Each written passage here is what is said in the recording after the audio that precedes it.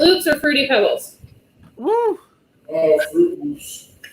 Okay, that's something to come in on right there. Fruit Loops or Fruity Pebbles. Let's Fruit start Loops. the interview there. Corinne's a Fruit Loops. Yeah, Fruit Loops, yeah, for sure. Loops for sure, right.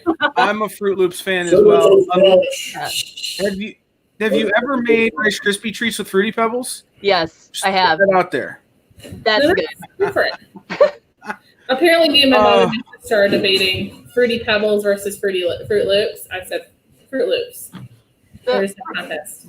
Fruit Loops has a better consistency, I feel. Like, it holds the milk better. The Fruit Loops, or the Pebbles just kind of turn to mush real quick. Yep. And I can eat super fast, but, you know. What a weird way to start an interview. There are weirder ways. Exactly. If there are weirder ways. Boom. Oh, Hi, Kaylin. Caitlin. Oh, I miss her face too. There's like some carpools and Khan family, absolutely. Rooming together, yeah. Story time, yeah, definitely. She's been on here all day. During our segment earlier with Victor and Amani, we were all drawing mice because that was the project we decided on. Oh. And everybody's like, we don't want to show up because Kaylin Smith is here. Give us all a complex. So true. Exactly. Her animals. Right. Let's start at the beginning. Corinne, how did you come to be in comics? How did I come to be in comics? So I did not grow up with comics at all. I grew up with, animation and movies and children's books. That's actually what I went to college for, was to get into illustration. And I thought at the time that it would be children's books. And also I would say that, growing up in the 90s, unless you were around a comic book shop, it was very hard to kind of figure out comics or get into it. So that's why I didn't, not because I didn't want to. When I got into college and then started getting introduced to comics, that's when I realized that was probably going to be the way that I told any stories, was going to be comics. So it kind of took a shift. I still am very much interested in children's books, but comics with that sequential storytelling is, I think there's nothing like it. Well, that's interesting because one of the books that I've been hearing just a ton about, and people have been telling me, Kyle, you just pre-order it. You haven't read, just pre-order it. Is Bug Bites? Yes. Which is your new all ages book, correct? Yes. Yeah, I'm super excited. Yeah, everybody is real high on this on it right now, and I'm with good reason. It looks absolutely fabulous. Oh, thank you. So tell us about Bug Bites. Okay, so Bug Bites is about a world beneath our feet, a bug-eat kid world beneath our feet. And the introduction is the main character, Jolene, moves to a new area, and there are mysterious kidnappings. And in the meantime, she finds her grandmother's cookbook, which gives a few clues, but she's spurred on into this adventure because her new friend, Peter, is kidnapped. And so that's the way that she finds this new world. And there's a little bit of a play of Iron Chef competitions and stuff, because in this world, they hold competitions as well, except their special ingredient is children. So there is, I love growing up. Yes. I love fairy tales and stuff. And also, anything that's sort of a darker fairy tale, or very humorous, also like Tim Burton, that kind of stuff.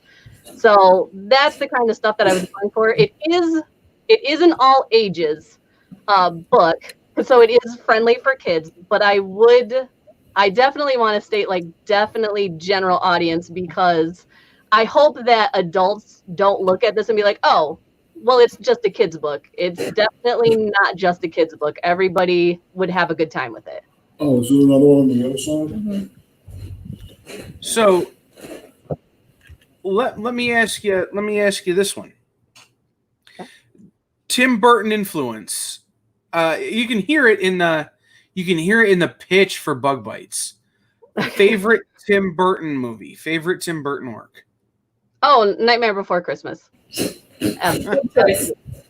I thought there was an outside chance you go Tim Burton Batman, but Oh, Nightmare you know Before what? Christmas is obviously the winner. No, I'm actually a fan of the Tim Burton Batmans, and my friends hate those, but I love them just because I like that he totally did his own thing with it. Actually, it's not Batman. It would be the second one with Catwoman. I mean, Michelle Pfeiffer. When I was a kid, I was like, my eyes, like I just remember that whole scene, and she had to learn the whip. So that whole movie, as corny as it is, and very Nightmare for the Win from obviously, but Batman, Tim Burton, oh yeah, absolutely. So, tell us about some of the other things you've done. I know that Bug Bites is not the first thing; it's the new thing. But give us the rundown of the other things people need to be looking for from Corinne Roberts. So, Bug Bites is definitely my first published and probably the most narrative with the most story. I also worked on, for comics, I did a Kitty Game. I illustrated that. Comfort and Adam, Comfort, Love, and Adam Withers. They were the writers on that. That was a few years back. I illustrated that. Another one of my series is Out and About. It's about a little dragon with little wings, and so he cannot fly like other dragons, but he still has a very adventurous spirit, and it is a silent sequence. Oh, actually, I have it right here. I was gonna say, I looked at this one, and he is so cute. Yeah. Oh, there you go. It's There you just so adorable. So he has the little wings, so like he can't fly like other dragons, but he still learns to travel in his world and make new friends and be adventurous. The one thing is that Bug Bites, like I said, that has more of a narrative. Out and About is definitely a silent sequence, but it does have a story, but it's specifically a silent sequence geared towards children so that they can work on their verbal communication. I don't know that the reason I was pointing out silent sequence is like I meet a lot of people who don't know what a silent sequence is. And in children's books, like I said, my background was children's books. So in children's books, you get a lot of silent sequences. And then the child is narrating the story to you and working on their verbs and adjectives. But when I go to Comic-Cons and stuff, they're like, wait, this has no words?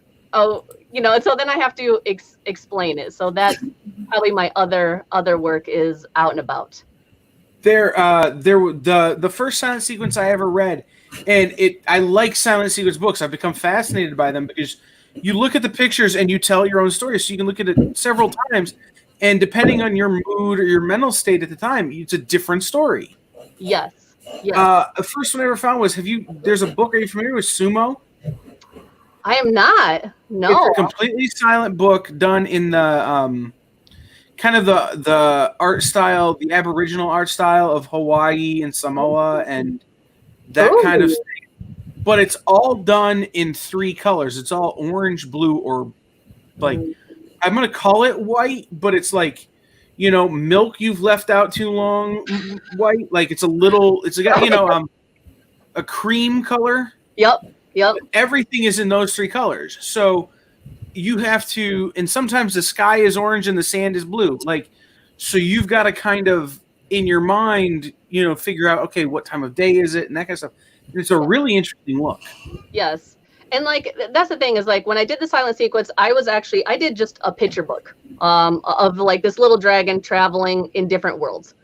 And I had a bunch of teachers pass by and continuously say like, oh my gosh, I'm looking for this type of book for my kid or, for my classroom and stuff. And so that's when I decided to do Out and About as a full silent sequence book. And it's been interesting because as much as there's like, some people are like, oh, I actually have been told multiple times like, oh, well, I'm a writer. I can definitely put words for the book, but I'm like, it's not that I can't write words for the book. That's not the point. That's not the point. It is a silent sequence. Like kids will get in, and just like you said, they will look at it, and sometimes they'll even go off the page. They'll see something in the background and just start telling you all about it. So you're really getting an insight to what they're thinking. So it's not always just about the story that I'm trying to portray. Everybody sees a little something differently. Now, what age range would you put your Out and About? Like, how young would you say you'd start it? Oh, like 1, or actually even babies. I've been told that because it's so colorful that babies will love to like play around with it and stuff, but definitely 1 to 5 or 1 to 6. And especially if you go up to ages 8, at that point, you're starting to use it as a tool, like anywhere from like 6 to 10 years old. You're using it as a tool that they are working on their verbs and adjectives in order, like they'll write out the panels. So it can go older, obviously, than from the 1 to 6 years old. But as you go older, then you're using it more as a tool, you know, for an educational tool. This is a good tie-in. Oh, thank you. Thank you. Well, I think she even got the calendar. I did a dragon calendar. What another thing that I do other than just books is I just love painting. I mean, I'm a watercolorist. So like outside of stories, I will just paint. And I did a dragon calendar. I'm actually thinking about doing another book with some tutorials on how to draw or paint dragons and stuff. And then I also illustrate. I mean, I've illustrated for games like Unreal Estate, and I do love outside of comics. I definitely love just to paint single shots, landscapes, stuff like that. So we were talking earlier to Victor Dandridge and Amani Latif, who are both comics educators. Mm-hmm. And that's been one of the themes we've had today. Is that there you go. That's the calendar. There you go. Yes, good. But one of the things that we've been talking a lot about today is using comics to educate children. And it sounds like with the work you've been doing, you have really been intentional about recognizing that opportunity. Yes. Talk to me a little bit about that. It is okay. So that was a little hard to start off with because, like I said, sometimes at Comic-Cons, it's not always like well received, or just people don't know. And then all of a sudden, Comic-Cons were starting to shift anyway to family events. And so I would get a lot of families, and then they would just be open to jumping in on it. And especially when I just say, oh, you don't need to know anything. You know, there's no backstory. You can just jump in on this and use it as an educational tool. Then they were really excited about that. And another thing is that I also did, like last year, I did a little library con. And it was interesting because at those kind of shows, those people are looking for books. And that's when I really saw that Out and About especially had, Dan. You're okay. Dan's okay. Dan's okay. Just okay. He's okay. He's okay. I mean, thank you, Dan. But I saw the potential for Out and About, and especially then Bug Bites. I mean, growing up, animation movies, like, okay, for example, Emperor's New Groove, that's one of my favorite animated movies, or even Nightmare Before Christmas. I mentioned Tim Burton. Yes, they're for children, but adults love those. A general audience book or general audience movie, the adults are getting a lot more of those jokes or little, things in there that kids are not. So I really saw the importance is Dan is nice to me sometimes, well, or I make him nice, and he knows that side of me too. So, definitely. But that's where I saw that potential with general audience or kids books. And like I said, last year, going to some library cons or having cons be more family friendly, I definitely saw the rise for that. So hopefully between Bug Bites and Out and About, it starts to really reach a bigger audience. Library. This is something that's new. I did 2 of them last year, and it completely changed my outlook on conventions. Library cons are amazing. Yes. People go to, you go to Comic-Con and people are there. They want to meet celebrities. They want to meet artists. They want to buy comics. People go into the library looking for something to read. Yes. They come in with a whole different mindset. They do. I've never actually had people be so direct with me. And I mean, like, coming right up to the table. My children are this age. Aw, thank you, Seth. Seth is great. Seth is great. Hey, Corinne, you're getting all of the love. I guess I'm getting a lot of love. This is nice. I mean, there's nothing like around this time that, you know, is a little isolating. So it's nice to get the love. But no, like library cons. Dan, yes. Dan also knows that too. Yes, I have. Pillow fort architecture is important, Dan. It's a skill. I feel like it was like this time last year at C4 we heard about Sassfinger.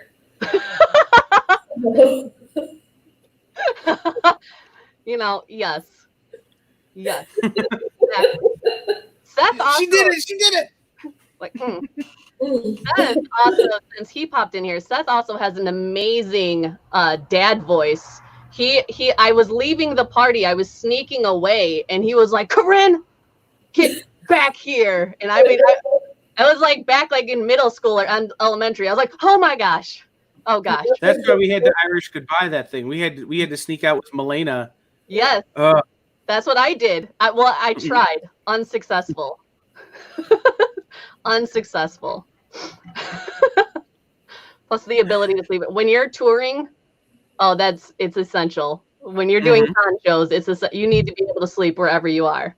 But yes. So no, like with library cons, I had never had anybody ever be that direct at a con for books. And it was so nice. Hi, Kayla. It was so nice to have people be right on top of it.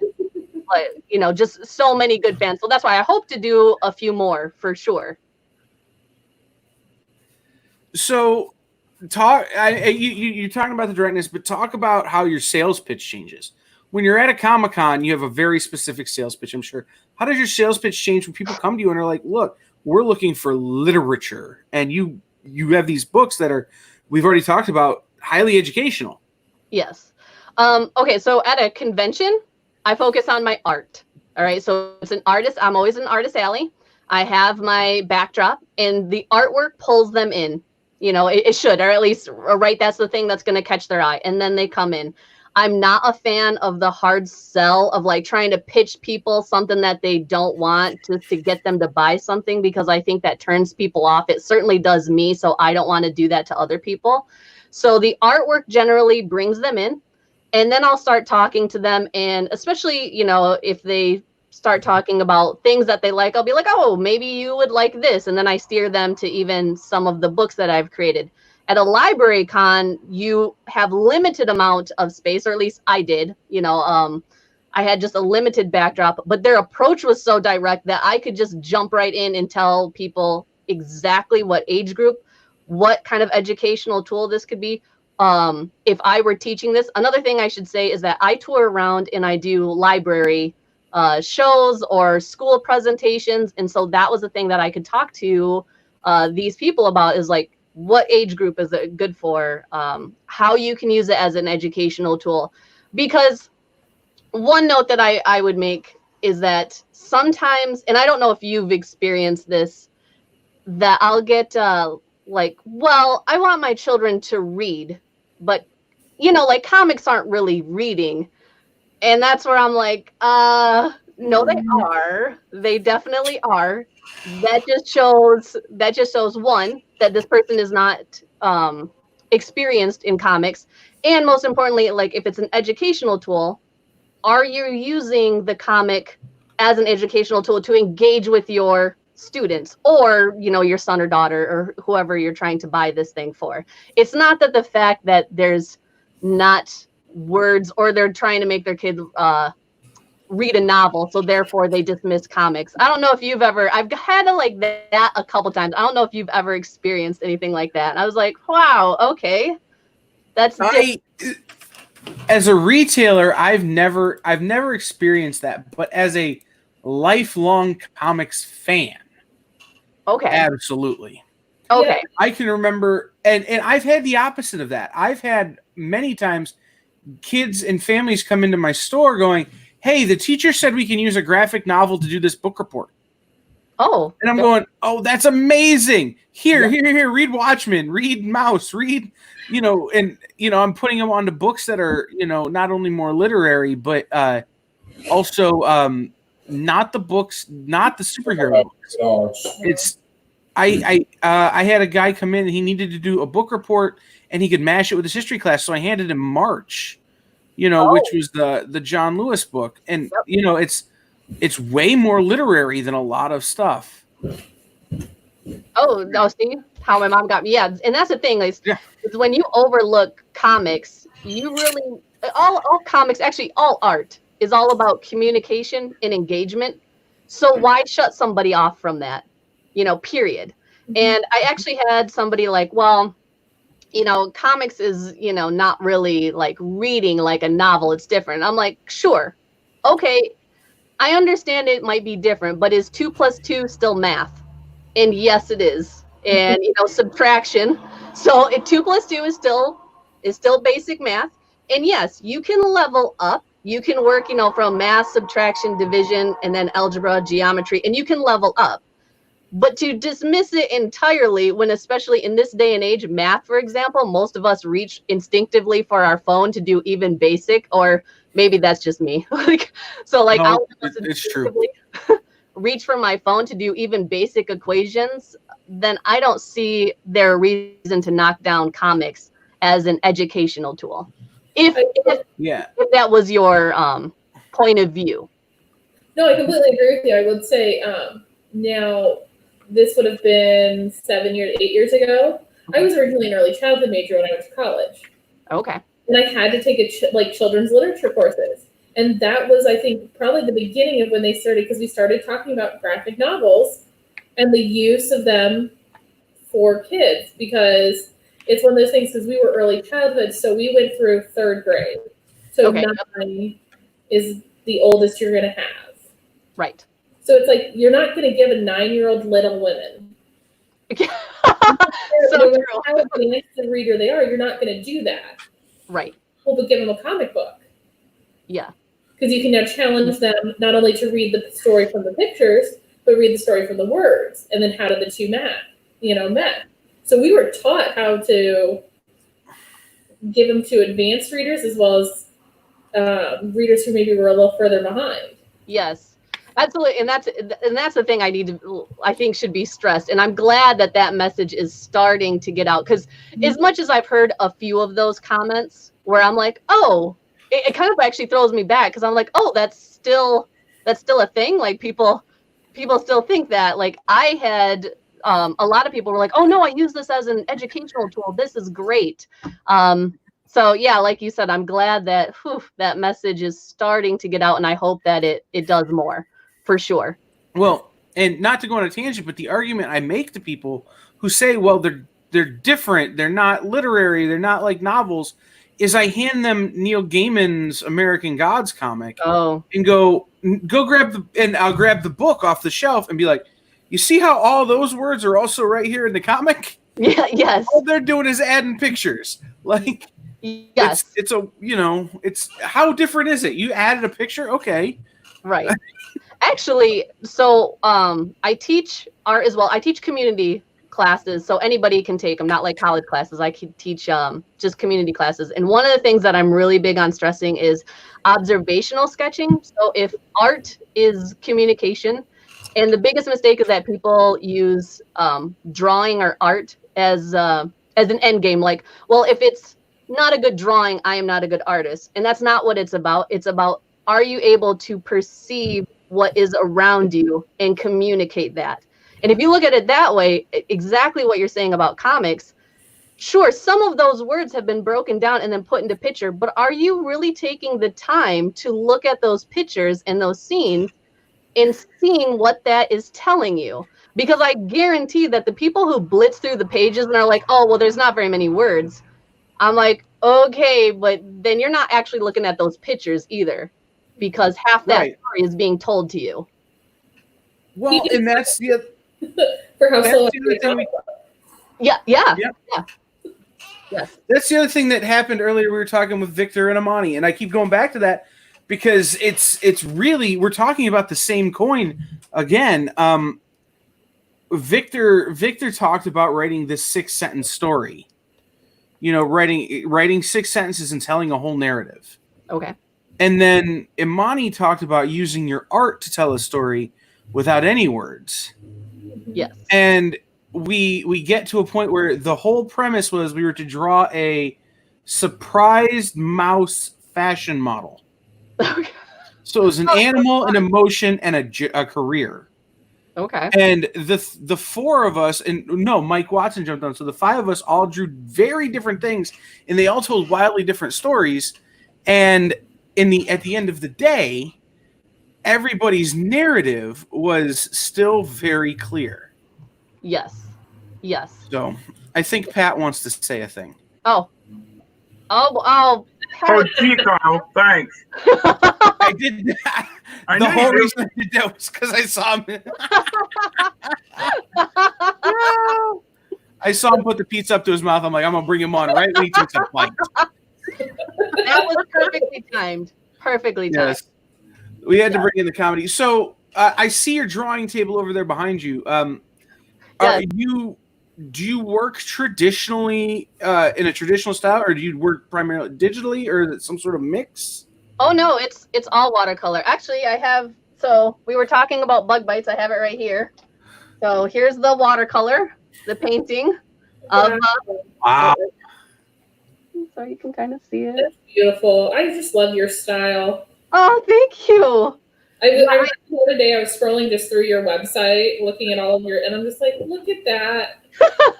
It's so like fun, and it's very whimsical is I think the term that comes to mind when I see your art. A lot of people will say whimsical. It's interesting because like at first, like at conventions and stuff, when people were describing my artwork, I didn't know what to tell them, and they're like, "Oh, it's very whimsical," and I was like, "Oh, yes, yeah." And you can definitely, I think, see like even in the landscape. Okay, so here's a painting I hadn't. So here's another one. Like sometimes my paintings are actually quite small. So this is like a 6x9. I'll do a landscape, and then sometimes they'll be small, but it's all watercolor in pen. Sometimes obviously with bug bites, those were the 11x17 pages.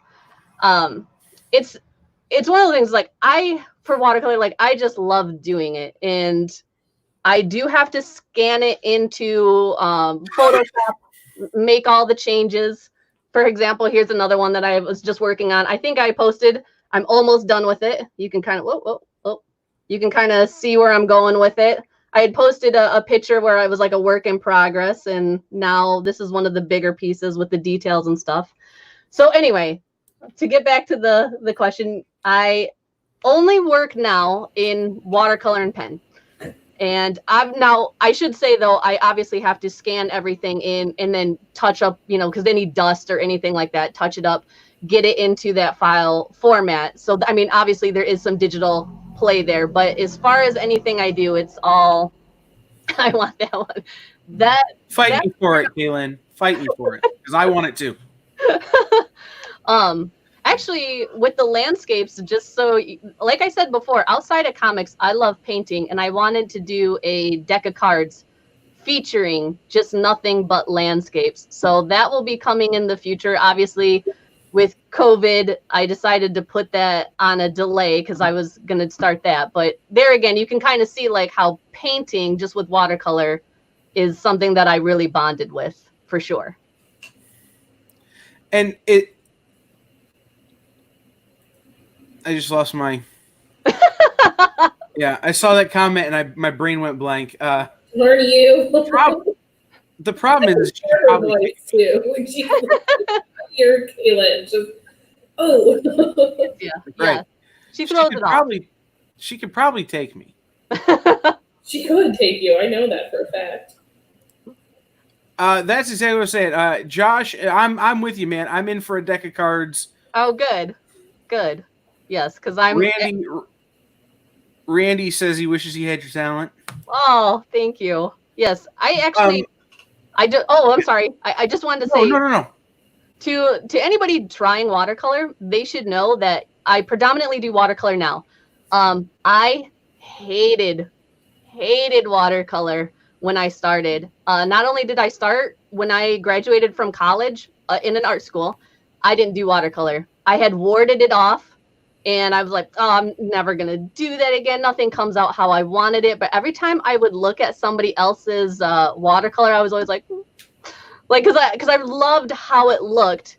And so I eventually just buckled down, and I was like, you will fail at this until you get it. And so a lot of the students that I have, like especially for my watercolor class is one of my favorites.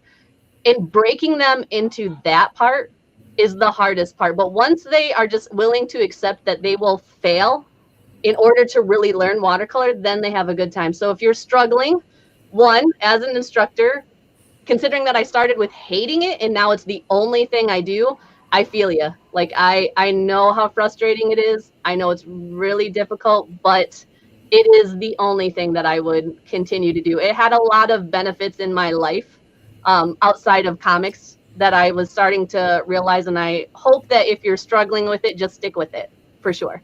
I guess that could be said with any art. Stick with it. I like that method. Yes. So my follow-up question to that, I suppose, is that it's how you said you hated it. Mm-hmm. What other things did you try before coming back to it?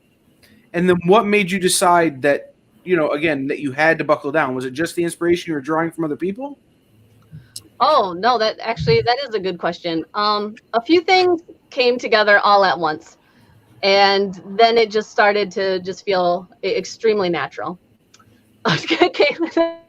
You should. Oh, a suggestion for materials. I'll hit that in just a second. Yeah, for sure. I got some suggestions. The reason that I really stuck with watercolor is, one, in college, I did try a little digital, and I did try oil. And I really loved oil and acrylic. I became allergic to oil, though, and acrylic, so that stopped immediately. And I still loved traditional. I was told repeatedly by friends and also college that I should give up doing anything traditionally because the future really didn't have any spot for traditional artists. And I'm so glad that they're proven wrong over and over again. There is still an area for traditional art, but I knew it was going to take me a couple years to really get a style after college. And so I got into a day job, and coming home and doing more computer work, like digital artwork, was just kind of draining on me. And so like doing watercolor also just felt like a natural relaxation. I just kind of felt into a groove, even if the painting turned out to be a failure. I was starting to like it more than anything else I was doing, for sure. So definitely, also, I should say my eyes. So my eyes were starting to become a problem with looking at the screen too much. So doing hours and hours of digital work was starting to physically hurt me with my eyes. I eventually had surgery and stuff on my eyes. So again, a bunch of things started to come together and then kind of just really made it that I did watercolor. Also, this is a point that I make for my classes, but watercolor for me really helped with any sort of anxiety that I had. I mean, like I said, I was using it just to relax. And so that kind of just formed everything, and I went forward with that. It's funny. Emily Zelasco says it's funny how goofy watercolor is. Yes. Yes. But bonding for sure. Right. Then Kaylin asked for some information on supplies. What materials do you use, and how does the material affect the overall art? Because I can remember being a kid and doing watercolor painting like on printer paper, and at the end of the day, you've got this thing that's like a taco shape, and nothing's holding the color right, and it's like, I don't know what to do. So true. So supplies do make a big difference. Thankfully, the one thing is that I did take a couple watercolor classes when I was in college. That's how I knew I hated it. And I just wasn't getting the results that I wanted. That being said, I did learn a lot about what I didn't like. And then as I started getting into it, I was practicing. So for example, I always suggest students that you should start off with 140-pound cold press paper. It's going to take a beating. You don't want anything too thin, because just what Kyle talked about, otherwise your paper will just start to like fold. You know, you want something that's going to be able to take layering. So 140-pound paper. As far as pigments, I don't really try to sell a brand. I use all types of brands. Windsor, Holbein, Daniel Smith, all kinds. And especially with my students, I've been teaching for over 15 years. Yeah, 15 years. Yeah, it's 2020, 15 years. So I've been teaching for that long. I've seen a ton of supplies. You just need to keep doing it. That's the key. It doesn't necessarily matter the supplies. However, a lot of pigments will be granular, like grainy. You'll see them and they'll kind of stick into the painting, the weave of the cotton for the paper. I'm not as big a fan of that, and I tell my students to stay away, and I also tell them to stay away from like umbers and blacks and stuff, because generally those are the ones that are great and they're not going to look as good for your watercolor. Pens or brush? That's a good question. I just saw Caitlin, she asked about pens or brushes. I use pens. I use like, here we go. So like the Micron pens right here. I use Micron pens. However, environmentally, I'm trying to get better at using less plastic. And with the amount of pens that I go through, I decided that I would start to cut that out. So I'm going to try to use more brushes. Actually, Sean Daly is a very good example of an artist that uses his inking with brushwork, and it's amazing. And seeing that, really, I was like, okay, I think it's time to practice a little bit more brushwork. So I would try both. Just while we have a second, I want to shout out, we're live now on the Comic Book Shopping Network as an additional place. So we're now on the Cherry Capital Comic Con Facebook page, the Nexus 419 Facebook page, Nexus 419 YouTube, GarageCon.live, and the Comic Book Shopping Network. If you're coming to us from the Comic Book Shopping Network, please visit StreamYard.com/Facebook to enable comments so that we can see your face and name, and it just doesn't say Facebook user. So that was... I didn't realize there was that big a difference between the types of watercolor paints you could buy and that kind of stuff. And then, again, versus the paper and the weight of the paper and the way it's made. Yeah, there's actually, I mean, if you really get into it, there's hot press and then there's cold press. And honestly, okay, one thing, like when I have my students come into class, I'm like, just keep it simple with whatever you have. We're going to work with what you have. To anybody at home, if you want to learn different papers, you need to look at it like it's a science experiment. Take one thing that you know how to paint, like a house or a face, and then you try that exact same thing on 2 different papers with the exact same colors, exact same pens. What happens is I'll have students like, oh, I want to try this paper, or I want to try this paper, and then I'm going to try this pigment, and then I'm going to try this pen or brush, and they start mixing all of these variables, and just like a science experiment, it's disastrous because you don't know where you went wrong because there's so many things. So I do tell people that, like, just take it slow, limit it, and then we'll, go from there. Well, I don't know. I sit here and I watch your style and the work you do, and I've seen you work on it, and it's just like, to me, it's like mesmerizing, like watching you work and blending those colors and putting all those things together. And I mean, how much have you had to work at that? Is that something you've worked a ton at, or did your eye for like the colored layers and stuff? Was it a little more natural that you didn't have to work super hard to do it, but there's always work to it, but. Yeah, no, I had to, it did take me a couple years. And this is where I was glad that at the time I had a day job, because I knew that it was going to take a while for me to figure out my style. But as far as the layering, thankfully, at a college, I had a particular instructor who was like, no, your watercolors should be darker, more color, more color, more color, more color. And I mean, it was so like, it was almost abrasive that it was like, this paper would be so saturated with color. I was like, oh, I don't know if I like these. And yet, as I developed my style, I started to really like vivid watercolor. And I mean, you've been at the cons and stuff. One of the compliments that I get is people are amazed that it is watercolor because it is so vivid. So that layering process did take me a while because I burned through paper to learn that. And that's the thing. Like I made it to the point where I was like, okay, you're going to layer this until your paper will just tear apart. And so I did that a few times just to see what it could take. And then after that, I would back off. Coat 8, coat 9, coat Yeah, 10, yeah. and there it goes. Actually, now to anybody interested in watercolor, you'll see your paper will just start to give way. It like if you really start to get abrasive with your layering, it'll just start to pill and just start to fall apart. But what I would say is let it dry and do 2 more layers and then throw it in the trash. And then you've learned something.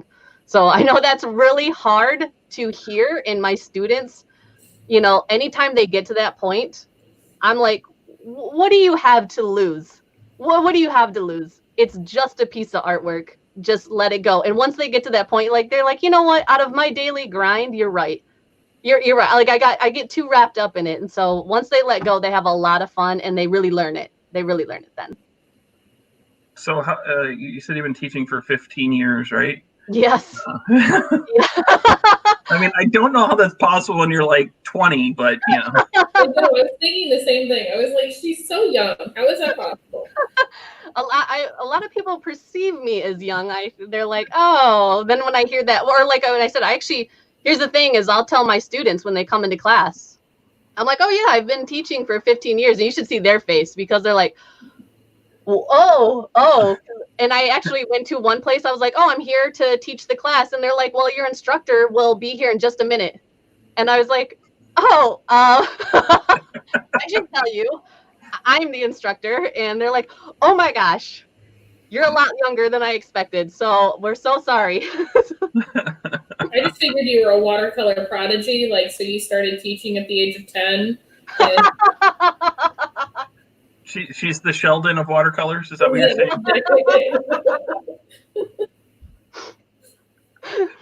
Oh my goodness! Way to go, Amanda. Way to be that guy. It's fine.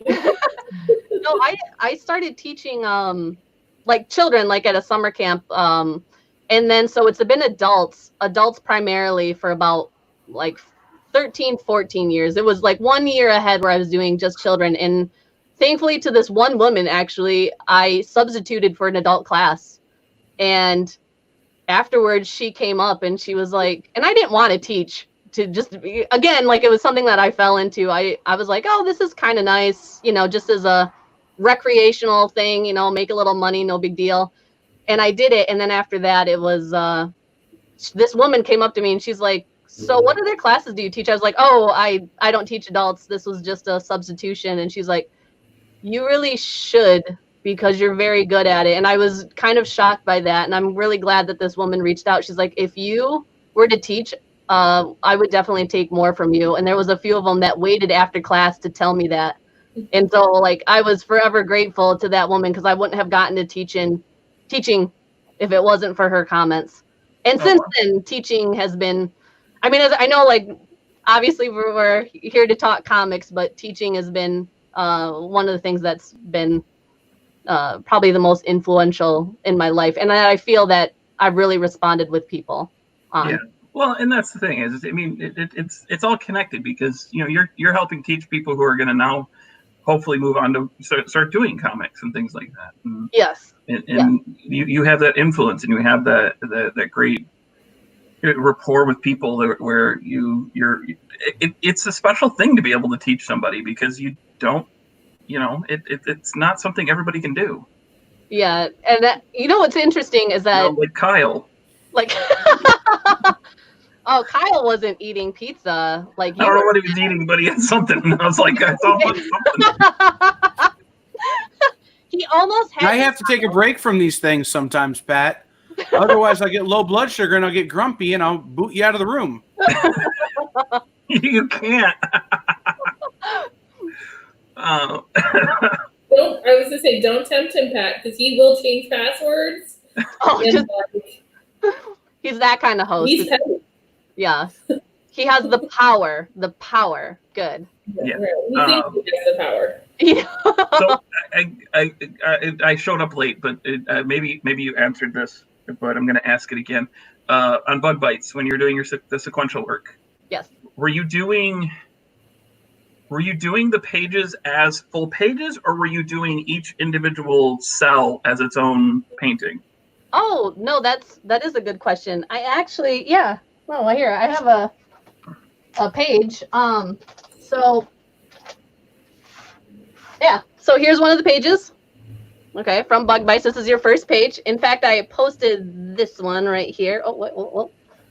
I posted this one. So I did it all together. Now, the one thing is that I don't do any pen line before. So this is credit to Travis, because what I showed Travis for my drawing was paper sheets. I actually have them right here. So this is like, so for that page that you just saw, I did. Dan. I do. No, I do. It's amazing. Like, even I was like, oh my gosh, I have all of my books right. The one benefit of having the watercolors right here is that I just keep pulling them out, like right from around me. But no, so like this is a page. This is all Travis got to see from Source Point Press. That was it. And then I take this, I blow up the page. I'll do the back with graphite. In fact, I think, talk about more Labyrinth Pit, that landscape that I was showing you. So it's why I don't age. It's very much like Dorian Gray. Yes. So for example, here's my sheet for my landscape. Okay. For my landscape, I blow it up. This actual drawing was only this big. So I draw them very small like this. It's like 3-4 inches tall. I blow it up. I'll do the lines. I do the back with graphite, and then I put it on top of the paper, transfer it, and then I will paint, and then I do all the lines over top. So now this one was pretty close, but like I said, with some of the landscape shots I did in creating the other world, what was interesting is that Travis had to trust my style in doing it, because I don't ever do most of the lines until the very end. So I just had to go on my gut, and that's part of the fun of it. But I realized pretty quickly that that's when I started to listen how other comic book artists did it. I was like, ooh, that's very different from how I do it. Like, most of their lines are done and then they color, and so mine is the exact opposite. So anyway, I'm always confused with Yeah, I do the same thing. That's the whole page. One of the whole page. It's 11 by 17. Oh, nice. Yeah. That's super. That's fun, because I was thinking about that. I'm like, how thinking about your style and knowing your method. I'm like, is she pasting these together, doing them all insert, and then Right. pasting another? But that's really fun to see that, like, just a solid page, no panel borders, none of that. Like, you're just that's really fun. Yeah. Actually, like, Bug Bites is the first time I actually did 11 by 17. I thought even that size, I know that's a comic, like a standard, comic industry standard, but for Out and About, I'm going to go back into the pit right below me, and all my stuff is like, yeah, so this is an Out and About page. So it's small. I mean, it's 9 by 12, less than 9 by 12. So I only do them, like, if it's a standard size comic, I only do them 1 inch bigger than the comic, and then I just scale it down. So Bug Bites was the first time that he could, you know what? I think that would be hilarious. I would be up for that. The only way that works is if it's an actual pineapple Travis. And the pineapple doesn't age, it rots away. I think it'll have to be a charitable sale as well. Like, I will sell the prints of it, and to all people. I will right now take all the money I spent on the charity auction and just put it toward that charity. So Okay. the charity of Travis's anti-aging fund. The Dorian Gray painting of him as a pineapple. I already set the specifics. The parameters, good. Right. Oh my god. Pineapple. I hope Dan tagged him in that comment so that he sees it. Right. Yes. If not, somebody needs to get this to him now. Yeah. We need to make him aware of that. Yeah, for sure. Ginger. Yes. It can be done. I can work with that. Yeah. Oh my god. It's a pineapple body with ginger root arms.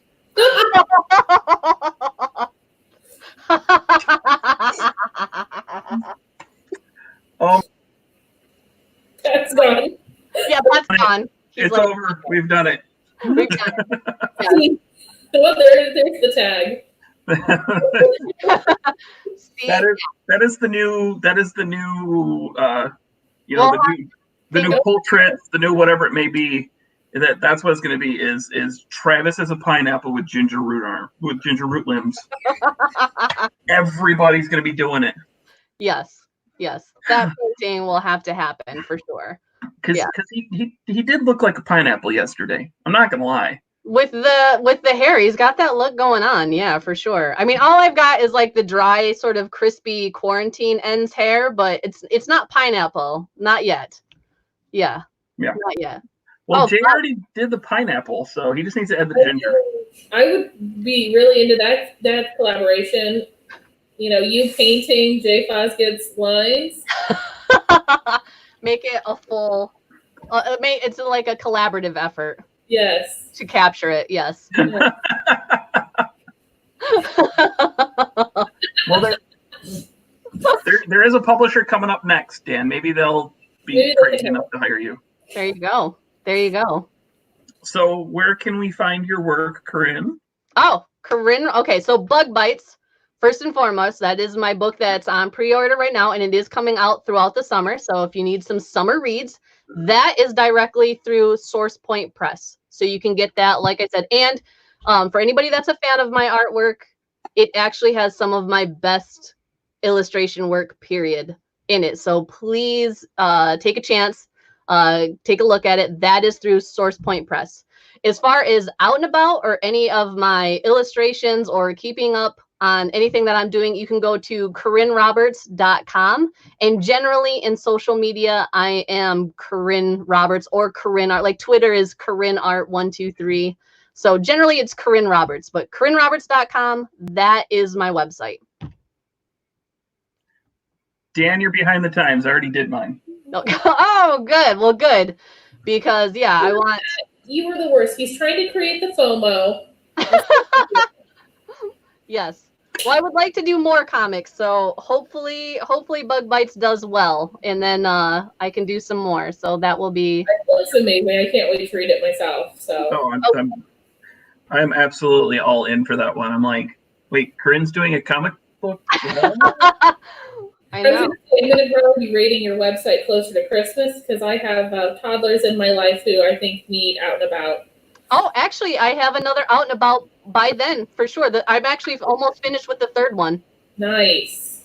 It's right here in my pit, my little pit that I have, but I won't show it. I won't dig for it.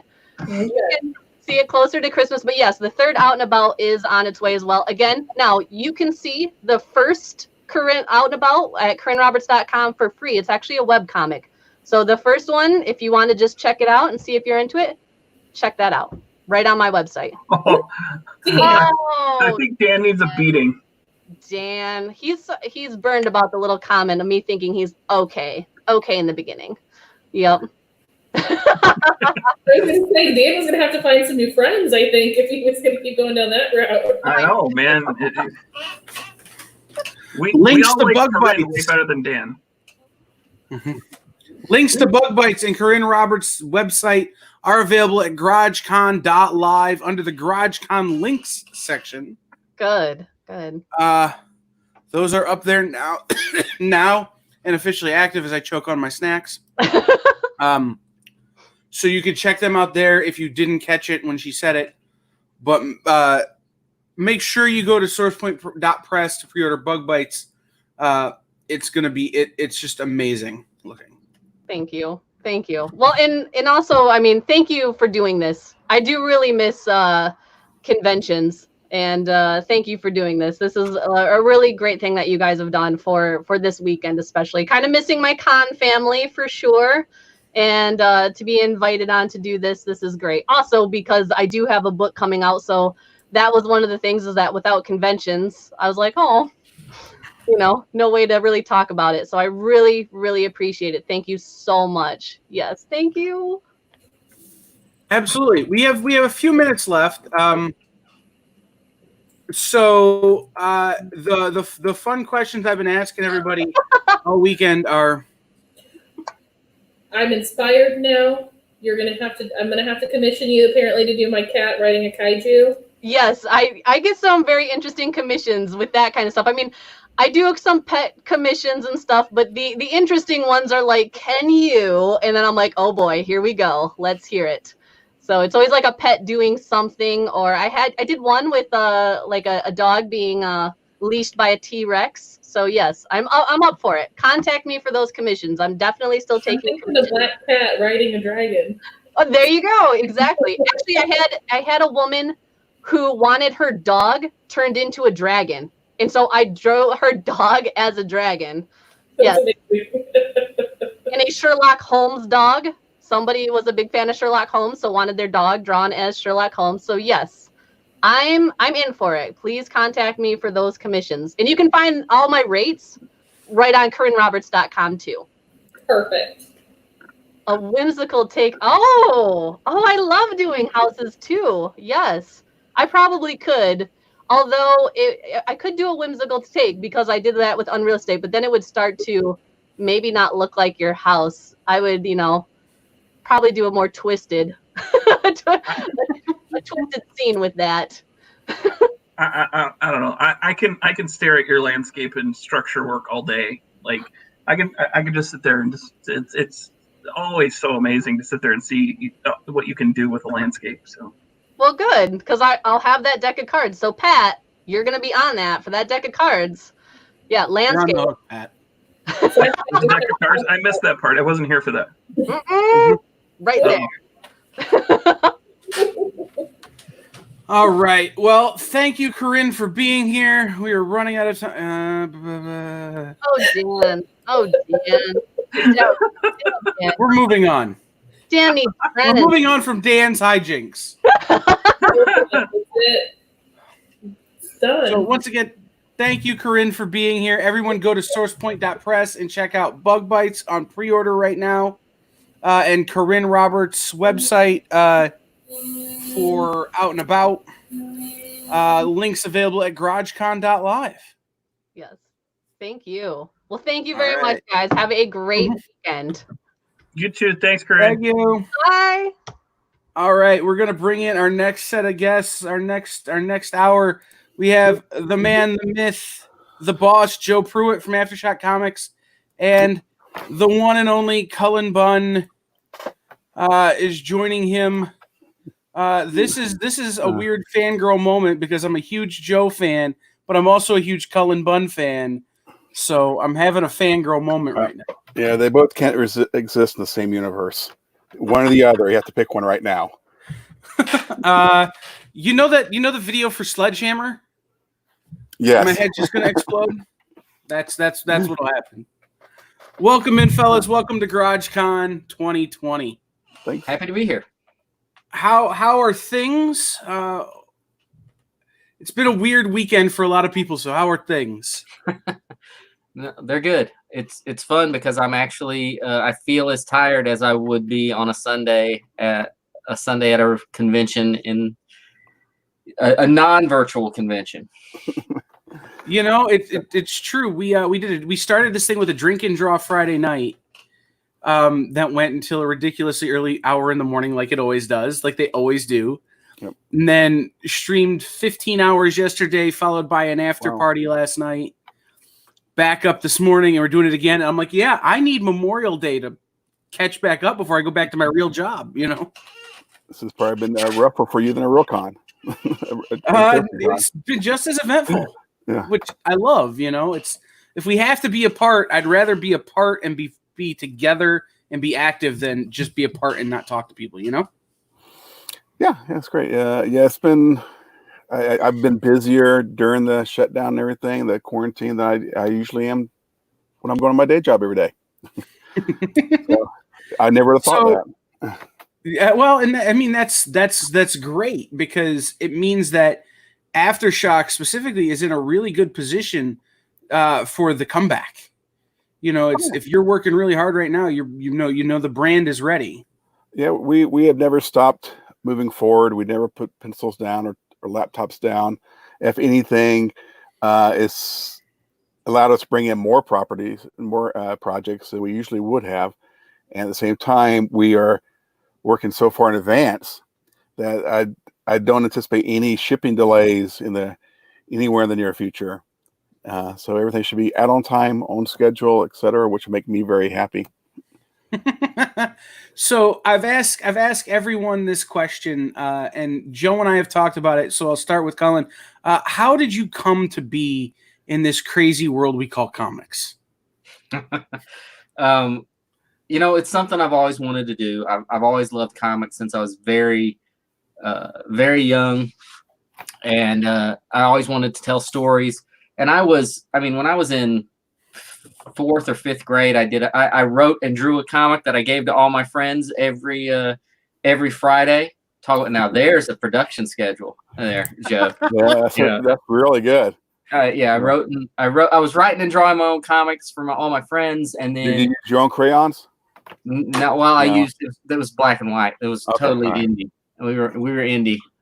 Lazy. And then I was going a few years later. I was going to little comic conventions, and selling my own comics that I was printing up in my dad's office. Awesome. And then after that, it just took me a long time to figure out how to break in to comics. I didn't know who to talk to. I didn't know how to submit stuff to editors. I was submitting stuff, but I was just getting form letter rejections back. Well, the trick is, Colin, you become a photographer first and start taking a lot of photos of compromising positions, and then you use that to get your foot in the door. Yes, that's what I had to do. But no, eventually, I got a degree in creative writing, and as you do with a degree in creative writing, I started working at a comic book store after college. And while I was working at that comic shop, I met an aspiring artist named Brian Hurt, and the two of us became very good friends. And eventually, it took several years. Eventually, we put a pitch together and managed to get a comic book accepted with Oni Press. And that led to a second book at Oni Press and a third book, and it just started leading to more and more work. I was still working. I was no longer at the comic shop, but I was still working full time and writing comics in my spare time. But eventually, it led to enough work that I was able to transition to becoming a full time writer and focusing exclusively on writing comics. Awesome. I want to focus on Aftershock because that's why we're here. But I got to ask, which of the Oni Press books, which one was The Damned? The Damned was my very first professional work. I remember when that came out, I picked it up because the cover grabbed me so hard, and I'm going, I remember this. I want this book. I don't know what it is. And the store owner was like, "Are you sure you're old enough to be reading that book?" Because without the beard, I look 14. Prove it. It's one of those. Shave it right now. Do it live. I could do it to shave it right there, but no, I'm not doing it. I'm not doing it. I dare you. Maybe for charity. Maybe you for be back cool. to comeback. Don't you want to be cool, Cal? Maybe for back to comeback, I'll shave my beard live at the end of the show. All right. Or Laura's going to pledge an extra $10 to make that happen. There you go. See, my hosts are chiming in to take me down. No, but I think that's probably where I first came across your work, Colin. So I had to know how early on. That was my first professional work. It was a good book for me to come into the industry with. I'm pretty proud of that title. Good damn. So Joe, how did you come to be in comics? Again, I started taking photography classes. I graduated from college, University of Georgia, and like Colin, I had an English degree. So obviously I didn't have a real job. So I wrote a letter to Bob Burden, who was doing the Flaming Carrot with Dark Horse Comics at the time. I just started reading Flaming Carrot a few months earlier, and went back and started devouring all the earlier issues I could find. And I noticed that in his comic, he actually not only did he use assistants, he credited his assistants. So, and then of course, Bob actually was at UGA graduate as well, lived in Atlanta, near me. And I was going to move to Atlanta, anytime now. And so I wrote him a letter out of the blue, got his P.O. box, sent him a letter saying, hey, look, I just graduated college. I'm a comic fan. I want to break into business. I said, use assistants. I'll be happy to, come work with you for free just to learn the business and craft and everything else. And to my immediate surprise, 3 weeks later, he actually called me up and asked me to come meet him. And so I went and met him, and he offered me a job on the spot. And I became his assistant for a few years, learning, how to go about making comics and making connections through him and his friends. And, the first people I met was, Dave Sim, Brian Ballin, Dave Stevens, and a bunch of people like that. So I immediately realized I was never going to be an artist, which I thought I was going to be at the time after meeting these guys to start my business career. And they'll learn, I did lettering, I inked backgrounds and did panel borders and transcribed notes, whatever it took, cut its grass, whatever it took to just be in the area and, and just be in the realm of comics. And from that point, I started reaching out and writing some own stories and submitting them elsewhere. And ended up over at Tundra with Paul Jenkins, who was my first editor in comics, with a book I did called Kilroy Is Here, which ended up at Caliber a little bit later.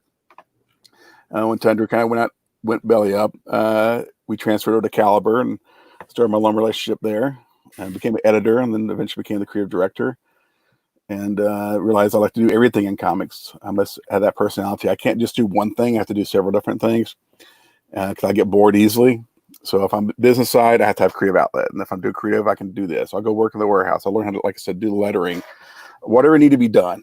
I started designing art books when I was doing Desperado publishing because I couldn't get anybody to ever finish the projects. So I started, fine, I'll do it myself. I learned how to do that. So it's been a long and winding path, and I've moved into Marvel, to DC, et cetera, and I'm back here at Aftershock now doing what I love. So let's talk about the creative process, because Joe, you've written a bunch of stuff. Cullen, you're a writer. Let's talk about the creative process. How do you break a story when a new idea comes to you? How do you guys approach breaking a story? Cullen? Well, I mean, if we're talking about like, boom, I have like a 1-sentence idea for something. The first thing I do is I sit down with my notebook and I just start. It's almost like free writing. I just write everything I can think of to do with that, with that initial idea and what I might want to do and characters. And I don't worry about how it reads because I'm the only person who will ever read it. And I just spend some time just sort of brainstorming, and eventually something, sort of surfaces and good stuff bubbles up, and some stuff gets left on the floor. But that's how I come from an initial, let's say it's 1-sentence idea. Vlad Tepes and his brother were trained as vampire hunters when they were teenagers. That's a cool idea, but it's not a story yet. So then I had to sit down, and that was the initial idea for Brothers Dracul that I did with Aftershock. But you take that and then you just kind of build on it and build on it and build on it until a story starts to form and characters start to form, and you get an idea of where that's going to go. So that's the for me the initial very first step, and that's before I'm actually plotting the story out in issues or anything like that. It's turning an idea into something that can work as a story.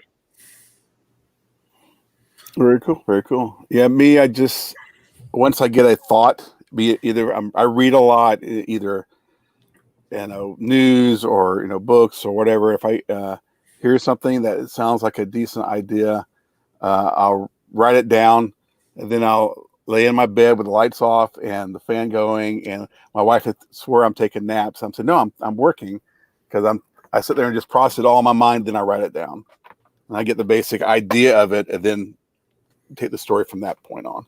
And then after your 4-hour nap, exactly. I won't the lie. I sometimes fall asleep, which is the worst thing. I hate falling asleep. I've got story ideas in my mind because I don't write them down before I fall asleep. I do that a lot going to bed at night. I'll start thinking of stories, especially, I've been writing horror stories the last few years. I think as I'm late at night or I'm falling asleep, and then I hope remember them. I wake up in the morning. It's funny because Amanda, who is my co-host on so many things and my partner in the store, she can see the look in my face when I've got an idea, and she'll be like, "What are you thinking? What's happening?" It's pain. And usually the idea that comes out is we're going to do something really stupid together, like a 3-day online convention. So I totally get the, it's better to do it with the lights off, laying in bed. People think you're taking a nap. Yeah. And actually, like I said, sometimes I do. Well, one of the ongoing threads we've had today, we started off with starting at noon, is we've had comics educators on, people who teach with comics and people who work that way. And so one of the things I want to do as we keep going today is talk about the lessons you learn through working in comics and the lessons you take away from comics. So, and this is normally an end of an interview question, but I'm going to ask it right here at the beginning. What are some of the big lessons you guys have learned through your careers that you can impart to people who are looking to get in or who are looking to take that next step? They might already be making comics, to take that next step towards making more comics or getting better or that kind of thing. I'll start real quick, Carl, if it's okay. Mm-hmm. First thing I'll say, believe in yourself. If you don't believe in yourself, nobody else will. And if you get turned down, and you will get turned down, and you will get turned down several times, don't take that as an affront to your abilities. When I get turned down for something, I'll read their notes and say, okay, why didn't they like this? And then I'll reread it myself and think, well, either they're right or they're wrong. But I never take it as like an affront to myself. I go through pitches every week, and there's a lot of pitches, and a lot of good pitches that we don't actually take because, we've done something similar to it, or we just had a Brothers to a Cool story. I don't need another one, that kind of thing. But again, if you don't believe in yourself, then you're in the wrong business. And again, get prepared to be turned down. You will be time and time again. I've been turned down for one project once that was, I would say 3 different publishers turned me down. Every time I looked at it and say, why did they do it? And I adjusted. I said, okay, this is the idea. And then by the time it came out, the 4th draft, it was good. And it didn't get turned down. But if I go in the first draft, the first time I pitched it, it wouldn't have been as good. Because I didn't realize what was wrong with it until somebody pointed it out to me. Colin, do you have any? Yeah, I think, and even I alluded to it earlier when I was saying I was submitting, pitches to Marvel and DC over and over for their established characters. And really, I wish I had realized this a lot earlier. And this was years ago, and now it's even more so, is that you don't have to wait for someone to validate you as a creator. In fact, you shouldn't. That's only going to, if you sit and wait because you want that Spider-Man pitch that you've been working on to get approved, you're probably gonna wait forever. The way to break into comics is to create comics, and that sounds sort of like a cop-out answer, but it's true. Create your own comic and don't wait for somebody to validate you.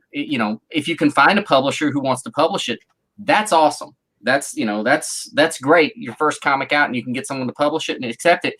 But if they don't, there are so many ways to get your work out there now. There's crowdfunding, there's putting things online. I would just say, don't let anything stand in your way of actually creating that first comic. And then when you've created that first comic, don't believe, what I believed when The Damned came out. My first comic's out. Now let me open the doors and watch the publishers come running in to do more of my work. And that didn't happen. Once you've got your first comic out, get started on the next one. That's right. And a lot of people hate when I say this because they think I'm taking the artistry out of creating comics or something. But that's no offense, but that's a dumb way to look at it. that comic book of yours is a better business card than any business card you will ever have. If you have a comic that you can show you created and you brought to completion, give that to editors, give that to publishers, give it to other creators. People will start taking notice. Yeah, I'll add to what Colin just says. Like, two things. One, don't start at Marvel and DC. Don't think you're going to walk in the door and be hired. What Colin says, I always tell people, get published. It doesn't matter if you get published, is it Oni or an Aftershock or whoever you go to, get published. Because once you get that published material in your hands to show people your business card, like Colin said, then they treat you like a professional as opposed to a fan. And once you become a professional status, again, Colin's right, just keep doing it, keep working, and get more product out, and keep improving your craft, and you start building your own personal fan following, and then that's when the big boys will start taking notice of you. Don't walk the door. Yeah. And by the way, Kyle, could I get you to, after this, just get a small video snippet of Joe saying, and by the way, Cullen was right. If you could send that to me. Can you please delete that? Because I'm going to use it. I'm going to use it as my signature on all of my emails from now on. We can do that. Yeah, that's going to be my new tag on all my emails at the bottom. Cullen was right. That's right. I've seen worse emails. I've seen worse email tags. So, what is, once you start making that headway, you said the door starts to open.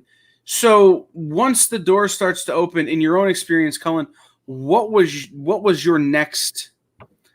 I don't even know how to phrase this question. What was your next move? If this is, I look at life a lot of times like a chess game. So there's an opening. What is your next move? Because you're someone who you started with the Damned and you've moved, but you're still working on your creator-owned stuff. You're the stuff that you're passionate about. But you've had the success to get some of the big name titles from some of the big boys. So what is the next step that you took to kind of start making those dreams come true, as it were? Yeah, well, so that was my first goal was, let me get some, I want to be a published comic book creator. And once that started happening, and it's, it was not, like I said, I did The Damned, and then I did a book called The Tooth, and then I did a book called The Sixth Gun. But my, in my mind, I was like, okay, how do I transition from being a published comic writer who's doing it part-time, on his, he has a full-time job elsewhere, to being a guy who can do this full-time and make a living writing comics. So everything at that point was my, that was what was, top of mind for me. And I did just what I said earlier. I was sending copies. This was even before PDFs were really in fashion to send to editors. It would have been a lot cheaper. But I was sending copies of all the trade paperbacks I had to every editor I could find. And I started going to conventions, and I would meet with editors, and I'd, give them copies of my books and let them, hopefully they would read it. And most of the time they did. Sometimes it took a year or 2 years for them to read it. And I'd get a call saying, hey, I just read the book you sent me 2 years ago, and I want you to, the next thing that wasn't creator owned for me was, I did a one-shot comic for Marvel. An editor who I'd sent a copy of The Damned contacted me and said, I'd like you to write this one story. And if I'm being completely honest, it was a god-awful experience. It was one of the worst experiences I've ever had writing a comic, for a lot of reasons. And I left that project thinking, well, that's it. I'm never working for Marvel again. and I didn't for a few years. But what eventually ended up happening is I was networking on social media as much as I could, because I couldn't really afford to go to a lot of conventions and everything. And an editor, a DC editor, found me on Twitter and contacted me and said, hey, I read The Sixth Gun. I really liked it. And I'd like you to write a 4-issue arc of Superman and Batman. Wow. And so I wrote that, and I took that and I contacted some other creators I knew, and I said, hey, could you introduce me to editors at Marvel? And they did. And I did some short stories with Marvel, and I just started trying to, every time I as much as I could without annoying people, I tried to reach out to editors and say, this is a project. I'm a writer. Here are some samples of my work. I'd love to be considered for projects that you've got coming up. But it all stemmed from The Damned and The Sixth Gun, and The Sixth Gun probably more than anything. It got more attention probably. Editors and other creators reading that book and talking it up. And that started, they then started contacting me, and it opened the door for me to contact editors at other publishers. I worked, with Oni for years, but eventually I started working for creator-owned stuff. I reached out to other publishers to do work there as well. And I think that if people have been watching this all day, I think that's the overarching thing to take away is that, it's not who you know, but it's how you know them. In this industry, you meet people at conventions and just be nice and become friendly with them. And you never know when 2 years down the line, you're going to be making a book together, or they're going to be publishing your book, or, you're going to be writing the treatment for their next idea or whatever. We had a couple of guys on earlier who are doing a book at Oni now. And they met in a comic shop in Skokie, Illinois. And the artist drew a sketch, just of the guy's nickname. Like, they didn't know each other. They weren't working together. But he's like, here, they call you Sasquatch. Here's this picture of a Sasquatch that I drew because I was bored. And now here we are 4 years later, and they've got a book at Oni together. Like, I think that's the big takeaway is, become friendly with people and don't annoy them. Yes. Well, yeah. I mean, you can treat people in a positive way. And this is, when everybody, networking can be seen as a bad thing because the people who are really bad at networking come in and say, hey, give me a job, give me a job, give me a job, give me a job. And the people who are great at networking, and my job before I transitioned to become a full-time comic writer, one of the jobs I did is I was a job coach, and we coached people on networking to find jobs. And the truth of the matter is it's not hard. It's just being yourself, finding shared ground, and treating people well and making a friend. Like you said, Kyle, I mean, it's like making a friend. That's networking. Don't suck up. Don't be a suck up. That's very obvious when you do that. I had a friend who was trying to break in. He did a little bit of work at DC, and he told me this horror story about him actually composing a song and calling and left on his voicemail, singing a song to the editor that he was trying to work with. Have you read my script yet? Or blah, blah, blah. And I'm like, oh my God, do not do that.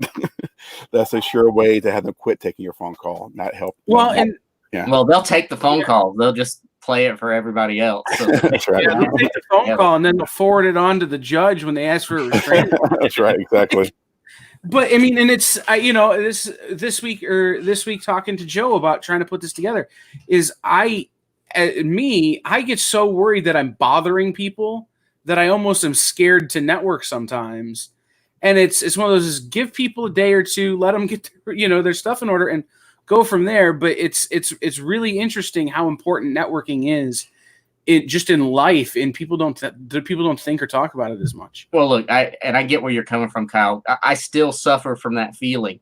I mean, I have friends that I won't email to say, hey, I hope you're having a great day, because I don't want them to think I'm trying to leverage for something, so that it can swing too far the other way too. So be careful of that. Don't, stay in touch with your friends. Right. Yeah, no. And it's hard to balance when you've got other stuff you're going on. Like I started a new job outside of the comics industry, just because I have a friend who needed some help during these quarantine times, and I'm doing it. And it's, okay, yeah, I don't want to bother anybody, but I'm trying to put this together real fast. And how do I walk that line? And so I really do appreciate you guys being here, because it was odd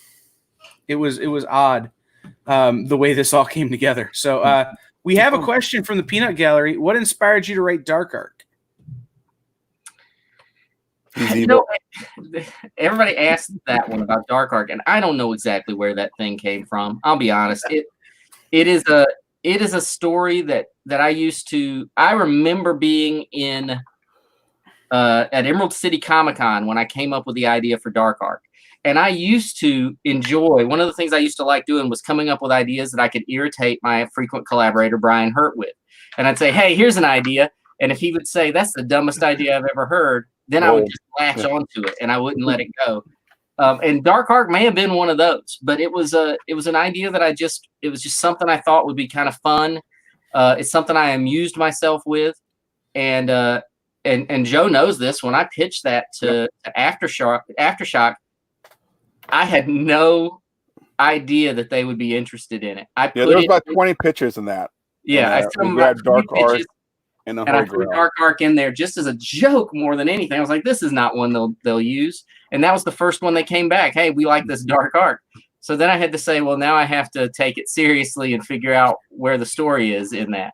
Because it used to be just, I think occasionally I'd start thinking about it. It started out, wouldn't it be funny if there was an ark, instead of Noah's Ark, there was an ark full of monsters? And then wouldn't it be funny if they had unicorns on that ark, and the unicorns felt like they didn't deserve to be there? And wouldn't it, there's things like that. And it was just more something to entertain myself with. And then when Aftershock said they wanted to do it, that's when going right back to that very first question, I kind of sat down and I really dug in to see where the story would be, and what I could do with something like that.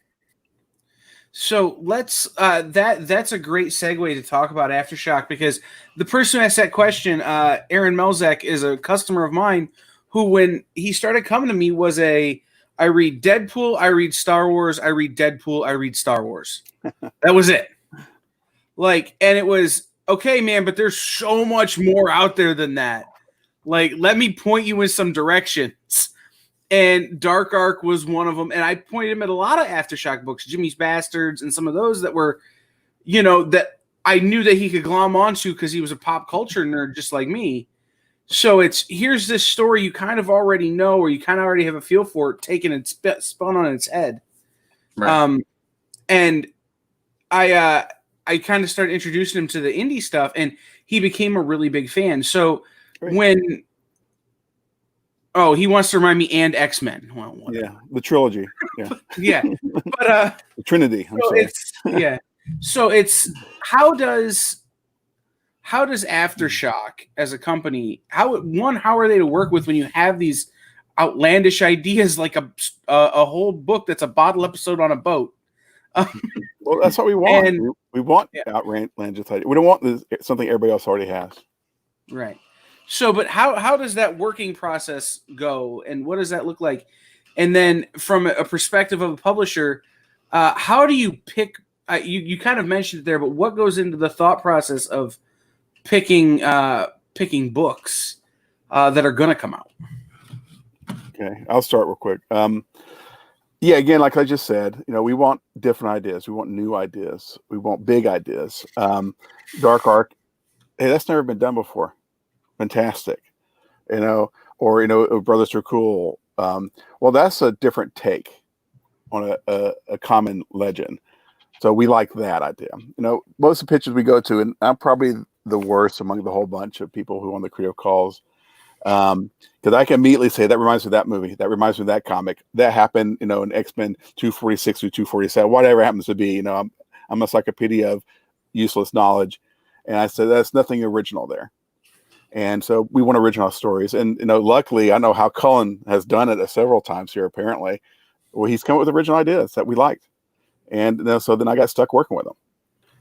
So it's like, fine. I need another sound clip of Joe saying he's the worst. I just need just get that. And that he's an encyclopedia of useless knowledge. I need all of those. Oh, everybody knows that. But honestly, Aftershock's great to work with. They have embraced these weird ideas, and every publisher is different. You're going to get, and every editor at every publisher is different. But they've the stuff they've accepted, and they don't accept everything I send them. But the stuff they've accepted, and that's right. They have to have some standards. They're there to help improve the book. It's not about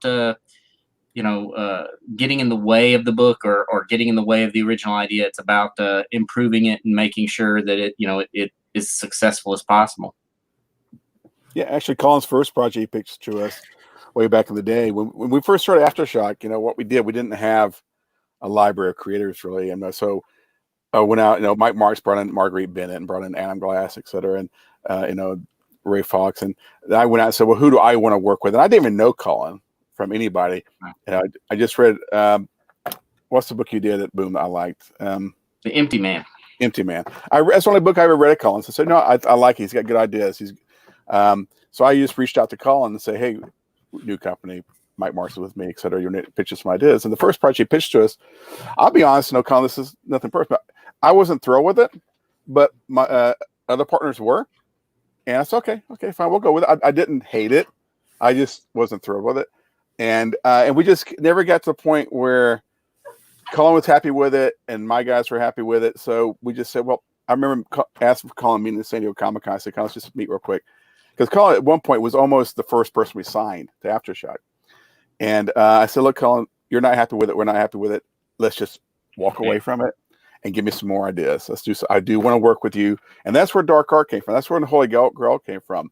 From that, after that, Cullen said, okay, well, here, I've got a bunch of ideas, which the man has more ideas than anybody I've ever met, and you don't need a clip of that because I will deny it. Okay. But, but yeah, so it's been great. I like working with Cullen. I don't know why. So Aftershock as a whole has a very broad spectrum of things that have been published. I just looking at what I have on my shelf in my room in my Aftershock section, it goes from Eleanor and the Egret, all the way to A Walk Through Hell. And, you've got they're very different. There's a very broad spectrum for everybody. Everything's not for everybody, but there's something for everybody.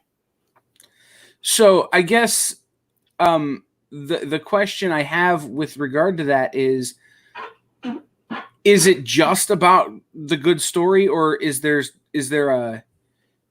do you go out and look for things, or is it just waiting for good stories? Story first. Again, like with Cullen, I reached out to people I want to work with who I think can tell a good story, or I've been a fan of their work. The Brian Azzarellos or the Paul Jenkins or Warren Ellis's and Garth Ennis's. I'll go ask them, hey, do you want to pitch something to us?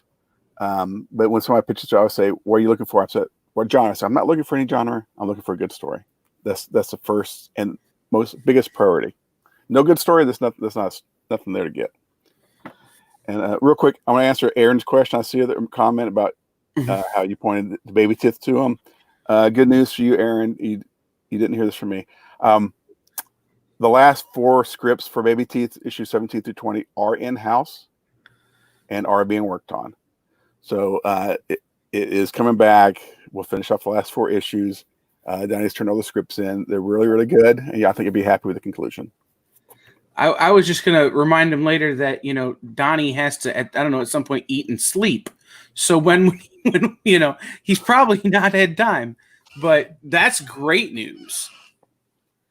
And that was a joke we made earlier that, Cullen's here, that for a minute it was like, who can work more, Cullen Bunn or Donnie Cates?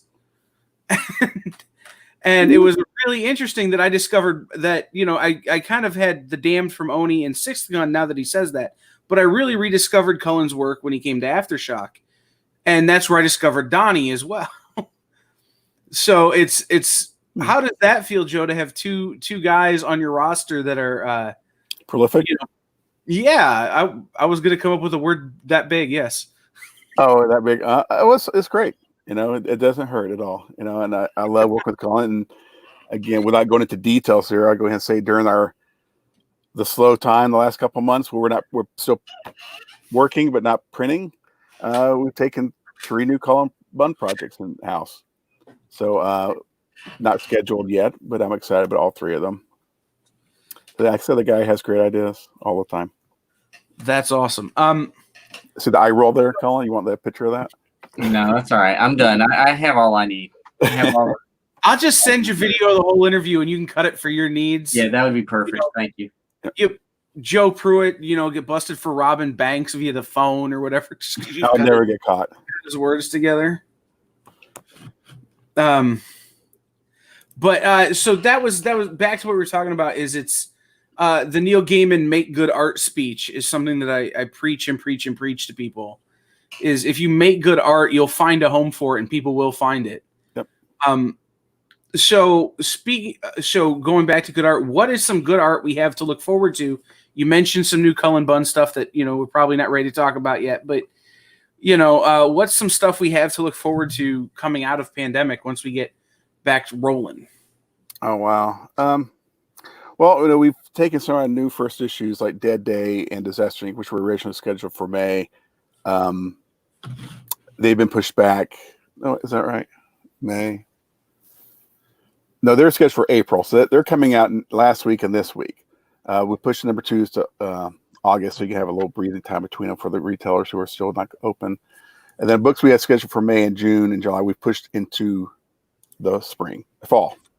Again, because if we put them out now with no retailers, some are open, some aren't, it's going to affect the titles. We don't want to put titles out that don't have the chance or the opportunity that they deserve. It's not fair to the creators. So we want to make sure that when they do come out, majority of stores and everything will be open, and everybody will have a chance to pick the book up and sample it rather than just some percentage. So there's a lot of the books we have that, Lonely Receiver. We've been just announcing a few books on through the Hollywood Reporter the last few weeks too. We have a really cool one from Steve Orlando coming. It's going to be a graphic novel. Actually, I don't know if that's been announced yet, so I won't say what it is. Too late.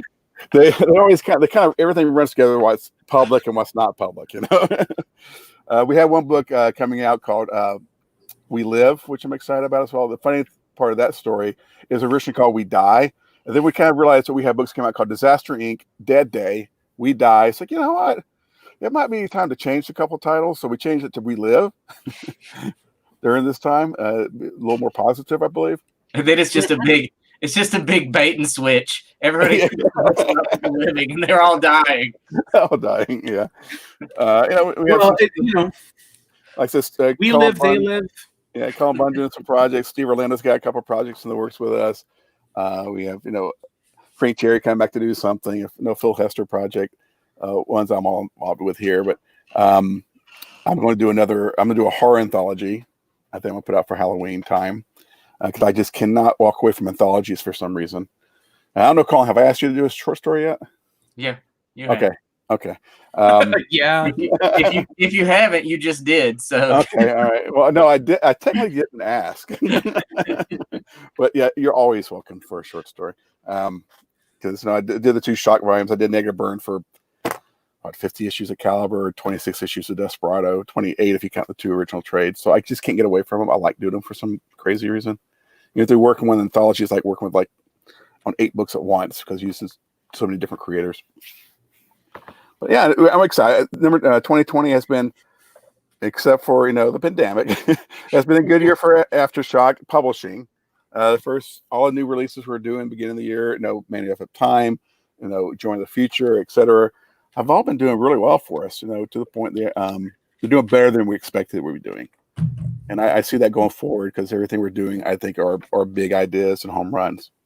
So I'm excited. And it's the 5th anniversary of Aftershock this year. Yeah, that's right. Happy birthday.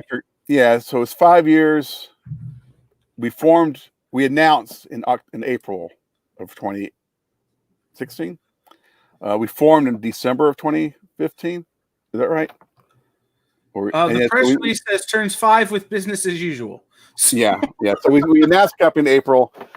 We started publishing in December of this year, 5 years ago this year. So it's just wow, time goes by quick. Yeah. Say what you will, but I did my research. Might not be a great interview, but I've got the research done. So, Cullen, what do you have that we could be looking forward to, be it at Aftershock or anywhere else, coming out of the pandemic as we return to normal? Well, like Joe said, I've got a few books coming from Aftershock that have not been announced yet. I guess we'll also be jumping back in with Dark Ark After the Flood. We'll start picking back up. I don't know what the dates on that are yet, but I know it'll pick back up at some point soon. And And then, outside of Aftershock, I have a book coming out this week on Wednesday. I have a book hitting stands. Rogue Planet #1 from Oni Press is coming out. It was one of those books that was supposed to come out the week everything shut down. But yeah, so this week, Rogue Planet #1 will be on shelves in comic shops. Awesome. Oh, yeah, that is really cool. And it's great that comic shops are opening back up and getting going. One of our big partners this weekend has been Back the Comeback, which is the comic industry response to comic stores reopening and supporting comic and game stores. So it's been great to hear from people all weekend about, I went to my comic shop this weekend. It was great. Top Comics, one of the partners in this thing from Traverse City, they just got the reopen order. They're part of Michigan that can reopen. And Mike, the owner there, has been texting me about how exhausted he is because, it's just been, people have been beating the door down, which is phenomenal that people are excited about comics again. That they're not scared to go get their comics. Well, people do that to me too in my house, except for they're usually book collectors.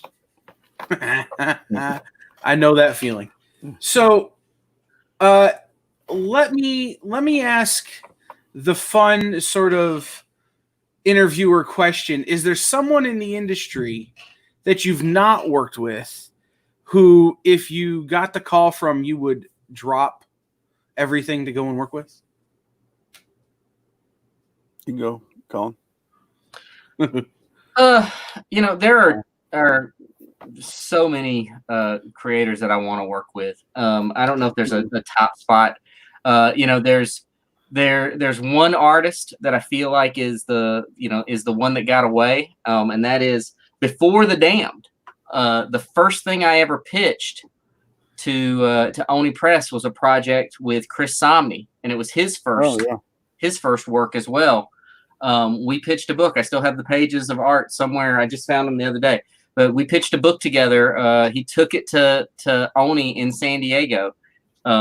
Chris and I had become friends. We lived in the same town, and I met him at a comic convention and really wanted to work with him.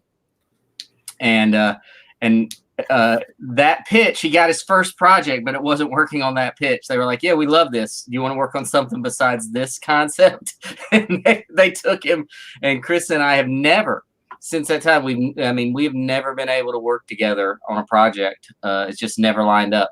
So, I would love to work with Chris Samnee at some point. That'd be great. I'd love to see that. As a publisher, I know Jonathan Hickman, Rick Remender, are guys I like to work with, Brian K. Vaughan. As a writer, I'm trying to think who have I worked with. Bill Sienkiewicz, I was a long-time fan of. I like to work with Bill at some point. Wow. That's a tough one. I can't remember who I asked. You asked me this question before, Con. I can't remember what I even said then. I think Bill was one of the names that you dropped then. Was it? Okay. I'm relatively sure that some of Bill's people are watching because I'm friends with them. So you never know. Maybe we put it out in the universe. This is like The Secret. Oh yeah. I've been talking to Bill recently, so who knows?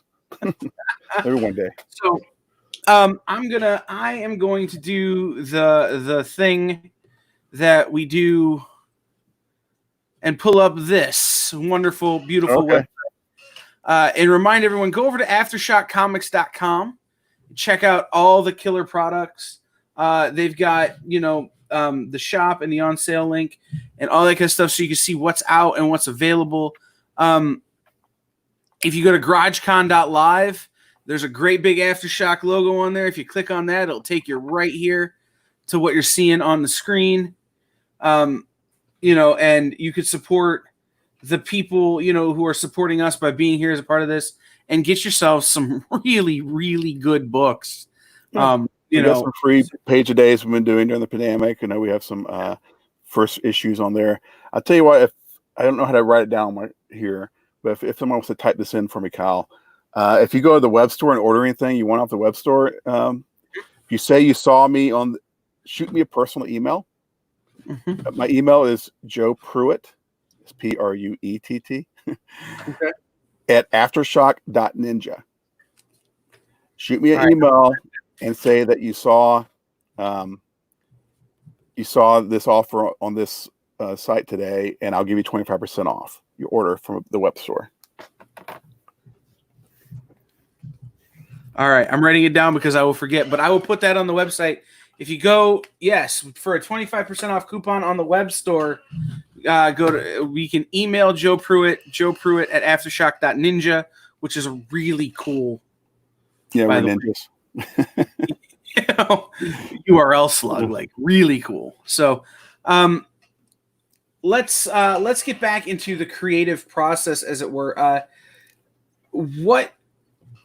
When a story like Dark Art comes up, Cullen, and a story like Black Eyed Kids Joe comes up, and you start talking to your artists, do you kind of give them carte blanche to figure out how the world should look, or do you kind of spell it out for them? Both for me, but go ahead. Oh, go ahead, Joe. No, go ahead.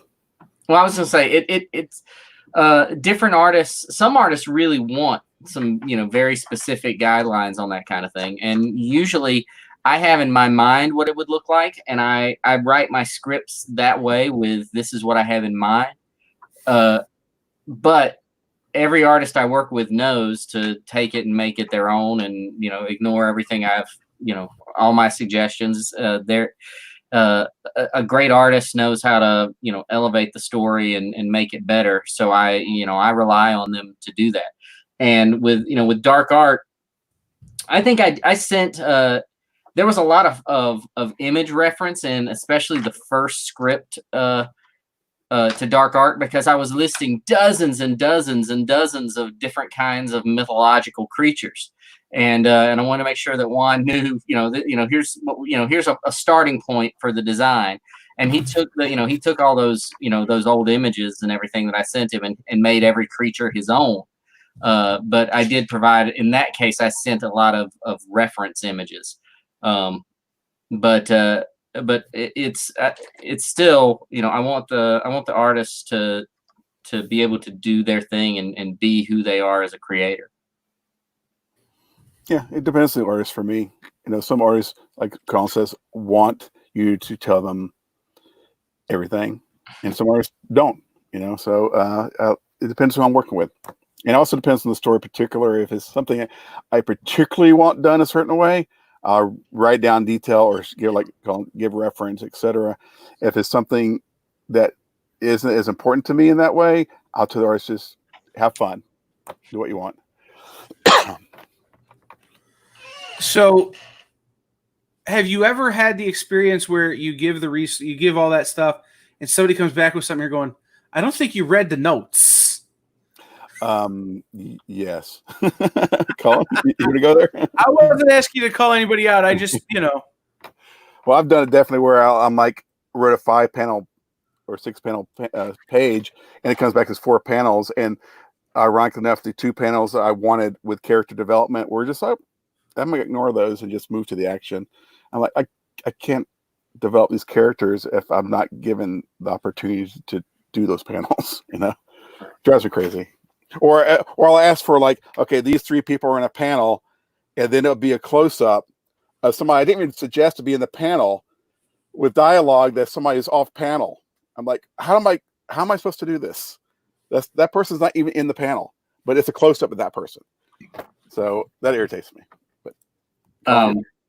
Yeah, look, it happens sometimes, and most of the time, the artist, if you reach out and say, hey, this might have been a little off of what we were trying to go for, the corrections can be made. Sometimes they can't. Sometimes scheduling issues mean that you have to deal with whatever was drawn. And the worst that's ever happened to me, and it was not an Aftershock book, and I won't say what book it was. I had a script that I was writing, and I wrote it in like 2 sections, or like pages 1 through 10 and page 11 through 20. And I wrote it twice. There were 2 versions of the script, and somehow the editor gave the artist versions A of page 1 through 10 and version B of page 11 through 20. And wow. I can't stress enough how vastly different the story was. It was like 2 completely different stories. And the artist drew it, probably thinking I was the worst writer of all time. Like, why on earth would he write this in such a terrible way? And because of scheduling issues, it couldn't be redone. Wow. So I had to go back and re-letter it to make it make sense. And thus far, no one has called me on it. No one has said.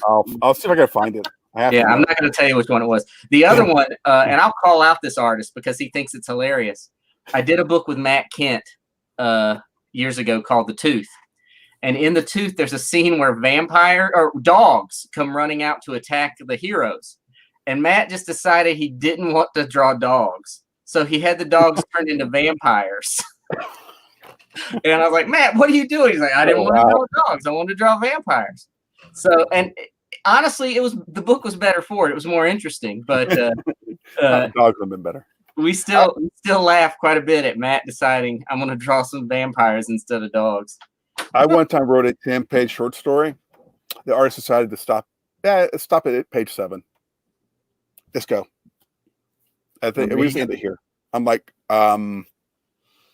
okay. It's like, so I had to fix it. I had to try to figure out, okay, let's make this ending somehow or another. Can you add this panel or something, And I was like, oh my God. He came in, it's like, I'm done. But it's 3 more pages. No, it can end here. Yeah. 9.5 times out of 10, though, it's a beautiful situation. Yeah. Well, because look, for me, that's what comic books, that's the best part about working in comics versus other mediums like writing a novel or short stories, is that you turn in a script and you start seeing that script brought to life, and you get these pages in your inbox. It's Christmas morning every time I open one of those emails. It's awesome. I love that. I Yeah. love it. So we're running short on time. We've got about 10 minutes left with Joe Pruitt and Cullen Bunn here on GarageCon 2020. Remember, hit garagecon.live. There's a link right there for Aftershock Comics that will take you to the website. And there now is text there that says if you email Joe Pruitt at aftershock.ninja, he will give you a coupon for 25% off in the web store. I'll give you a code or something to add it to it. And when you send the email, just please tell me you saw me here, because I get lots of emails a day and I don't want to skim through it. I will add that and mention GarageCon. Yep. Put in the headline, GarageCon. Okay. I will edit the website after I'm done talking to you. Okay, sorry. That's been for me. That's been the hard/fun part about this all weekend is live editing the website. As people give me links to things and. Cullen, do you have a website to sell stuff? Yes, that's what I was going to ask. I do have a web store on my website. It's just cullenbunn.com. And you can also find me at Twitter at Cullen Bunn or Patreon at Cullen Bunn. So there's lots of places to buy stuff from Cullen Bunn from his web store. Yeah, I will have that link up here just momentarily. So the one thing I haven't talked to you guys about ever, I've talked to Joe a few times. I'm just meeting Cullen. It's not my baby, I promise. Oh, okay. Well, we could turn this into a Michael Jackson song. No, is comics are so personal for people. Their favorite comics, and what is the comic that if you can pull off the shelf anytime ever and read it and take something away from it, just like you did the first time you read it? Watchmen. Probably. That was an answer. That doesn't surprise me with Joe, is that it's Watchmen. Yeah, for me, it's I can still think back to the comic that made me love comics, and it'll never change. And I looked over here because you have it on my shelf because it's never been collected, so I went and had them bound in hardcover because I love them so much. And that's Micronauts. Okay. And if you Micronauts #7 is the book that made me love comic books, and it's here in this volume. It's the one where they meet Man-Thing, and they yep, that's number 7. Right, Micronauts #7. Yep. I read that thing. I got it at the Yeah, grocery thanks. store that was next to my dad's office, and I must have read it 1,000 times that day. And to me, this book, it was a book based on a toy line. It shouldn't have been as good as it was, but there's so much world building and Yeah, that's great. Michael Golden, awesome. Yeah. Bill Mantlo. Yeah, Bill Mantlo and Michael Golden. There was so much world building in it. It was really the book that I can trace back to saying there was more to that comic than just being a comic book. There was something, that it really spoke to me. The first comic Well, I remember reading was Amazing Spider-Man number 112. I picked that up around the same time as Marvel Spotlight number 5, which was the first Ghost Rider. A few other titles back then, X-Men and some other stuff. And I just became a fan from day one. I think anytime that characters meet, either Man-Thing or Swamp Thing, there's a Right. significant portion of people who would look back and be like, that's when I discovered I love comics. They Right. met this giant green guy with Thing in its name. And it's, because one of the book that made me love DC was, it was a Swamp Thing book, but it was where Swamp Thing met Deadman and a lot of those characters when Yeah. Swamp Thing was back to hell. It was after Yeah. Right and Left, Mm-hmm. right? Yeah. Yeah, that was they go back, they go to hell. They had Challenge with the Unknown. Yeah, it was awesome. Yep. So that's I think it's really interesting how many people point to Man-Thing and Swamp Thing.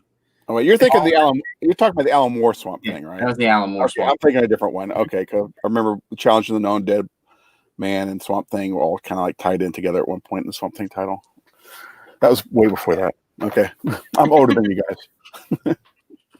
Well, I mean, it's funny because people go, Kyle, what are your favorite books? And I start naming off stuff that was born or that was out years before I was born. And they're going, how are you a big fan of Deadman and Carmine Infantino's work on, on DC stuff? I'm like, because I found this character in a Swamp Thing book and deep dived. Like, that's how you find love.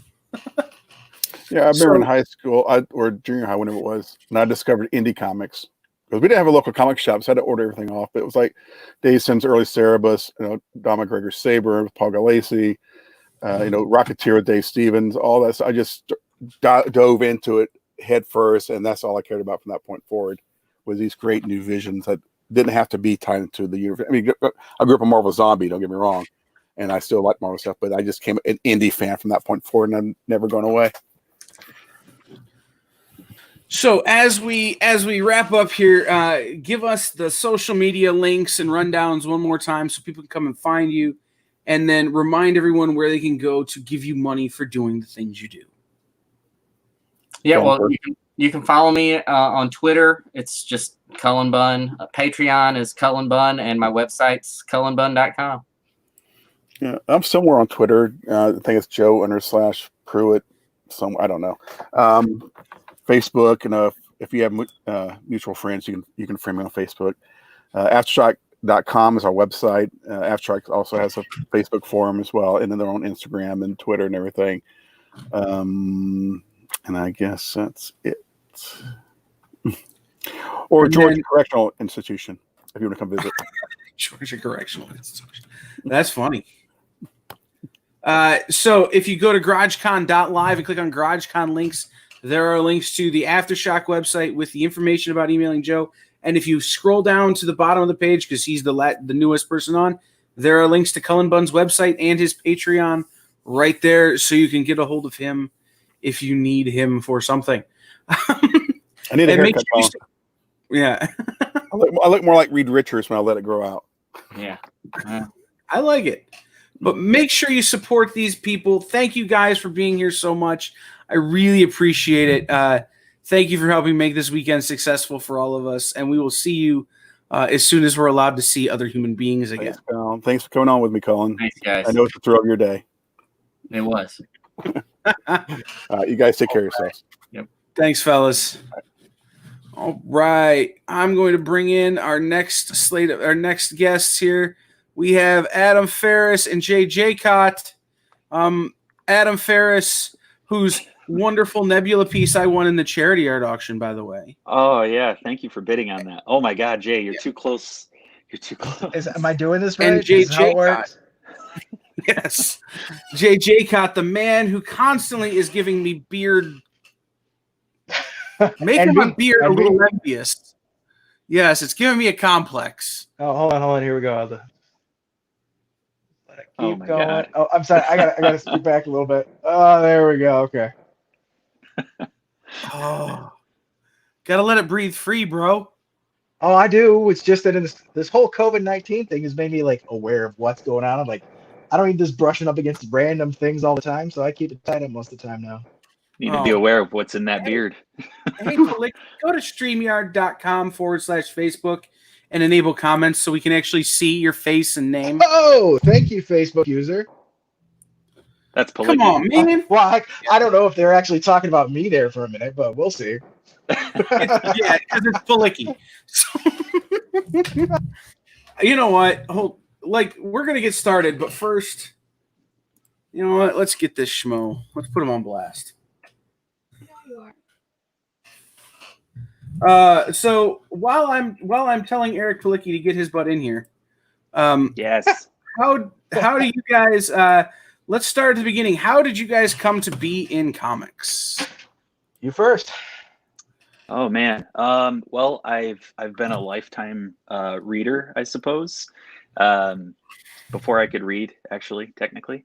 But the way I got into them was I've always just, tried to draw them as a kid and just kept going to conventions. And I don't know, I guess I just somehow fell into the comics community just from showing my face around a lot. And it was just something I wanted to do. And I suppose it was kind of a long time coming, but eventually you gotta put it down and be like, I'm gonna make a book, and then you start making anthology pieces or books, and that's more or less the gist of it, like just kind of slowly edging in there. Yeah, excuse me. As for me, I just comics have always been a part of my life. Learned how to read from comics at a young age. Grew up, did graphics, visual imaging technology, learned everything about the printing process. My parents were self-employed, so I learned all about marketing and everything like that through them, trying to help with the business and stuff. Years down the road, after trying to do many, many failed comics attempts of drawing pages, getting 5 pages in and going, I'm not going to continue this anymore. Let's go jump over to this one. I've got new ideas. I don't feel I can do this. Ended up back in 2006 now? Yeah, 2006. One of my buddies from high school was doing a part of a comics course here at Lansing. And just had a whole bunch of friends in there. They ended up making just a whole bunch of short story comics. They got together afterwards and said, hey, we're going to do a comic. He called me up and said, I know you're trying to do comics too, so why don't you come on out? After a couple months, I realized that none of them had an idea about printing or anything like that. So I went, okay, guys, here's the deal. I'm going to publish it. And that's kind of how I got into it. I just ended up making comics and, put them together, printed them up, sold them, and that was it. So you just kind of took the bull by the horns and says, I'm doing this. Yeah, basically. I like it. One of the other things I need to shout out Jaycott is that he is the Procreate wizard. Easy now. Well, that's true. That's true. It's if you have questions about Procreate, Jaycott has probably figured out already how to fix it. I'm a terrible artist, but I use Procreate for graphic design all the time, and Jay was one of the people who was like, dude, this is where you go to get brushes. These are the good ones. So send you my personal stock as well. Mm-hmm. I think Procreate should hire Jay. No, they shouldn't pay me to do this. No one should ever pay me to do this stuff ever. I swear. Yeah, I used your personal brush set this afternoon so I could draw a really terrible mouse with Victor and Amani. I love terrible mice. Yeah. Oh, it was a fun thing, but I'm a terrible artist. So it's true. I'm not a good drawer. So I'm having complete brain meltdown right now because I just am for whatever reason. My Mountain Dew's wearing off. Well, you've been doing this for about 20 some odd hours at this point in time in the past 2 days? Yeah, it's been a long few days. It's been a long, we started Saturday or Friday night at 8, and I don't know what time or day it is now. So, we just keep rolling. But tell me this. Tell me about each of your individual projects, things that you want to highlight that people should be on the lookout for. Me? Go ahead, again. Oh my God. Okay. Yeah, sure. All Why right. not? My latest thing that's out in the world right now is called Parallel, written by Jason Douglas, lettered by Justin Birch, and the color covers are by Leslie Atlansky, and it's published by SourcePoint Press. So you can go on sourcepointpress.com and order a copy there, or you can reach out to me if you want a signed one. That's my latest. I also have this. I'm the founding editor of The Good Fight. Jay is on it, and we also mentioned Eric Palicki. He's on it as well. So yeah, this is an anthology taking a peaceful stand against racism and bigotry. All the proceeds are going to the Southern Poverty Law Center, and yeah, this has been a really nice success. We have some really big names on there, and some newcomers, and everyone in between. We just took any story that was great and that benefited what we were trying to portray, and it turned out to be a beautiful book. I haven't heard a bad thing about it yet, except from people that I don't care what they think. From racists? Yeah, pretty much. Wait, you're telling me racists have taken time out of their being racist to get at you and be like, you shouldn't have made this comic? Yes. Oh, for sure. Wow.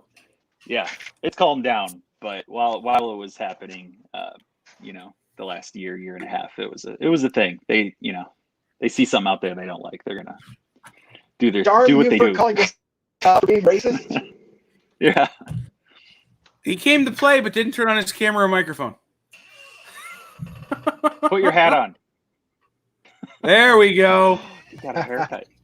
Holy crap, guys! I haven't had my hair cut in like 3 months. Neither have I. Have you had a hair to cut? No. I see. Can you hear us, Eric? You guys we could hear you for a minute, and now we can't hear you now. How about now? Now we can hear you. Sweet. I'm gonna fly to Michigan and have Adam's wife cut my hair. There you go. See, that's a benefit. That's one of them hidden benefits. I tell you what. So, Eric, everybody else has already mentioned it. We'll come back around to you in a second. Jay, what should people be looking out for from you? Right now, Cirrus one-shot series through SourcePoint Press. It's a one-shot stories about Viking witches, kind of in the vein of heavy metal. So it's a horror kind of story. Hey, there's Amanda even. Yeah, there's 3 issues available through SourcePoint Press right now. You can go to sourcepoint.press and search for Cirrus, Seeress. There's 3 issues out: Reckless, Emblem of the Dead, as well as Turkon and the Great Divide. All right, now we'll get Eric caught up. Eric, where should people be looking for stuff from you? So I've got the reprint of All We Ever Wanted, Stories of a Better Future, is going to be re-released in stores come July. Along with that, we're launching a Kickstarter for the sequel, Maybe Someday, which will be starting on June 2nd. Anthology of science fiction stories, all set against the backdrop of a better future, something kind of intended to be more aspirational science fiction. As my co-editor Matt Miner puts it, it's more Star Trek, less Mad Max. And then in addition to that, Scout Comics just solicited the serialized version of my action horror story, Atlantis Wasn't Built for Tourists. and that will be out on August 26th. Awesome. And you'll be able to find links for all these things on the GarageCon.live website if you click on GarageCon links momentarily. And I appreciate you guys sharing the stage. I had literally just come in to troll Adam and Kyle, and the next thing I know, Kyle's sending me a link to join in. So I don't want to hijack anybody's time. No, man, we're just glad to have you. Yeah, what's been fun about this weekend is we're goofing around earlier with Victor and Amani, and Mike Watson jumps in. Like that's what's great about this platform and great about this concept is it's like a Comic-Con. You never know who's going to show up and be walking down Artist Alley, and next thing you know, it's the writer's just right there eating a soft pretzel. You know, which I've done to Adam I gave Adam a commission at a con he didn't even have a table at. Yeah, that's true. So I was like, "Are you sure? Do you have a pencil?" Right. He's like borrowing a pen from somebody. You know. So that's how I roll. It doesn't matter. We're just gonna go with it. So, how have you guys been handling this pandemic, as it were? I don't know why I put quotes around pandemic. I wanted to put quotes around handling because I assume. It's a misuse of air Hell quotes. no. There's that West Coast guy on here. Somebody ban him quick. No. Here, we'll solve this problem. Oh, there we go. Nope. Hi, Where's Eric. Pat? Oh, there he is. Hi, guys. So I'm how have right you over guys at all Mins. I don't know if coping? I think Eric's just ignoring me. I think there's a little problem. I actually can't hear Eric at all. Just so That's- you know. So, Eric, if you say anything to me, I'm not ignoring you. We always ignore you. Okay, Pat. so this is a perfect opportunity. The rest of you can hear me, right? Or is, I can, yeah. all right, so we can talk all kinds of shit about Adam right now, Yeah, Eric's the only one I can't hear. and it's Oh, perfect. this is even better. You were saying such wonderful things about him. I'm really impressed by everything. Oh, stop. You didn't say that.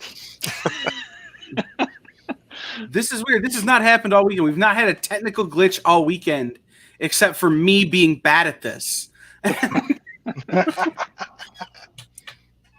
So this is so strange.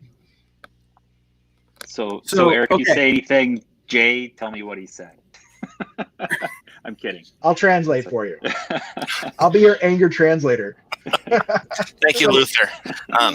Eric, can you not hear Pat? I can't hear Pat, You can't hear me? and Oh. Adam can't hear me. I also can't see Pat or myself, and I couldn't see that's Amanda. And I couldn't see Amanda when she popped in. It was Are just you- a black screen. Are you on your phone or your laptop? Why am I asking you questions? You What can't hear machine me. are you on? Are you on a phone or a laptop? I'm on a laptop. I'm on Chrome. Is that is that an issue? No, that's right. Just try refreshing the page. See what happens. Okay. Hey, but we have been That pushing sounds StreamYard like to my its fault at limits. this point. No, we've been pushing StreamYard to its limits all weekend. So They're like, what are you yesterday doing we to us? yesterday we discovered that there's a limit to how many people you're allowed to have in a room at once. You can only have 6 people on screen, but you can only have 10 people present at one time, Wow. which is something we learned.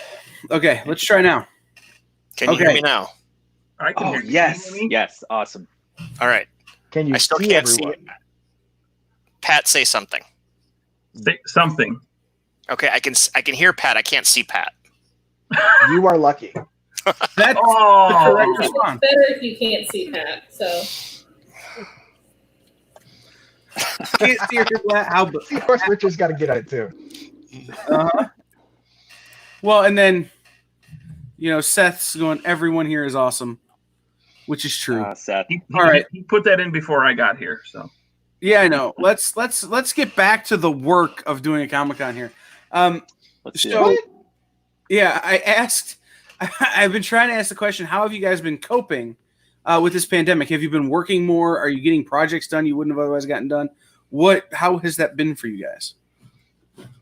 For me, well, I got off, my day job, and then I was like, well, I'm going to utilize the hell out of this time and put in some serious creative hours. So that's what I did. I got a lot of stuff done that's been kind of on my checklist for a while. So that felt really good. Unfortunately / fortunately, I'm back at my day job now.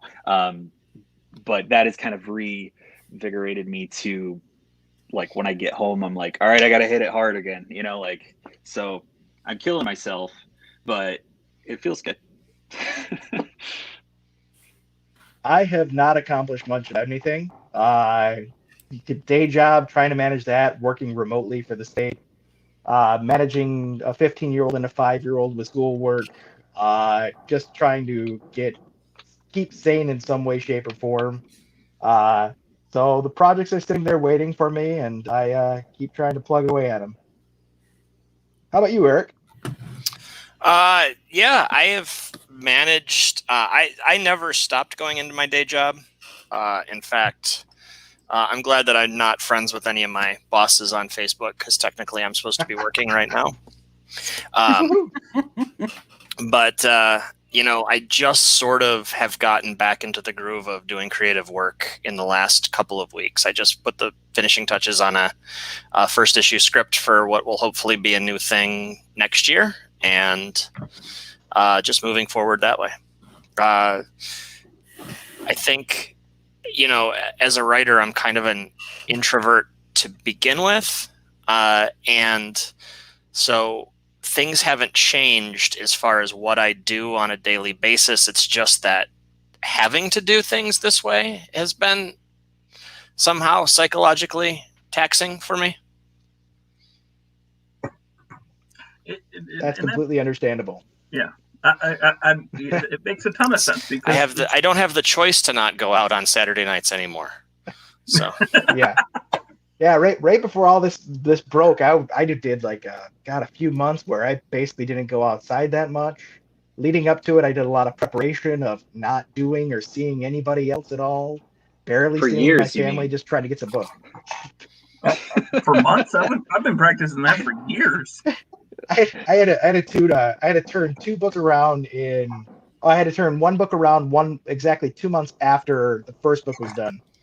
And I basically took over project managing everything to get it done, but it just, over the Christmas break, trying to manage it with the kids being home and do the work, I got like 3 hours of sleep a night, but we got it done in time for the deadline. So That's what you get for working with that slave driver, Casey Pierce.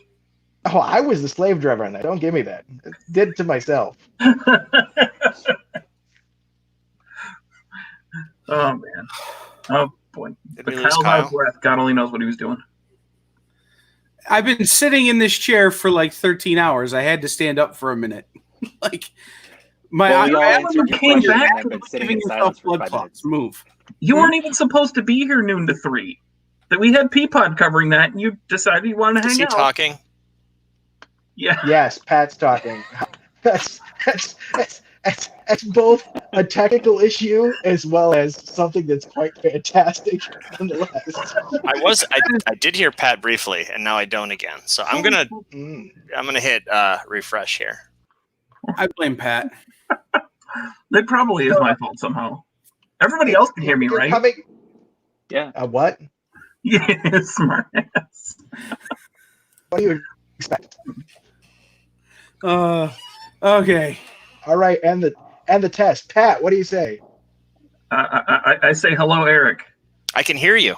Hi, Can you Pat. see me? All right, Kyle, what do can. you say? And I can see you. Wow. I say words. Where? Richard wants to know how old Case Beard is.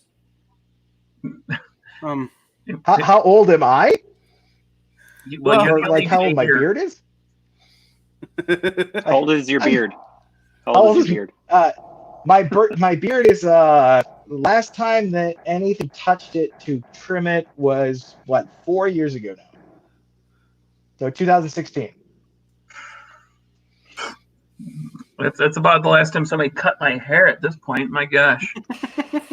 Adam's sitting there all like perfectly coiffed, and like we're all sitting here look like we ain't seen a barber in 20 years. Adam, how many Adam haircuts? wakes up like that. Adam, how many haircuts have you had since the pandemic started? Honestly, only 2. Only 2. Only Only Only 2.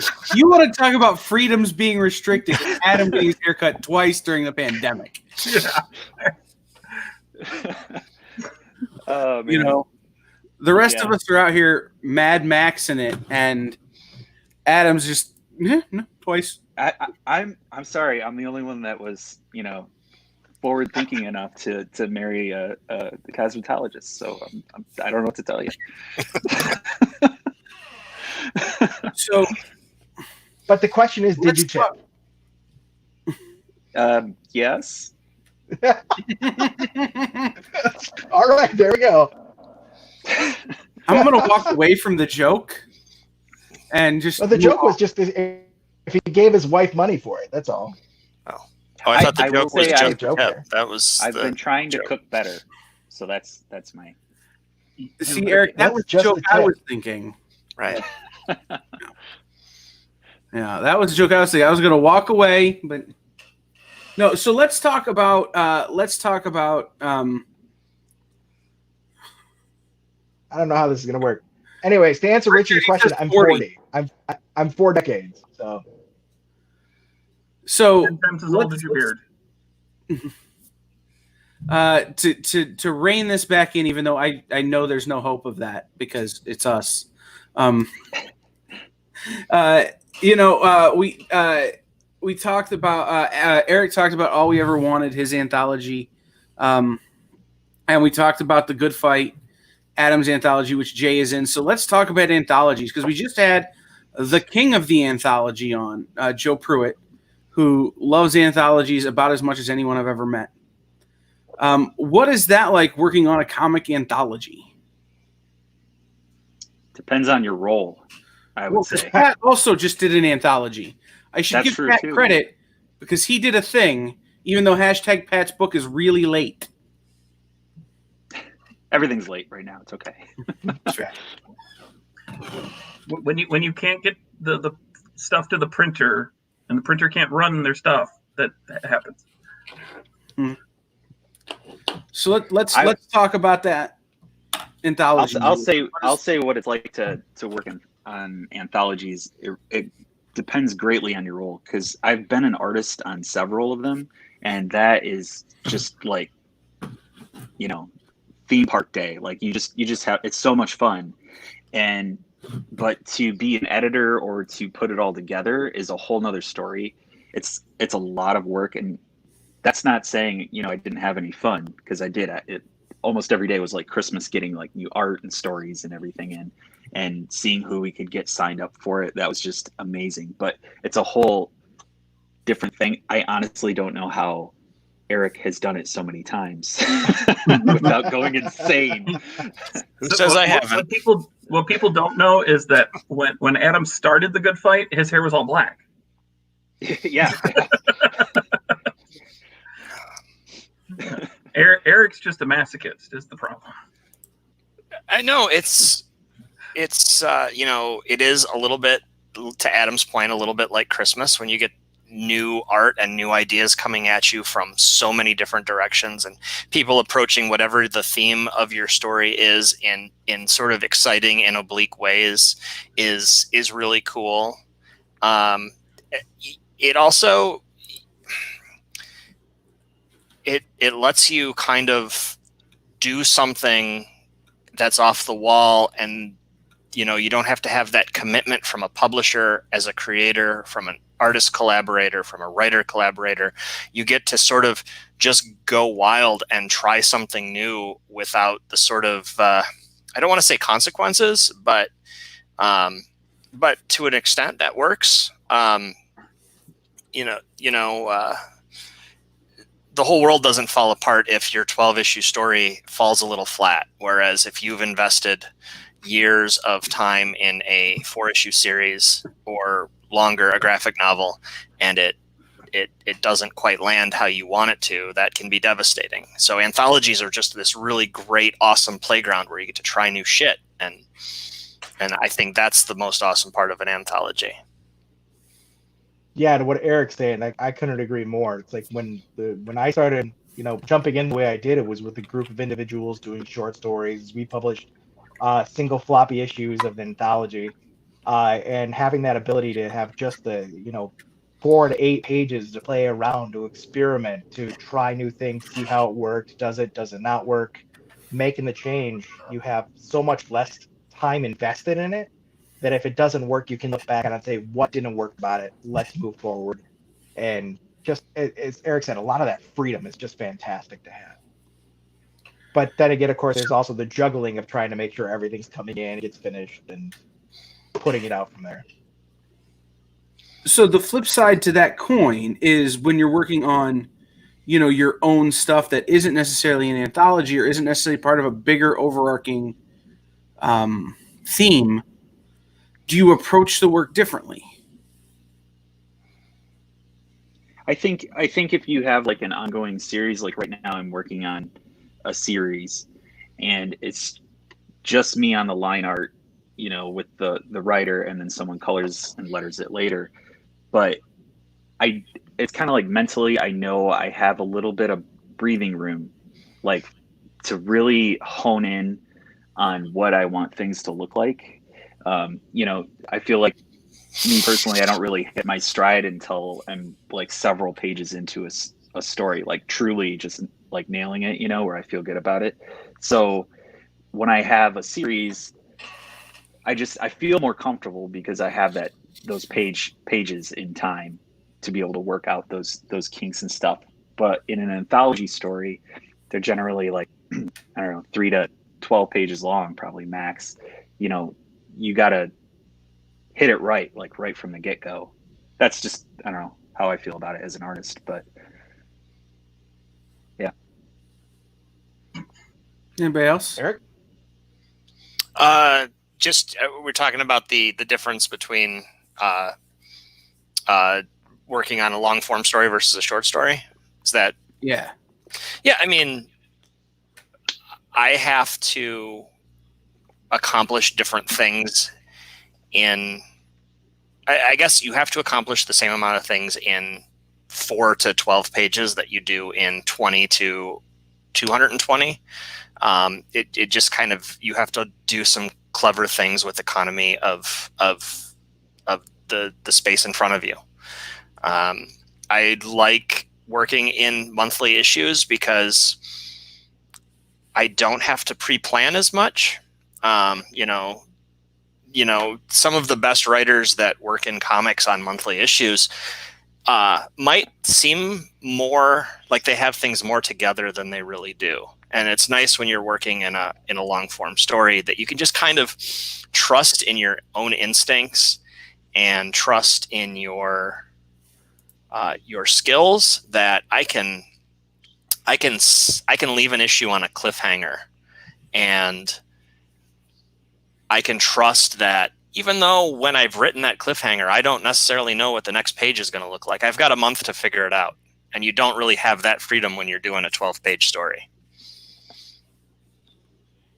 Yeah, I think that, the biggest thing for me is that it's all story. It's all, what are you going to do to tell the story in the space that you have. Long form, you have a lot more freedom, but you still want to capitalize. What's going to happen? What's going to happen on the page turn? What is the story? How do I want to represent it in these panels? How's the flow going to go from here to here based upon the text, who's speaking? For me, a page is a page. It's broken down into panels, but the story is going to continue playing, whether it's small or long. I'm going to try to accomplish the same thing to help the reader get through the story itself. So right. And for me, there's really not much difference. You want to make sure that your chunk of story is also satisfying. So if I'm only giving you one chapter a month, you need to still make that one chapter satisfying in and of itself. It doesn't have to wrap everything up, but stuff has got to happen. Yeah. You don't want it to be West Coast Avengers all over the place. Right. Well, and I think the thing that I found when I did this anthology is writing a 3-act structure in 8 pages is insane. Like you're even more so 4, 12, whatever your anthology is or whatever the page count is. Like you still have to have proper story structure.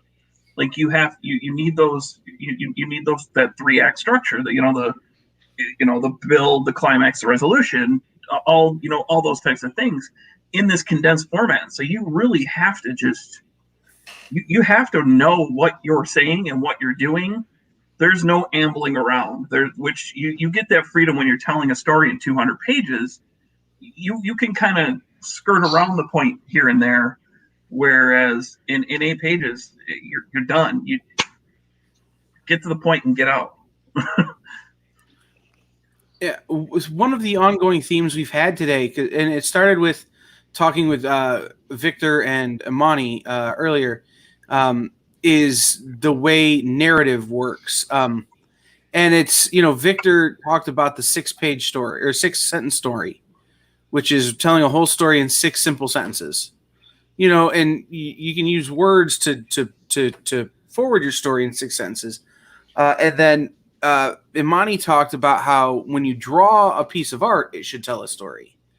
Every panel should have a little story in it, just with the way the characters are posed or the movement or that kind of thing. So it's got me thinking about from each of your different perspectives, because everybody's process is different. How do you break a story when an artist gives you a story, or when you're writing a story, or when you're approaching a story? How do you break it down into a way that'll work for you? And then how do you share that information with your collaborators? My favorite way of just creating a comic in general is with me playing the role as an artist. I like to collaborate and just have actual conversation with a writer, and we kind of bounce ideas back and forth. Not that I'm necessarily going to alter how the story goes, but I think a healthy thing to ask your artist is, what do you like to draw? So if you're doing an indie comics book, ask your artist, what do they like to draw, and just start that collaboration. And I think that helps a lot, but I forgot the question now. How do you, when you have a story in your head or you're working with someone, how do you break your story? And then how do you go about communicating the way you're seeing a story and breaking it down with your collaborators? So you kind of, I did. Okay. I did good. I'm good. Don't stick yourself into a second question, Adam. Jay, Eric. Okay, I'll go first. I think, as far as breaking a story, it's 3 questions. It's, what does your character want? And this doesn't just go for this just doesn't necessarily mean the main character, because everybody is the star of their own story. But it's, what does the character want? What are they going to do to get it? And what happens when they do or don't? I mean, those are really the 3 questions that any story needs to answer. And, I might be a little oversimplistic here, but, if I was teaching writing 101, those are the 3 questions that I always think about whenever I'm writing a character. And I feel like I need to convey that to a collaborator as well, because those are the things that are important for them to help me answer, whether they're the artist for something I'm writing, whether we're co-writing, whether we're whether I'm editing, and it's somebody who's come to me with a story. Yeah, I think that's excellent. I think the concept of purpose for the characters that are involved with the story is really important, because that can help the collaborators working to either see what's going on or help lead it in another way. Like an artist working from a script can help lead into something later on that the script isn't there, but they can utilize that motivation early on to help fill out the world that's taking place. That's excellent, Eric. Thank you. For me, my biggest thing is that all the stories take place in the world. Whenever I'm trying to convey something to someone, or working with a writer or working with another artist, I just try to make sure that we understand that I understand what it is that they're trying to accomplish with it, because when I'm drawing a page, their words themselves, I want to make sure that if I need to make an adjustment to some of the imagery that they're talking about, that it's in the line of what they're trying to accomplish with the story. What's the purpose of it? And that's really the biggest thing, is just trying to make sure that we have communication going and indicating as to what the ideas are behind the piece, the direction of it, where it's going. And that's basically it.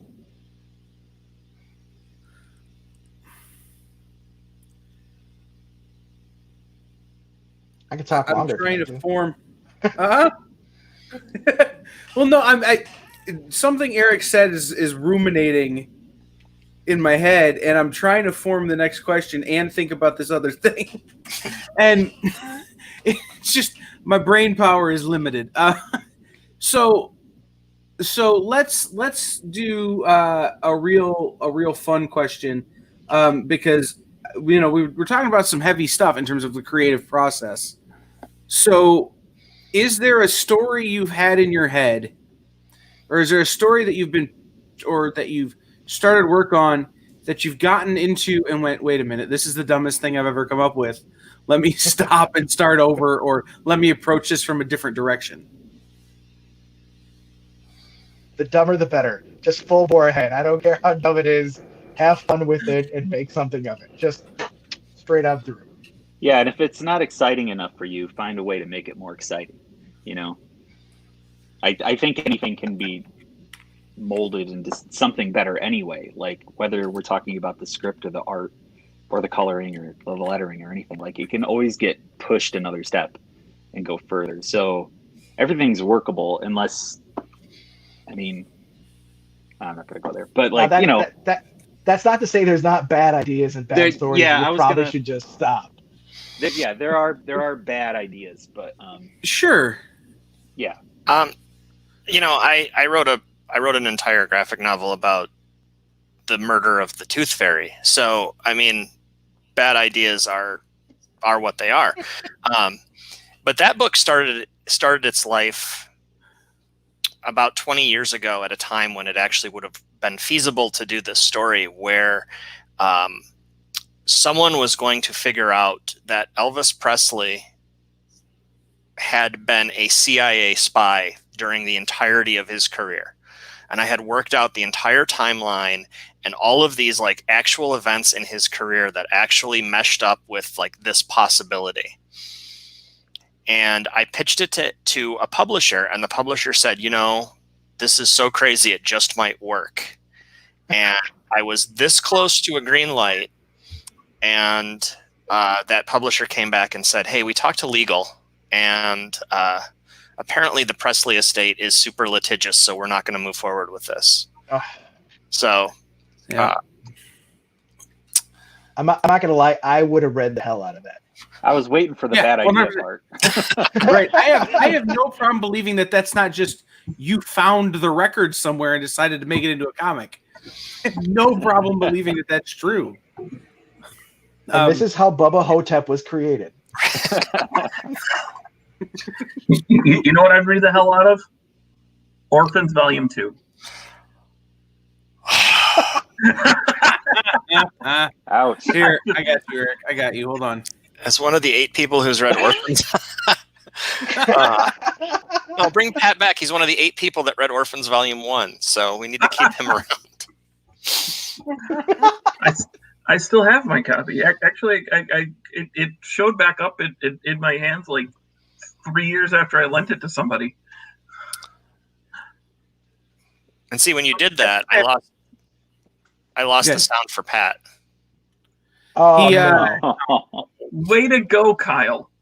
Well, that's good. It's good. He says he still has his copy. He just got it back after loaning it to someone 3 years ago. I actually think I have copies of it behind me, but in my weird little storage area. But no. So speaking of books we've done, Eric, you just announced that there's a sequel coming to All We Ever Wanted. Yes. Can you talk at all about that, or is it still too early to talk about it? Well, no. So the Kickstarter is actually going to launch for this. I'm putting it out as with All We Ever Wanted, which was an anthology. Maybe Someday is our sequel. The first volume, All We Ever Wanted: Stories of a Better World. The second volume is going to be Maybe Someday: A Better World reimagined. But this time we've got some pretty big names. We just confirmed Steve Niles is going to be in our new volume, which is pretty awesome. Daniel Kibblesmith, Alex Segura, Michael Morrissey, and Phil Seavey are doing a story for us. Ryan Cady, a bunch of really cool up and coming creators and some industry vets are going to be in the book, and it's really coming together really well. So look for that on Kickstarter next week. Ooh, Wow. That's cool. You're gonna send me a link to that, right? So you can put it on the GarageCon.live page. Absolutely. Awesome. I wanted to make sure. So we're talking about a sequel there. Is there a book that you've done that you say, oh, I really need to go back and revisit that now and add another volume to, or another story arc to? Anybody? I've been asked to a lot to do the good fight part, like volume 2 or something. The better. I don't think I want to. The better-ish fight, and just yeah. No, I don't think I want to. But I have actually been contemplating of adding another story for it. It's getting published. It just hasn't been announced yet. But of adding another story or two to the published version to kind of mix it up for anybody that wants to support it, and but already did on Kickstarter or through other means leading up to this. So that's kind of where my brain's been in it with books that I've done. But other than that, other books that I've done, usually when I'm done, it's I know I'm done. It's done.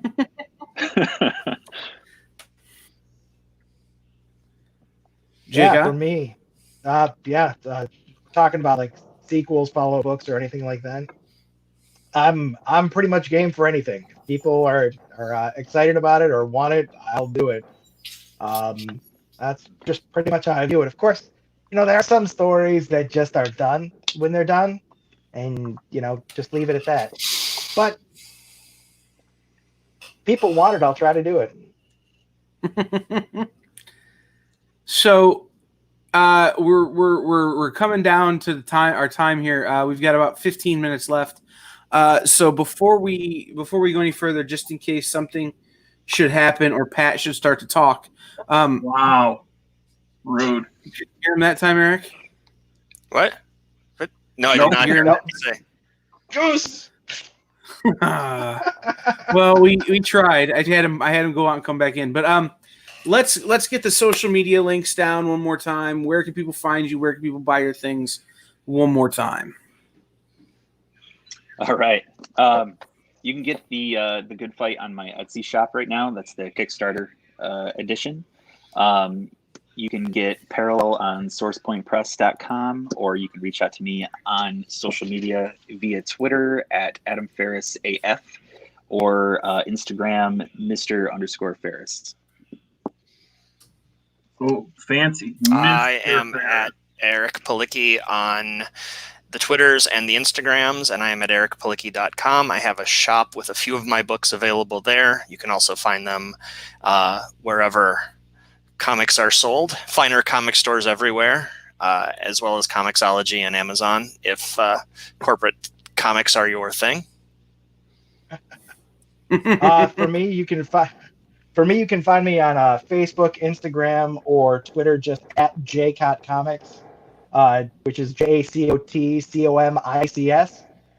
For comics, if you want to see what I've done, if you want to purchase them, I would love it if you guys headed over to sourcepoint.press, did a search for the Seeress books, SEERESS, or even look for Casey Pierce, the amazing creator and writer, or myself on there.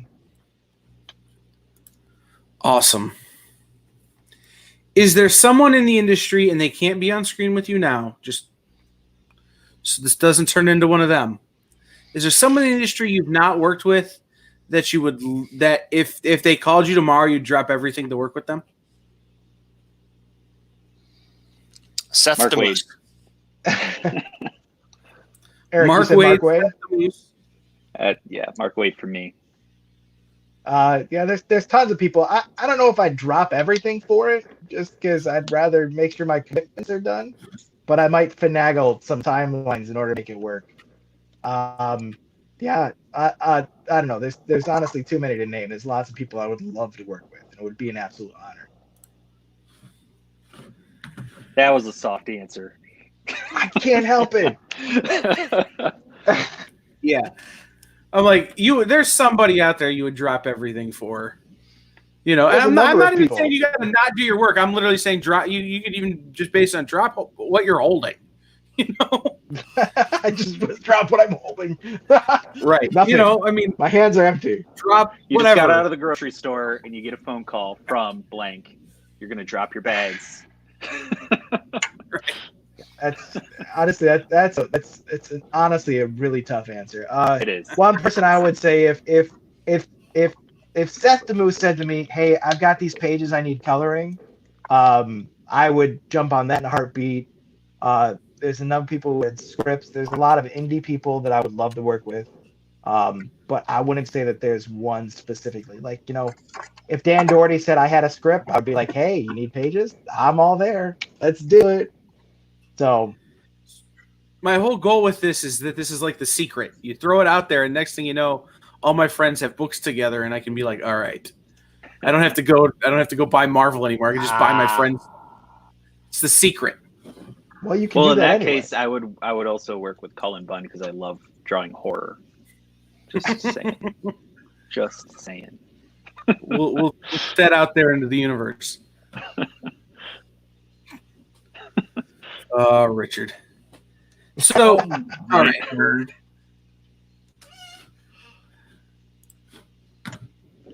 Someone from the Comic Book Shopping Network, Daniel Watt.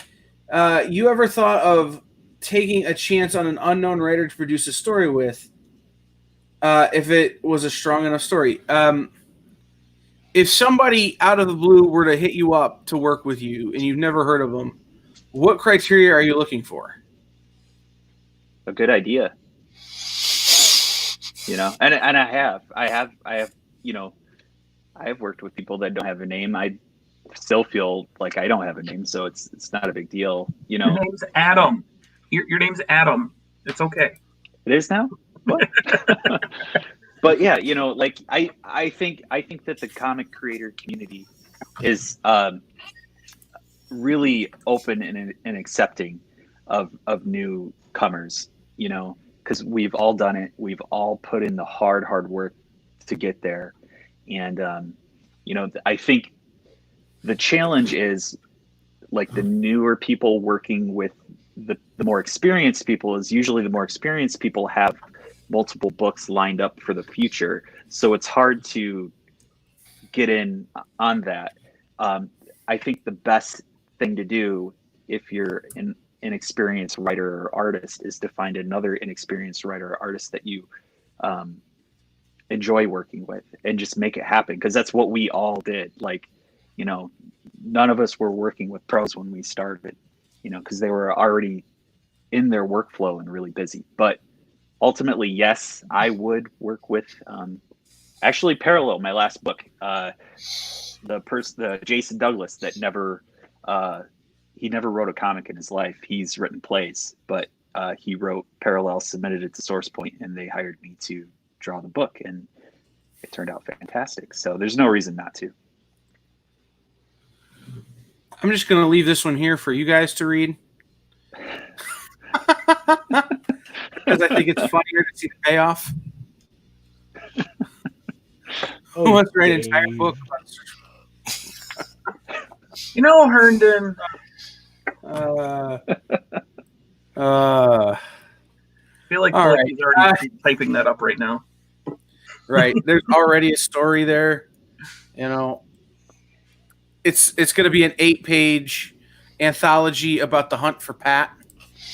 So, the question is, I'm just going to crib the hunt for Red October, but Pat is a Russian submarine. can we create a Pat puppet to use for it? That's all I'm asking. That would be a Jay Fosgate question, I imagine. Where do we put our hand? Where do you In the beanstalk. Pat's the giant that came down the beanstalk. I knew I could come up with an answer that wasn't weird. All right. Well, I think with the visual, I can answer the question about where we're going to put our hand. All right, Pat, let's go.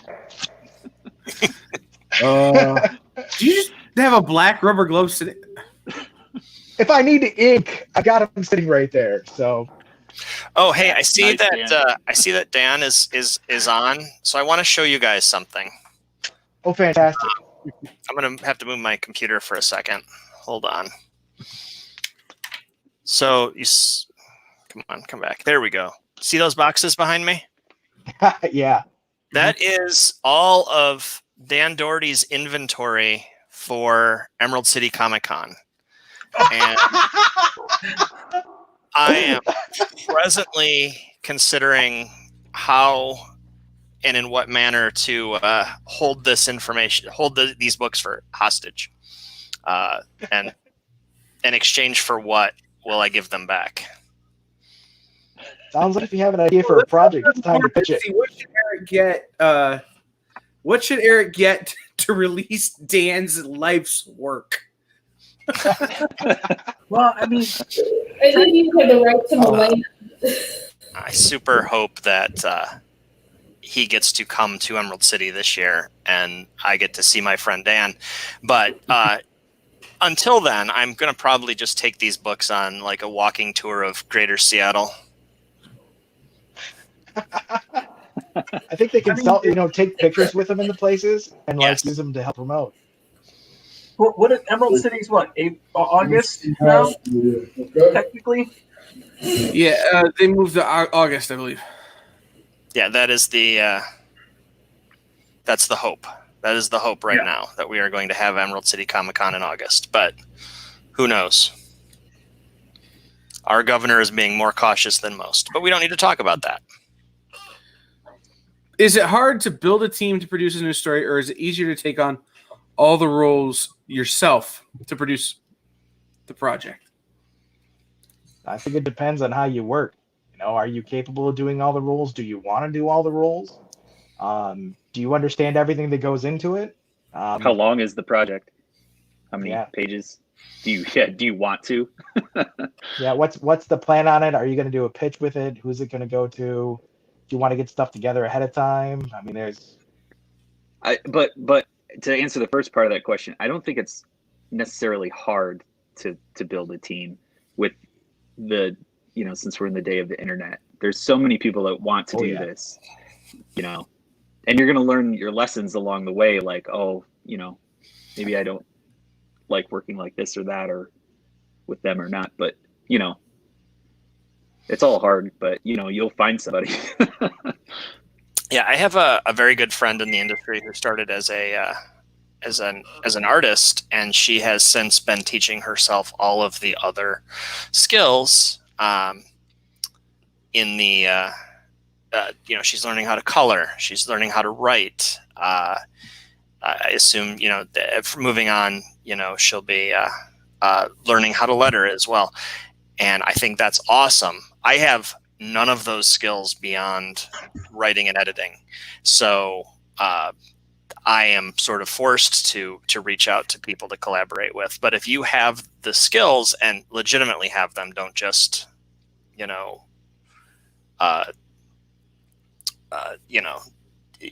you have some evidence to believe that you have those skills, then yes, do it all. Be Frank Miller if you can be Frank Miller. But for most of us, it is it is all about finding collaborators. And corollary to that, hire a letterer. My first book, Orphans, that Pat was talking about momentarily, I did the lettering myself. And one of the biggest regrets I have about that project is that I thought very incorrectly that I could letter myself, and I was so wrong. A good letterer is the difference between a final polish on a good-looking book and ruining all the hard work that you and your team put into it. And it's been funny because I've been talking a lot more to creators in the last month and a half, 2 months since we've been, in lockdown. I've been podcasting more and talking to people more. And and Pat and I have been on streams together where it's come up a lot in the past couple of weeks even is hire a letterer, get a letterer that knows what they're doing, because lettering is as much of an art as drawing a panel.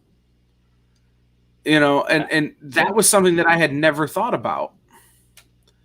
Well, I think the thing that a lot of people forget that 9 times out of 10, it's not the artist doing the bam, pow, biffs. Some will, but that's pretty often the letterer doing all those sound effects as well as the letters. Is Pat talking? Is that what's happening? Yes, Pat's talking.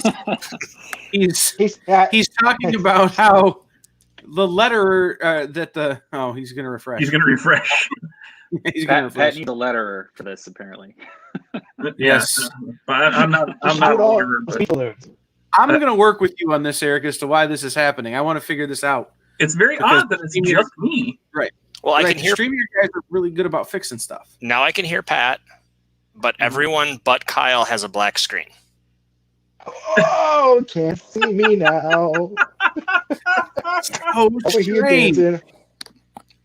Oh, I'm going to download this video and look at the code and send it to the StreamYard guys because they'll fix it. But nice. No, so what Pat was talking about is how letterers often are the ones who do the bam pows and the biffs, in the books, and it's not necessarily always the artist. Which becomes so important because those sound effects. It happened in the anthology, in Getting the Game, that the letterer got one of the stories, and he's like, "This panel." Why doesn't this panel have any sound effects? Like, there's nothing in the script. There's nothing in the script for sound effects. So the writer didn't write them, number one.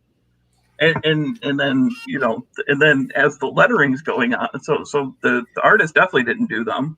And the letterer is looking at this going, why aren't there sound effects? And to me, it didn't even click that when I'm running through that story, when I'm doing all that stuff and doing through the approval, that it was so important. So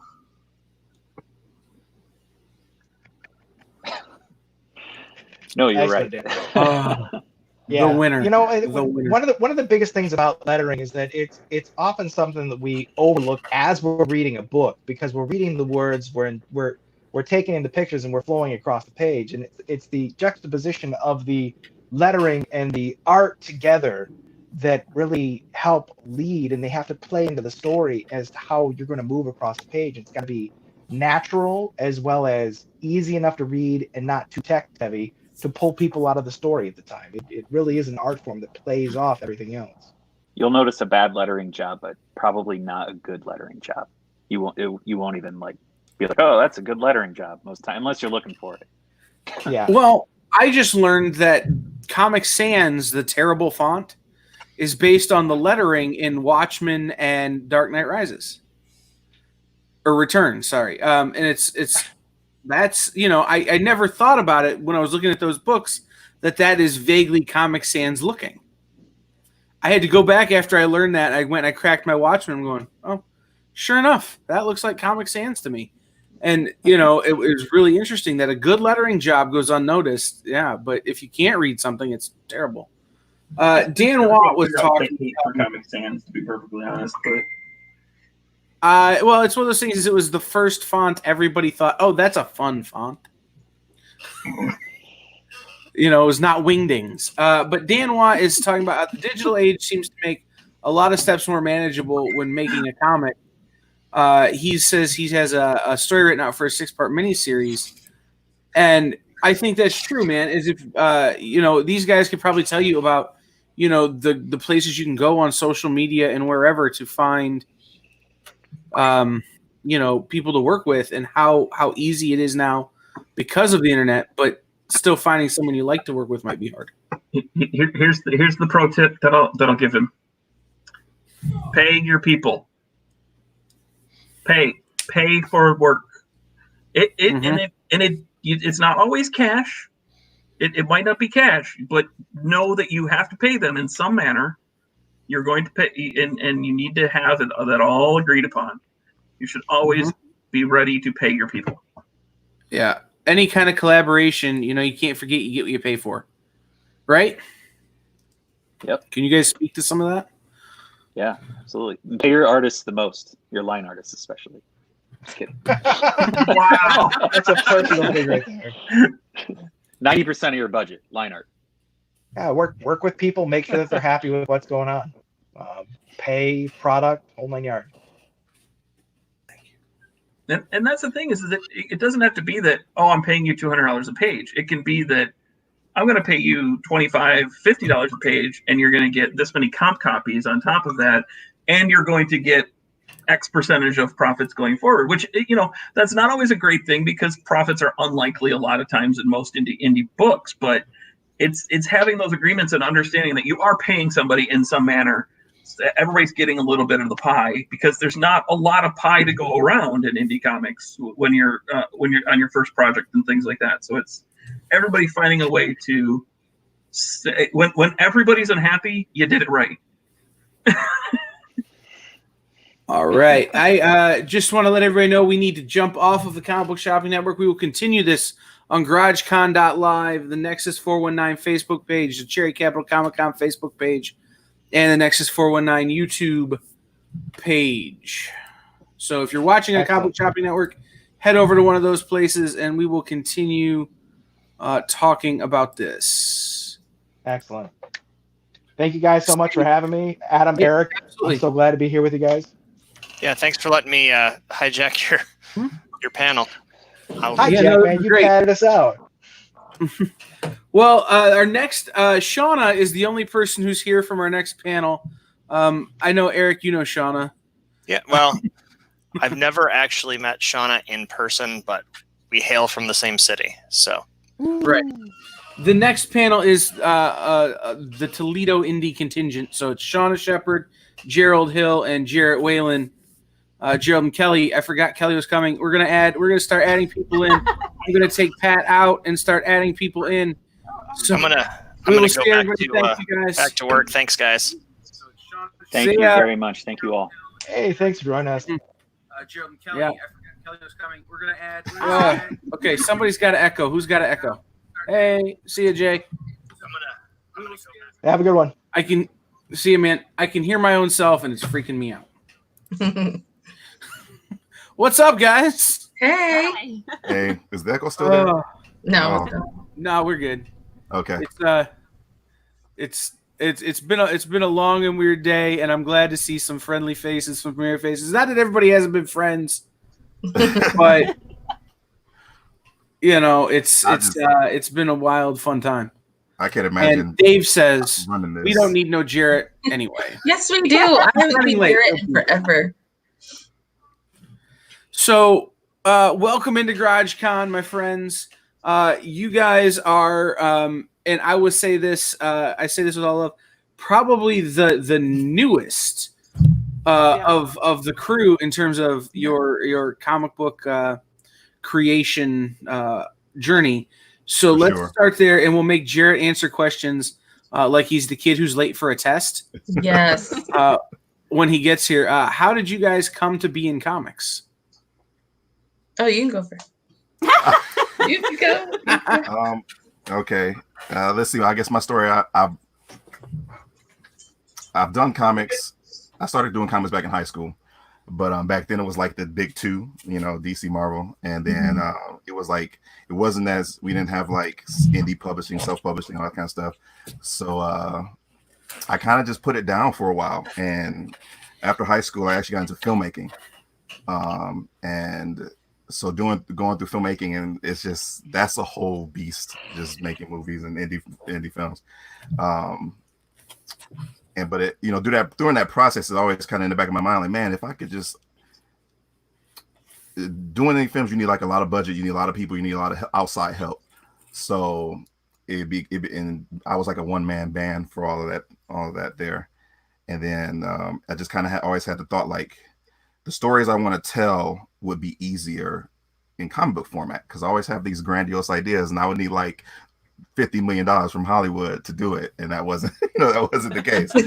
So I wound up coming down with a medical issue where I was like immobile for a while, and I needed a creative outlet to get me to that. So I actually picked up drawing again and realized how much I missed it and how much I loved it, and I kind of just eased myself back into it, and that became my therapy. And then my wife will tell you, I had to, one day I woke up, I had a crazy idea, like, you know what? I miss comics. I'm going to make a comic book. And she never tells me no, like, or that I'm crazy, or and that's kind of how it started. And then it became about, well, what story? We have a lot of characters, because we do D&D and we do tabletop RPGs and stuff like that. So we always have these catalog of characters that we have, and but we had these characters, Castiel and Violet, a treasure hunter and a jewel thief, that we kind of so that's kind of where Gray Areas was born. So we decided to do that book first, and started drawing it, and researching and asking a lot of people in the comic community, picking their brains about how to start. And I just kept hearing, just do it. That was just daunting. Like, what do you mean, just do it? Like, even Kyle, I talked to him before I published it, before I even, I think, drew the first page, and we had a conversation at the shop, and he's like, just do it, and when you're done, just come see me and let me know. And right. So the community has been super supportive, and we launched it last May, and it sold out 3 times. So, and that was unexpected, because you never know how things are going to go. Working on volume 2, and my wife's actually, she's a writer, so she's working on her novel, and we're going to pair them up, her character Violet and my character Cass. So it's going to be a comic book and a novel, kind of a companion deal. That's so very cool. Thank you. So that's kind of how we plan on releasing that in volume 2 next. But in the meantime, we actually have another project that we're going to be doing, webtoon. So that's gonna be fun. That's awesome. Shauna, we're gonna come to you in a second, but I'm not gonna put this comment on him because the English is terrible for someone who's a writer for a living. Give us a rundown of your book. Dave would like a short rundown of your projects. So just a short rundown of what you get of the book. Okay. Gray Areas, a short rundown, is 2 brothers, Castiel and Sabian. They were on an expedition to colonize a new planet. They were attacked by pirates, and the Federation decided to just kind of leave them. A lot of people got separated, and the Federation just left them all behind. So it's really about these 2 brothers trying to find their way back home and to their friends that are scattered around this new sector of space that they're in. And it's so it's full of sci-fi, action, adventure, and that brotherly love and sibling rivalry type thing, and just kind of, like I said, just trying to find their way home. And it's called Gray Areas because it deals with, what are you kind of willing to do to protect the ones you love and get back to the ones you love. So they kind of blur that line, and they have to deal with a lot of unsavory characters, unsavory people, to survive. So that's kind of the underlying root theme of the book. So it's also dinner time, and my help left. So so we're doing it like we do at a con, where it's all right. Let me hold my food over here and look at your book. Shauna, tell us how you. I said, I kind of like when you're at a con. I kind of miss those days. Right. Mm-hmm. Tell us how you came to be in comics. I started writing when I was super young. I would always write like children's books, and put them together myself with like scrap paper, and I would cut everything, which drove my parents crazy. I would cut magazines to like create the pictures. And then I just always liked Marvel. I was such a with the Avengers and stuff, and like growing up with all that. I was like meditating one day. That's how I came up with this whole idea with Super Angela. It literally just popped in my head. And I was like, oh, I should do this. And then I was kind of like marinating on that idea. And then I live close to downtown Toledo. I was like the last person to hear about Fantastic Con, the first one. I was like, how is this going? Like, it's like less than a mile from my house. And I'm just now finding, hi, Amanda, out about it. And my work at the time was nice enough to give me the first day off. I wasn't able to go to the after parties, but I kind of got a network with Dirk, and that's when I first met Chrissy. And it kind of all spiraled after that, like, yep. just networking and like getting to know and kind of seeing how big Toledo really is in that aspect. Right, for sure. That's one thing I was always just kind of surprised about, was just learning and meeting different people who are in the comic that are from here. So that's cool. Yeah, and they're like, "Oh, you're from Toledo." I'm like, "Yeah, okay." Like, I didn't even know we were having a Comic-Con. Like, I was literally like blown away. Soon, Dave, me and Jarrett actually have to talk about that now that I'm back, because I just moved back from Florida. We had snow, and then the world shut down, and like 95% of our belongings are still in a storage unit in Fort Lauderdale. Oh, so like all my issues, everything, all my stuff is still there. So we thought we'd have it back, but the government shut down literally the week we were supposed to go. So tell everybody, give everybody the shirt rundown, as Dave Herndon likes to call it, or short rundown of Super Angela. Yeah, so she's I'm kind of letting it's like a play on it, but I'm not like saying one way or another. It's kind of like a choose your own. If you actually side with her or not, it's like where you're choosing to put your empathy. And she lives in her own world, or she doesn't. Is she crazy? Basically, it's taking you through her life. Some crazy events happen and she goes super, and then sometimes she's just normal. And then that's where you get to decide is if she's like hallucinating, or she's like real, or is this like an interdimensional thing? I'm kind of letting everybody guess until, one day. One day you'll tell us. Yeah, Right. one day. It's a lot of fun. I have like a few issues wrote. I just haven't had time, just with one, mental health, that's been a thing. Two, working for crap jobs that don't give me time, like to like dedicate and like to fund it, because I don't do this for money. I don't want profit ever from this. Most of the money I did make off my Kickstarter, I think like I paid everybody. I ordered the stuff, and then all of the rest we bought art supplies for kids. We did like the surprise visits at Walmart during school, and like we're buying stuff. So like I always want to give back. I don't want to ever do this for profit. So we'll wait for Jarrett to get here to make him do those questions. But I want to ask Gerald and Kelly, y'all are like a couple. Like you can't change your creative thing. You're like, you said vows and stuff.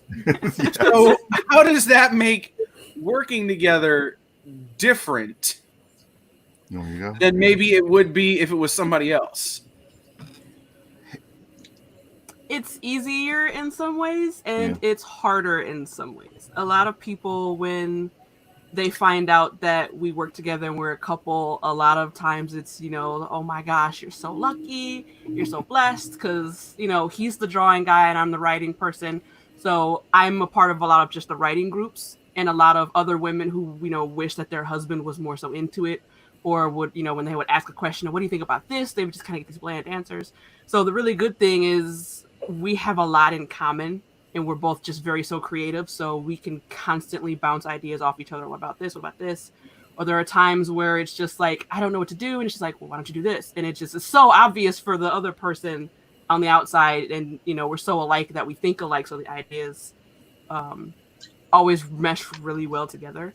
And then there are times where one person has an idea and the other person is just like, well, I don't know, and then we try not to take it personally. Right. So that's where it gets hard. I Because think that's the Go ahead. Yeah, that's where it's hard because it's just like, oh no, he hates my stuff forever. I'm awful, and Right. just because we disagreed on an idea doesn't Oh mean my God, it's the Jared! person doesn't like us or doesn't love us anymore. So For sure. there's certain ways to say things when we don't like something or we don't agree with the way something should go that we learn to be careful Yeah, with. it's definitely a lot of finding that balance between, like I said, there's a lot of pros to it, and I wouldn't say there's really cons, but there's learning how to feed off each other, and like I said, it's great because she knows me so well, and a lot of times where I may be stuck writing something, and I'm like, well, I just need to sit down. I need you to just let me ramble off, and then you tell me how to.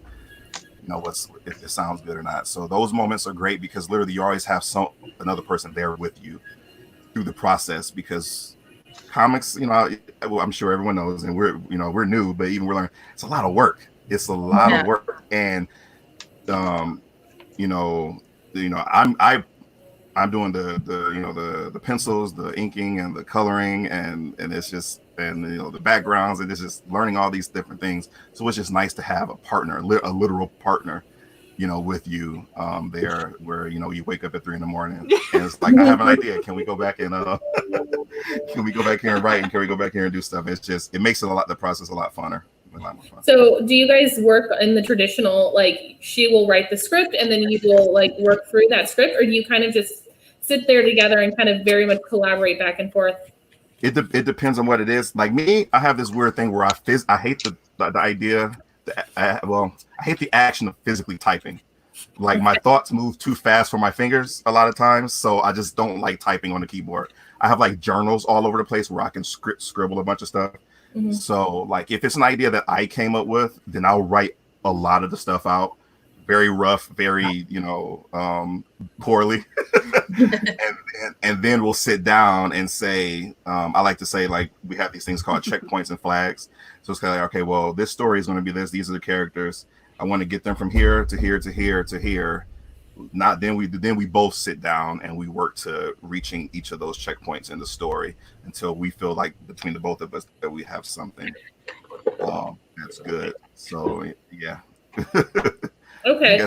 Simple way, we write together. Like, we write together. Like there's a lot of times where I'm just talking out loud and she's typing.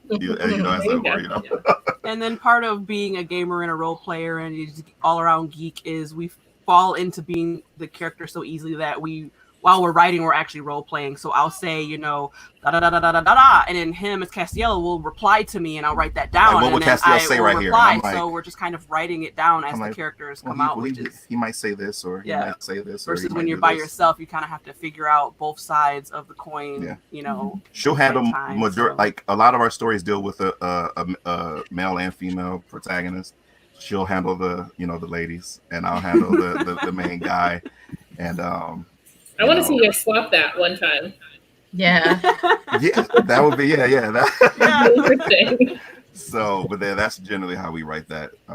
Is try to do everything together for the most part.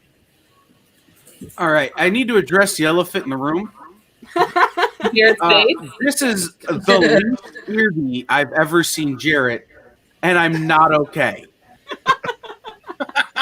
But you're just amazed at how gorgeous I still am, right? The supervillain look is really strong. Can we get you a monocle and a monocle and maybe a sidekick that's a monkey? Oh my god, yeah. Snidely Whiplash for it. He also has to have a cane. So I made everybody else tell the stories and do this kind of stuff, Jared. But how did you come to be in comics? I liked him a lot. And so I grew up with comics, and I remember in school I always did papers on wanting to be a comic book artist when I grew up, and then I grew up and I was like, that doesn't pay dick. I'm not doing it. And so then it turned into just a lot of me drawing for years and having no ambitions for making comics. I just would occasionally buy a bunch of them and look at the art and always think about it, but never actually do it. And then I started going to shows because somebody suggested I should. And then I got ideas, and now I'm making comics. And just like that, here you are. Boom.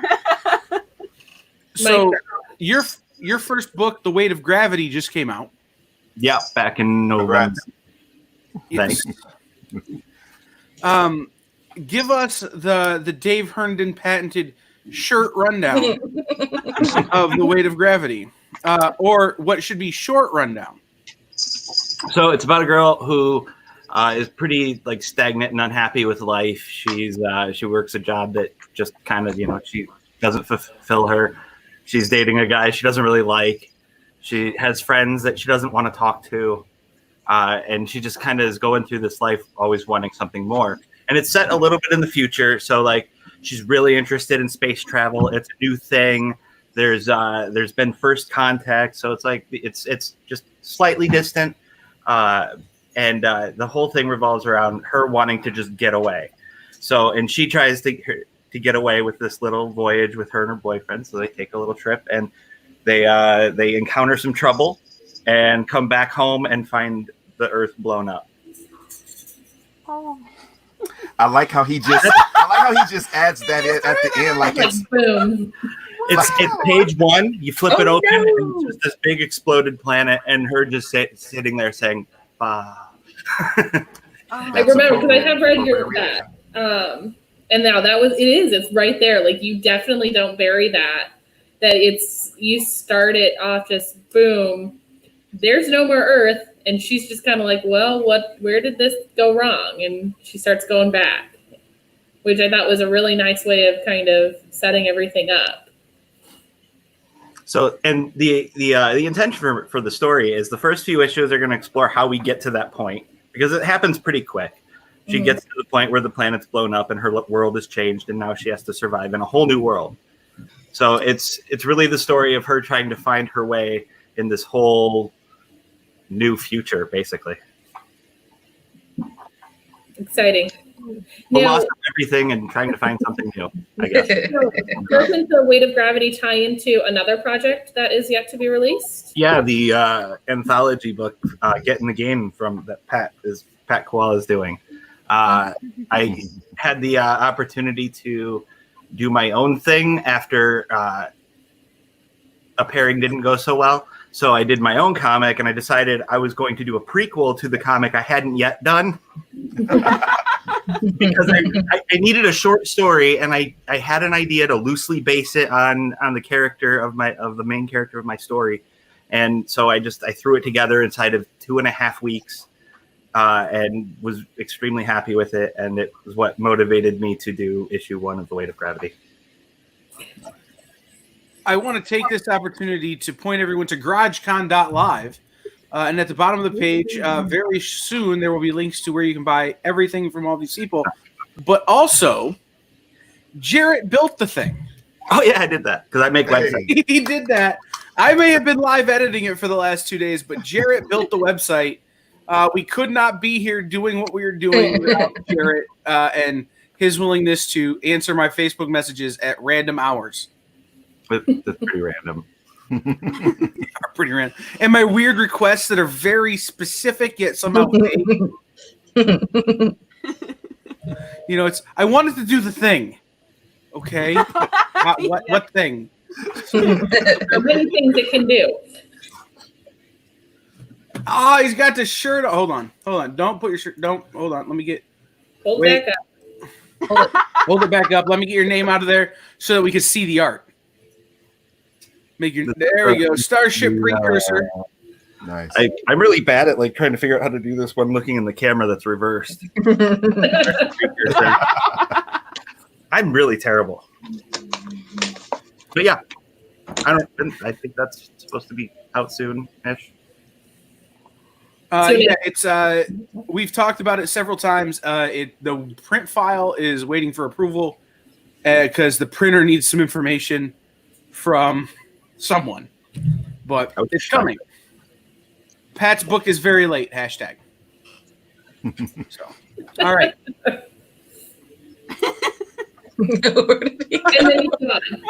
Sorry, I clicked the wrong thing. I swear I wasn't trying to make myself disappear. I just clicked the wrong thing.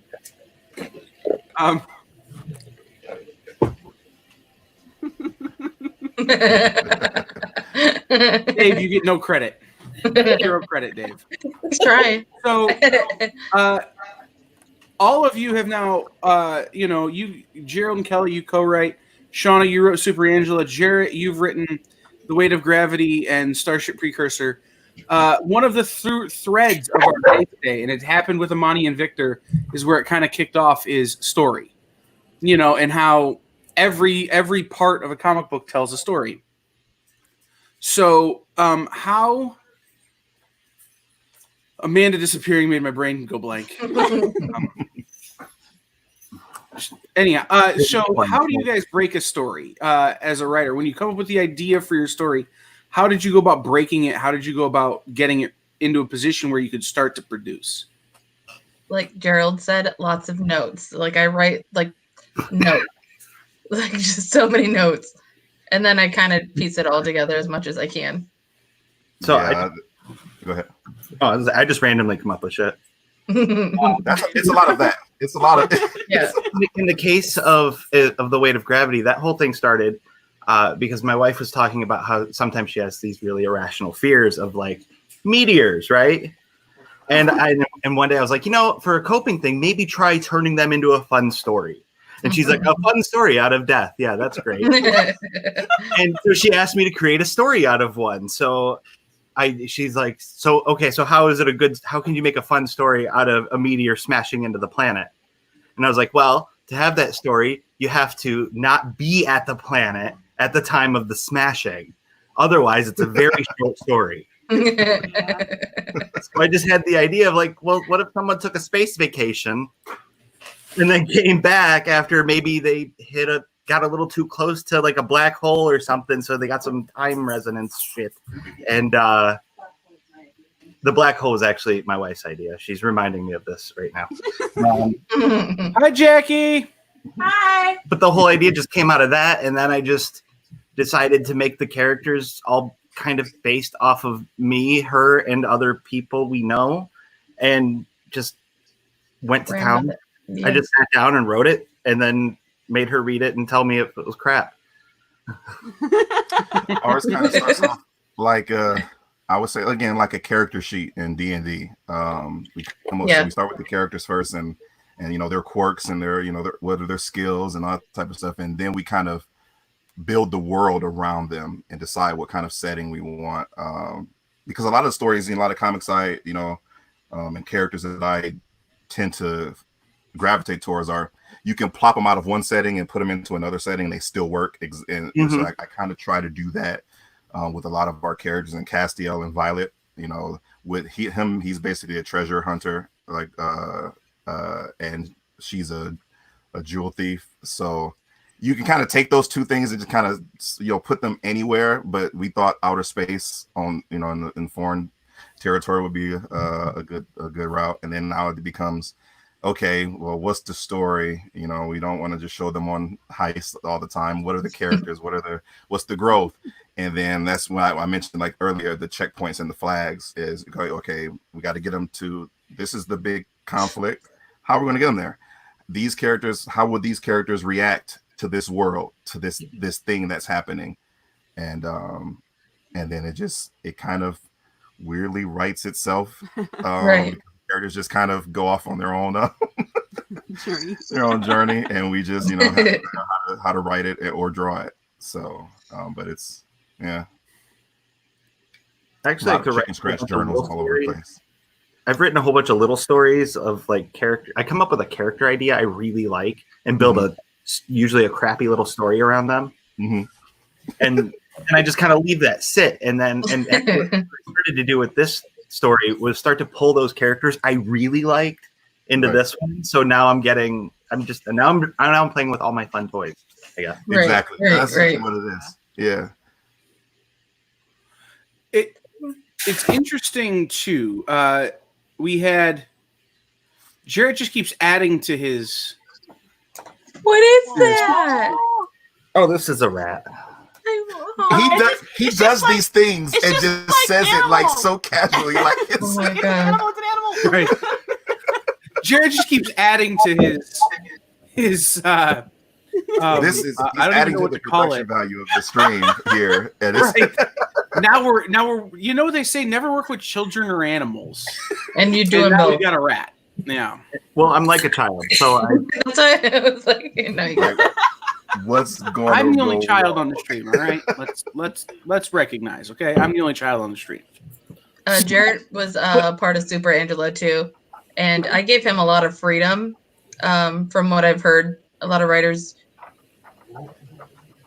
dictate more. Like, I don't really care about colors, or if I cared about a color, I would put it in my notes. But like, I was like, "You're the artist, roll with it." Like, I don't care. Like, What's that supposed to mean? No, Uh-oh. well, yeah, no, that was a look. That's gonna be a conversation. I am just very interested. You know, in this is gonna play out in issue 2.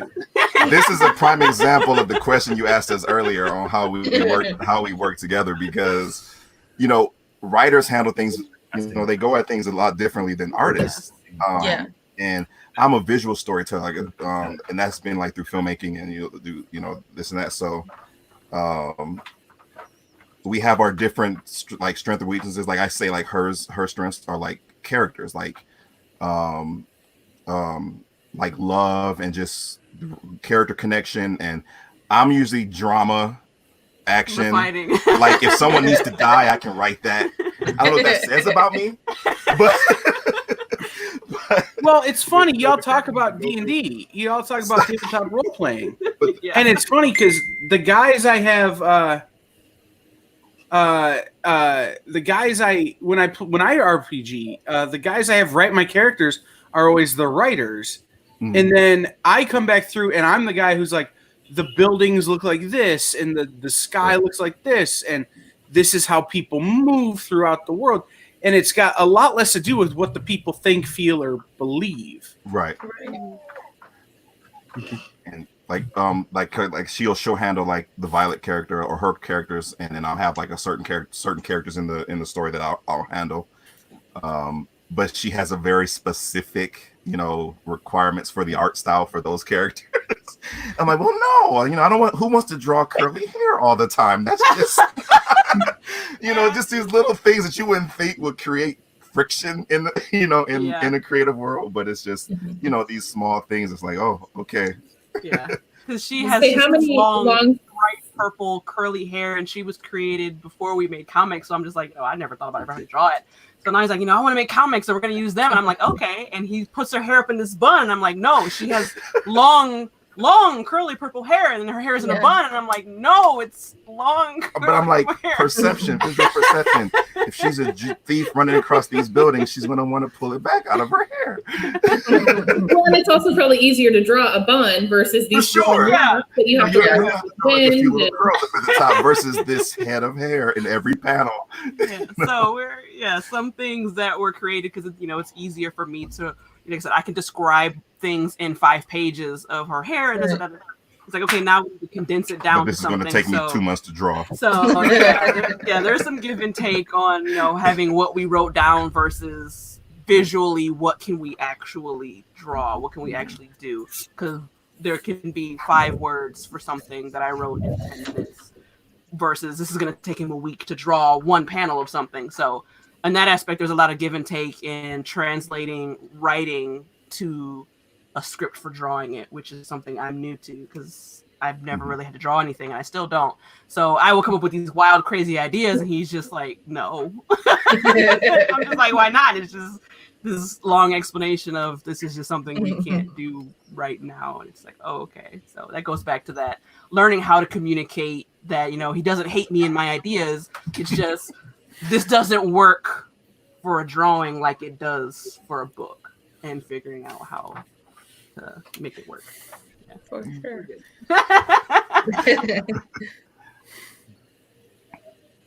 There you go. Shout out to Amani, who was here earlier. And so this is something else. This is something I want to bring up, and I don't know if there's an answer to it, but I'm going to start asking the question. Oh boy.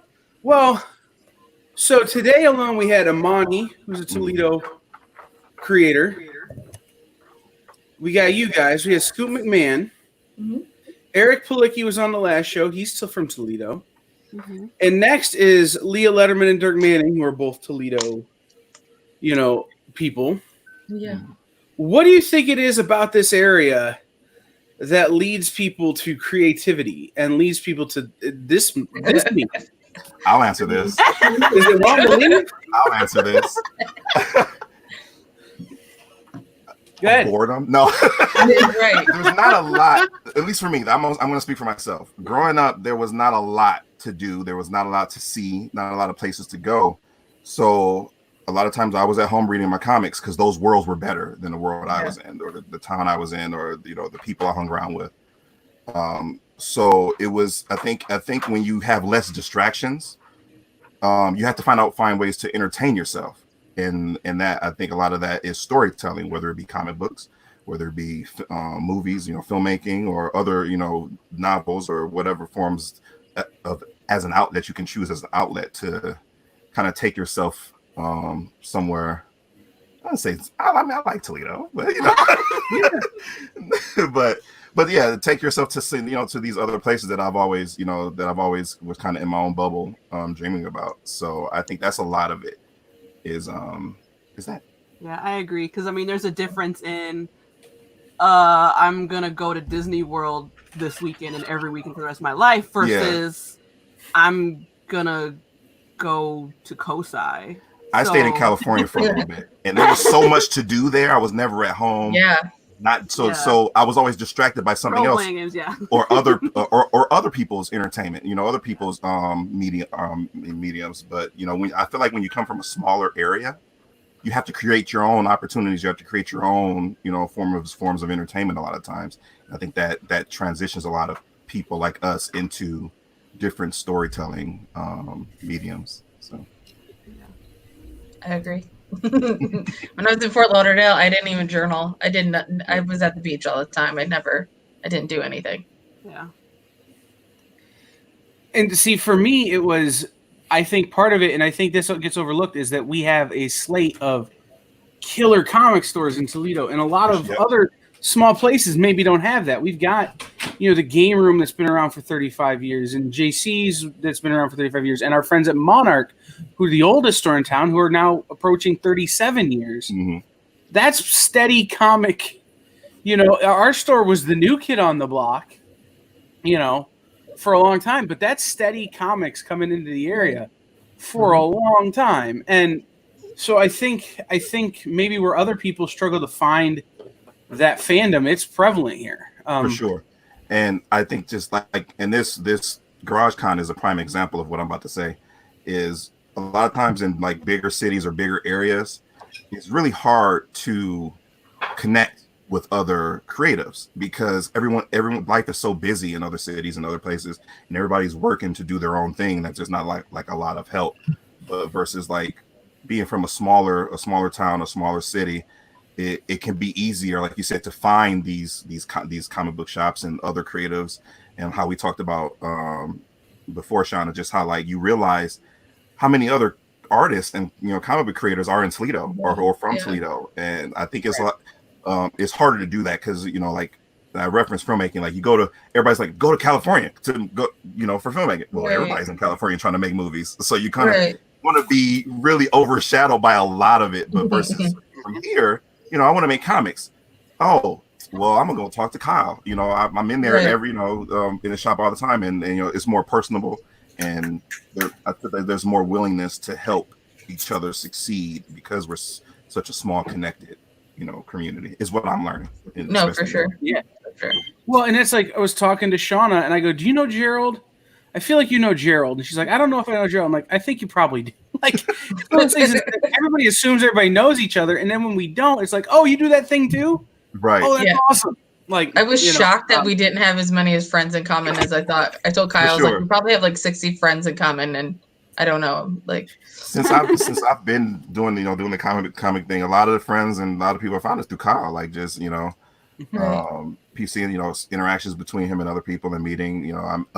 Meeting Amani and Vic. And just you start hearing Seth the Moose and all these names repeat, like okay, you know, oh, that's who they're talking about, and then you finally meet them. And it's like, oh man, this is cool. Like being able to, you know, connect with people. So and you all. And now we all stop and sing "It's a Small World" after all. No, so let's talk a little bit more about process. And Shauna, I'm gonna leave you out because you're the writer here, and Kelly, you may not have as much input on this, but Jarrett, you do a lot of work digitally. Like I see you on, with that. Gerald, do you work digitally or do you work more traditionally? What is your method? I'm digital all the way. When I first started comics way back in the day, I was, pencil paper, but when I decided to do this, like take it seriously, and I did my toe into digital, and I never went back. I love it. For me, it was, I was pencil paper until 4 or 5 years ago, maybe. Mm-hmm. And I got a Surface Pro through work. And I got to play digitally on a tablet that, like, I didn't have to do the whole disconnected, the Wacom where it's on your desk, but you're looking at your monitor. I had to do that. It never worked for me. I hated it. It's hard. It's very hard. And I always wanted that, like, Cintiq experience, but I didn't have that kind of money. And then eventually, like I said, I got a hold of a Surface, and it just freaking changed my life. Yep. Like the ability to experiment at such speed just makes it incredible. Especially and having every color available and not being like, oh, my red is dried up. I love. Like, I just got a Cintiq. The 16, but I was that disconnect. I had a Gauman tablet because I didn't know, how this comic thing was going to go, if I was going to really, but once I started, I'm like, okay, this is what I want to do. This is it. So I'm like, I'm gonna start investing in it. But now I have the Cintiq where I can just literally just draw directly on, and it's a game changer for me. And like you, so like they said, to be able to experiment, like, and not fully commit to one specific idea, to where I'm drawing a character and they may have like 6 layers with 6 different arms on it that, I don't know if I like that pose, but I'll just cut it out and paste it later if I want to come back to it. Just those different tools is just amazing to me. So I love it. The almost downside to it, though, is it offers you such a level of perfection. Yes. Yes. There's been times I spent so much time down in the details that when I zoomed out and printed later, I'm like, this was totally worth it. I spent 14 hours and you can't even belt, and you can't even see it. Can't even see it. You can't even see the detail. No one will know the blood, sweat, and tears I put into this belt. Right. But like that's a good thing to learn too. It's like at the same time, it's like, well, now I know where I can pull back, right, pick up speed, where instead of in doing that pencil paper, it's so much of a different process and experience, and I don't think you can learn nearly as fast. For sure. And it's like, like my first book, Gray Areas, that's a print that I drew that knowing that I was going to get that to print, and because there's something about having a physical copy in your hand. But the next project we're working on, Code Echo, is actually going to be a webtoon, and it's that infinite vertical canvas. So that's another thing that I'm learning and adapting to, but that has its advantages as well. So I'm just like, I really like this format. Like, I was kind of intimidated by it. I just got a great idea. Wasn't sure about it. No, like the vertical format, right? But like doing it on the web, like, it just, okay. So you're familiar with lazy loading, where like you scroll down a page and it just continues to load as you go down. What if that's how you did new episodes of a webcomic, so that way when you scroll down, you just get the next set of comic? I don't know. There's just random thought. Yeah. I just thought that would be neat, especially like for someone new coming into a comic. Like you just continue scrolling down the page, and I just think that would be a cool experience. I'm a web guy too, so yeah, I'm learning about. I've been researching webtoon, and I just fell in love with just the idea. The idea of their episodic format, and it's like it took me so long to do Gray Areas, and now I'm working on Gray Areas issue 2, and it's that there's this is not my full-time job, so there's that gap of time when you're not really putting anything out. But like for the webtoon format, one thing I really love is that I could commit to 30 panels every 2 weeks, and upload that in the vertical format, and then having that kind of on the side. some smaller for people to bite size for people to read while I'm working on that next, the next my big hand comes over the next big, the next book, so to speak. So I'm not as familiar with the Webtoons format, but it's something that a lot of creators I've met and talked to are going towards. What is it that, I mean, you talked about it just now, is that you could commit to a smaller number of panels and a time frame is more confluent with your life. But are there other things about it that really draw you to it? The one big thing is Webtoon has a built-in audience. Like the app for Webtoon is huge, like for so many users. But you download on your phone, anybody, anywhere in the world downloads on your phone. And when the way it works is, say when we release Code Echo, we'll release, the first 3 episodes, 30 panels a piece, scroll through. And then 2 weeks from now, we'll upload the next episode, and then they get an alert on whatever device they have that, hey, Zero Three Comics just uploaded episode 2 of Code Echo. So it's boom. All they gotta do is click on it, and it's access right there. So people are already going into that app looking for comics to read. They're looking for, and it really caters to the indie artist. And I've done a lot of research, and it's like it almost sounds too good to be true, but and then you get it's the better way to get a following. I mean, it's another way to get a following faster, because it has that built-in audience, and you kind of giving people something to look forward to. Us Netflix and binge watching and stuff like that. That's the culture now. It's becoming the culture more and more. People like to have something that they can look forward to and scroll through and binge. So Webtoon really kind of has adapted that format into comics, and it seems to be taking off, and once you reach so many milestones, they'll bring you on as a featured artist, and that's the goal, to become a featured artist, and then have that be my full-time job, stuff like that. So they even have that as an option as well.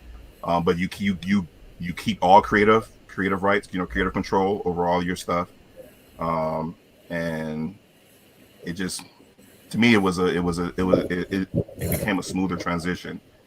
And what sounds like a great, like what you can do too is, once you've got enough panels to throw into a book, you can just throw books together. Exactly. Yeah, a lot of Webtoon artists I follow, they'll do that. Like they'll release like a few seasons, like which is like 20, like TV shows. They kind of go to TV format where it's like 23 episodes. But then like maybe after they finish like 2 seasons, they'll do like a volume of those 2 books. Awesome. And then they'll sell those books to have that, have it in format for those, those followers of theirs that that want physical books and, physical copies of it. So, and then you have free will to do that as well and sell it, and they'll help you. They'll advertise it for you. They'll do all the social media sharing and retweets and all that type of stuff for you as well. So, Gerald, you just mentioned the next thing. Yeah. And Jarrett, you kind of have mentioned the next thing, which is Pat's book. But are you working on The Weight of Gravity issue 2? Yeah, it's like 70% done. Nice. I got like 70% in February, and I haven't touched it since because I'm waiting. Do you have a project beyond The Weight of Gravity that you're looking at? No. Just more The Weight of Gravity? Yeah, that's really it. I've done nothing. I've talked to no one really. Oh no, that's not true. Me and Dave were gonna do we had a couple books that we were putting together. Hi, Dave. I'm also back now. Yeah, well, we'll see. I have it wrote. It's wrote. Like I have like 3 or 4 issues done, but I just need to be motivated in my priorities. Gotcha. All right. Well, I'm here. Yeah. So I'm like doing the photography thing now, and I have a lot more freedom.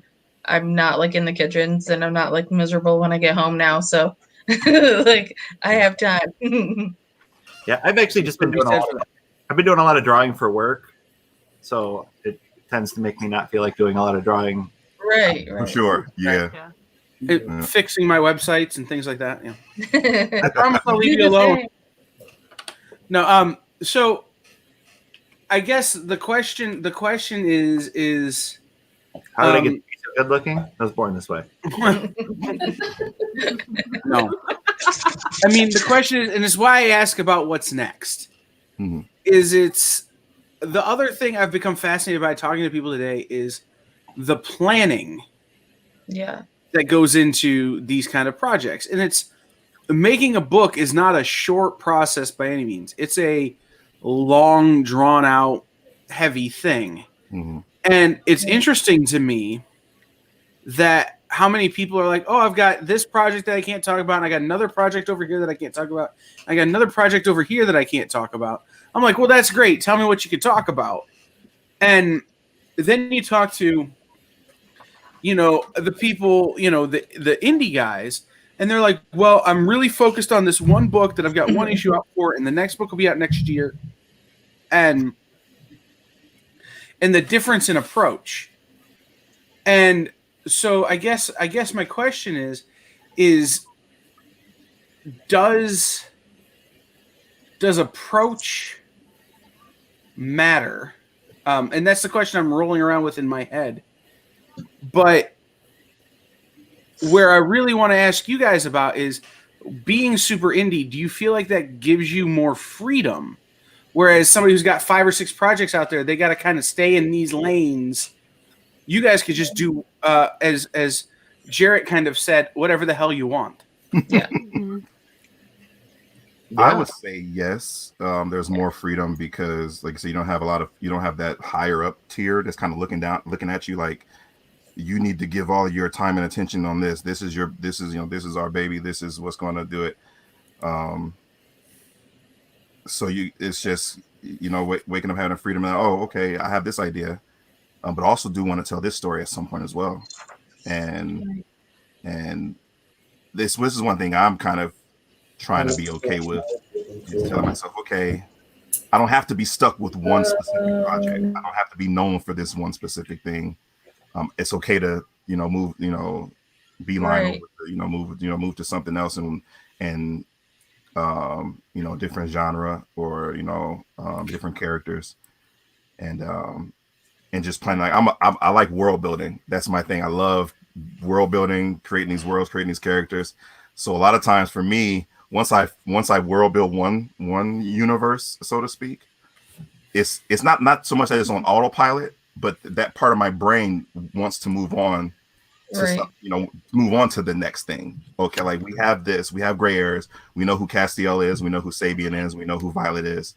But hey, there's this Western cowboy guy over here named Victor, or there's this mecha pilot named Grant over here that he has a story to tell that might be for, gray areas might not be for everyone, but my next project might be for a completely different group of people. And I don't want to really shortchange myself or potential readers with the same story over and over again. So, but I think it's a lot. It's knowing that I have that freedom versus, I work for Apple. I go to work every day at Apple and I have to do what Apple says to do, or, vice versa for any other job. You have to kind of do what they tell you to do. Yeah. What I like about writing my own thing is I can be as detailed as I want in the script and then just have fun. I don't have to run it by anyone. I don't have to let anyone, tell me it's crap and I have to change it. There's no checkpoint you have to do for other people that it's your story is your story. What do you, it's your voice. Right. And like having that freedom to just tell it the way I want to tell it is, I think, better than working for somebody. Like, honestly, would it be cool to draw some issues of Spider-Man? Sure. Heck yeah. That would be really cool. But it's not my story that I get to tell in my way. That means you're now in this box of somebody else's character, somebody else's creation. And after a while, it can be kind of it'd be stifling, like, because you want to express yourself. You can only express yourself so much through Spider-Man, because somebody's going to say, Spider-Man wouldn't say that like that, or there's no way this is character. But when it's your character, it's like, well, that's my character. Like this is how he's going to do this. The nice thing about when you get to have a nice collaborative experience with a writer, though, is you get to still have a little bit of that stamp. For sure. I've worked with people who weren't so kind about feedback of any kind. And it was just like, oh, so you're not open to we're not talking, right? You're just okay, this is a dictation. Yeah. Got it. I got it. I'm out. Yep. Yeah. But that's also nice, like being indie, like you can just back out and say, you know what, I don't want to work with you. I don't like how you're steering this project with me. This isn't great, and I'm out. And you can do that. When you're under contract with a big company, it's a lot harder to do what you're telling me to do. Yeah. Not like I got 13 issues of this thing that I don't want to work on anymore. Right. But it's different when you have to put your personal name on it, you know? Yeah. Right. Mm-hmm. So as we run short on time here, the big important question is of obviously commerce. So where can people buy your things? We'll start with Jerome Kelly. Again, I'm new, so this whole website and all this kind of stuff is I'm the artist. A lot of this business stuff is new coming, but PayPal is the easiest way. 0g.comics@gmail.com is, you can go on there, order issue 1 of Gray Areas, and we'll get it out to you. You can contact me through any form of social media under 0G. 0G Comics on Facebook, Twitter, Instagram, and that's 2 G's and G, right? No, it's very complex. 0 is XERO, no Z, XERO, and it's usually -G, GEE, 2 E's. I knew there were 2 E's and G. So I just couldn't remember the zeros. And then comics is comics with an X at the end of it. So 0 with an X, comics with an X. So I'm doing this with a real pencil. Like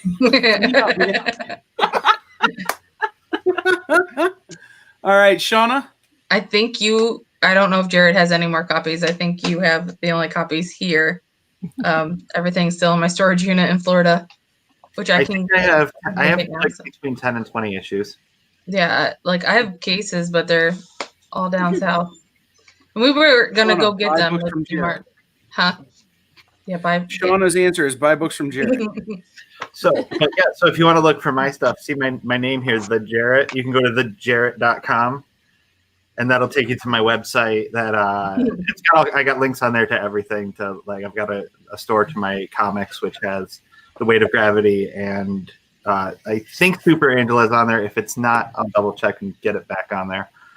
You can also message me at Instagram, Twitter, or anything, The Jarrett. I'm also the only one in the world named Jarrett Whalen with my proper spelling. If you see that anywhere, not the way Kyle likes to spell it. But you're in my phone 5 different ways. Believable.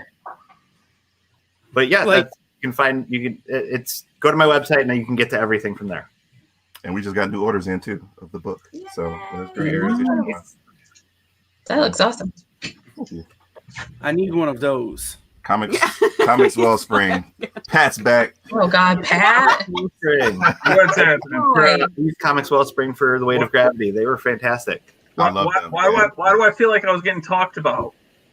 We never talk about you. Nobody wants to talk about you. Nobody talks about you. Pat. Why's your hat backwards? Like, it's like cool dad mode. He's trying to be like the young people. Stop being without his hat and screw in my head. All right, so I will get all these links up on GarageCon.live very, very shortly. Appreciate it. So that you can get with all of these people. Oh, Gucci.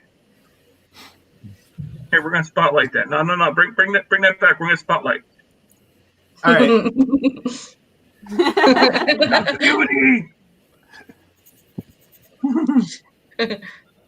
There you go. Taken, by the way. After Carl. Hey, yeah, there. Where's Damn it, Dirk.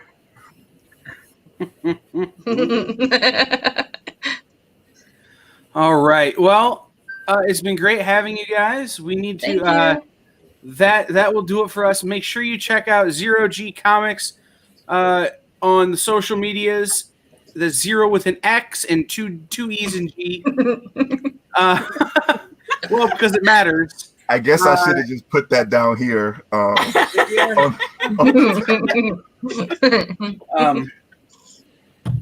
And then Shauna says buy books from Jarrett, which is true. And Jarrett is thejarrett.com. Links soon to be available on GarageConLive.com. GarageCon.live. Jesus. First time today I've messed it up. I've got Garage. I don't believe that. I think you only got it right once. I feel like he only ever right gets it every right. time. Because I wrote it on my hand today. By the way, I will say I'm going to tell a little small world story. So Jarrett did some design work for a DECA candidate recently, who just happens to be the son of two people I went to high school with. Oh, yeah. Leslie grew up 6 houses down from me. Oh wow. Yeah. That's funny. And Nate's dad Ken was across the street from my best friend, so like I knew both of them for ages. That's fun. All right. It is a small world because, we had Toledo people on earlier. We had a Toledo person on the last show, and we're about to bring in 2 more people from the general vicinity. But in order to do that, we need some people to leave. I don't want to be that guy. You don't have to go home. No, but you got to get out of here. Go hang out on GarageCon. Shauna, go to Florida and get your stuff out of storage. Soon, very soon. Not soon now. Go. Thanks, Bye. See you Nice guys. Jared, Shauna. Bye. Look forward to seeing you guys soon. Bye, guys. All right.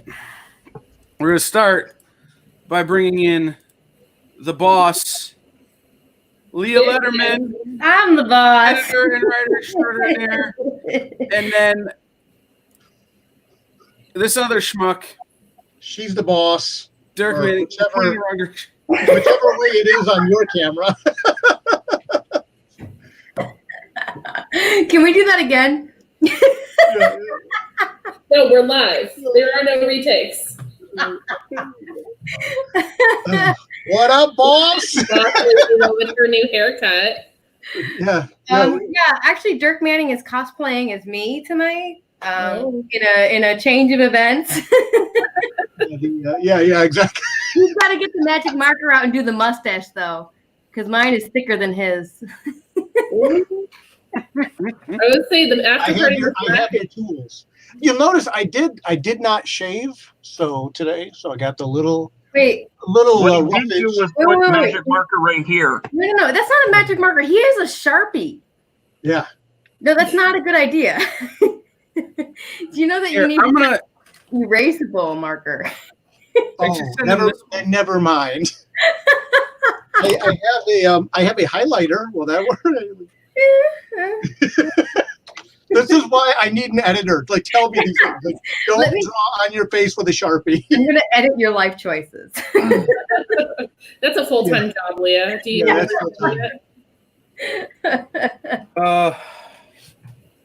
man. Whew. Guys, you don't even know. That was great. Leah, how did your reading go last night? You had a reading last night, I saw. No, thanks for asking. I was actually really nervous about it because it's not often. I mean, an interview where you're hanging out is kind of one thing, but then when you're getting up in front of local people that and you're reading your own writing, it was nerve-wracking, but it was good, and I think it went well. Were you reading from Cafe Macabre? Or what were you reading? No, thanks for asking. It's a local writers group, the Indiana Writers Center. And since I've moved here in 2011, it's been a really big influence on me. I've gone to workshops when I could, etc. And then the stay-at-home order came, and I've been able to go to a workshop because they're all virtual. So I wrote a piece for one of the workshops called Gathering Wild. And it was about, identity as a mom and kind of like some schmucky stuff. but people liked it and it was received well. And I read it last night and I think it was received well. So there. Thank you. Right on. Well, you know, I'm a fan. Yes, I appreciate that so much, more than I can say. I'd like to think more of the OG fans. It's like, you know, the I ground. think that's true. No, I think that's fair. Dirk has to be the first. He's Mr. Hipster. No, you know, I think that's fair. And, you know, I agree with you, actually, Pat. My hipsterness has nothing to do with this. I was trying to segue into like how long Lee and I have known each other. No, and that's exactly right. That's exactly right. Mission Control up there. When meantime, And I'm trying to destroy your segue. Right. It was a good. I see where you were going with that. Because And- it's about Leah, not Dirk right now. Yes, it's true. It's true. Sorry, I'm doing some sewing. He's gonna hit me now. Look at Pat. You've already disenfranchised Leah so much she's sewing rather than hear your snark. Well, Leah and I can't be friends, remember? That's true. No, I broke it off That's before what it ever this is began. about. That's what this What is is it about. about? What's it This about? is an intervention. Nobody told you this is an intervention. Wait, for me? No, for Pat. Pat. Oh, right. For everyone to tell him how tall he is. Yes. Pat, we're gonna remove you. We're gonna remove your legs at the knees for your normal size. So I was thinking about this. I was thinking about this before we came on, Leah. How long have we known each other now? I think I know the number, but like any well-trained male, I would never like give an anniversary date like first. I want to hear it from. Oh, our anniversary. Is that what this is? Yeah. No, it's been 10 years. Yeah. We met in 2010. Mm-hmm. Mm-hmm. Okay, good. That's what I thought too. Yep. No, it's a decade of regret decadence. and mourning. Or that. Yeah. That's why I got to say I You was were able to put up with him that long, Leah. What's that? I said I'm surprised you've been able to put up with him for 10 years. Well, I moved out of the city. Wow, Bob. Call him out. All right, so that's the trick. Yeah, we actually talk more. Like most of the people in my life, I talk to them more the farther away they are. Yeah. So like Marianne Alessandro in Italy, we talk all the time. You know, Leah's farther away, we talk more often. You know, if you live down the street from me, it's like I'll hardly see you. No, exactly. I'm cutting. Excuse me. Oh, working on things today. It was so artistic. I was inspired.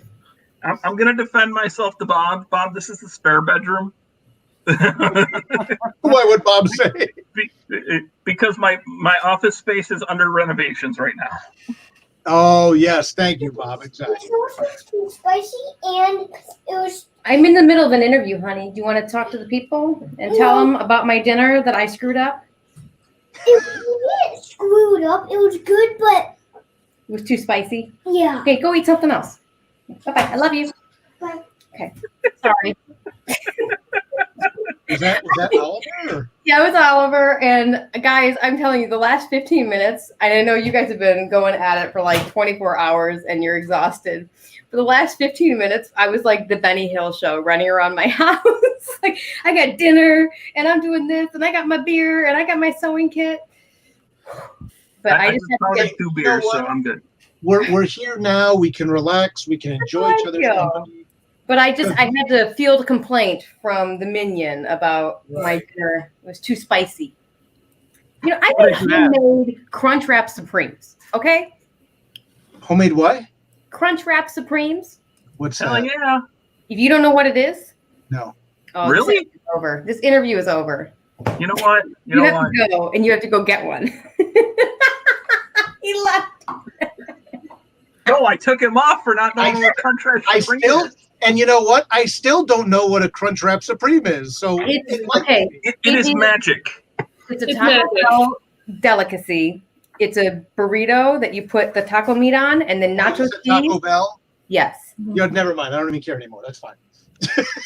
Wait, did you just call it a burrito, Leah? It's not a burrito. It's not a burrito. It's a Okay, tostada. on the app, okay, in Leah's defense, on the app, it is listed several places. Okay. On the Taco Bell app. Okay.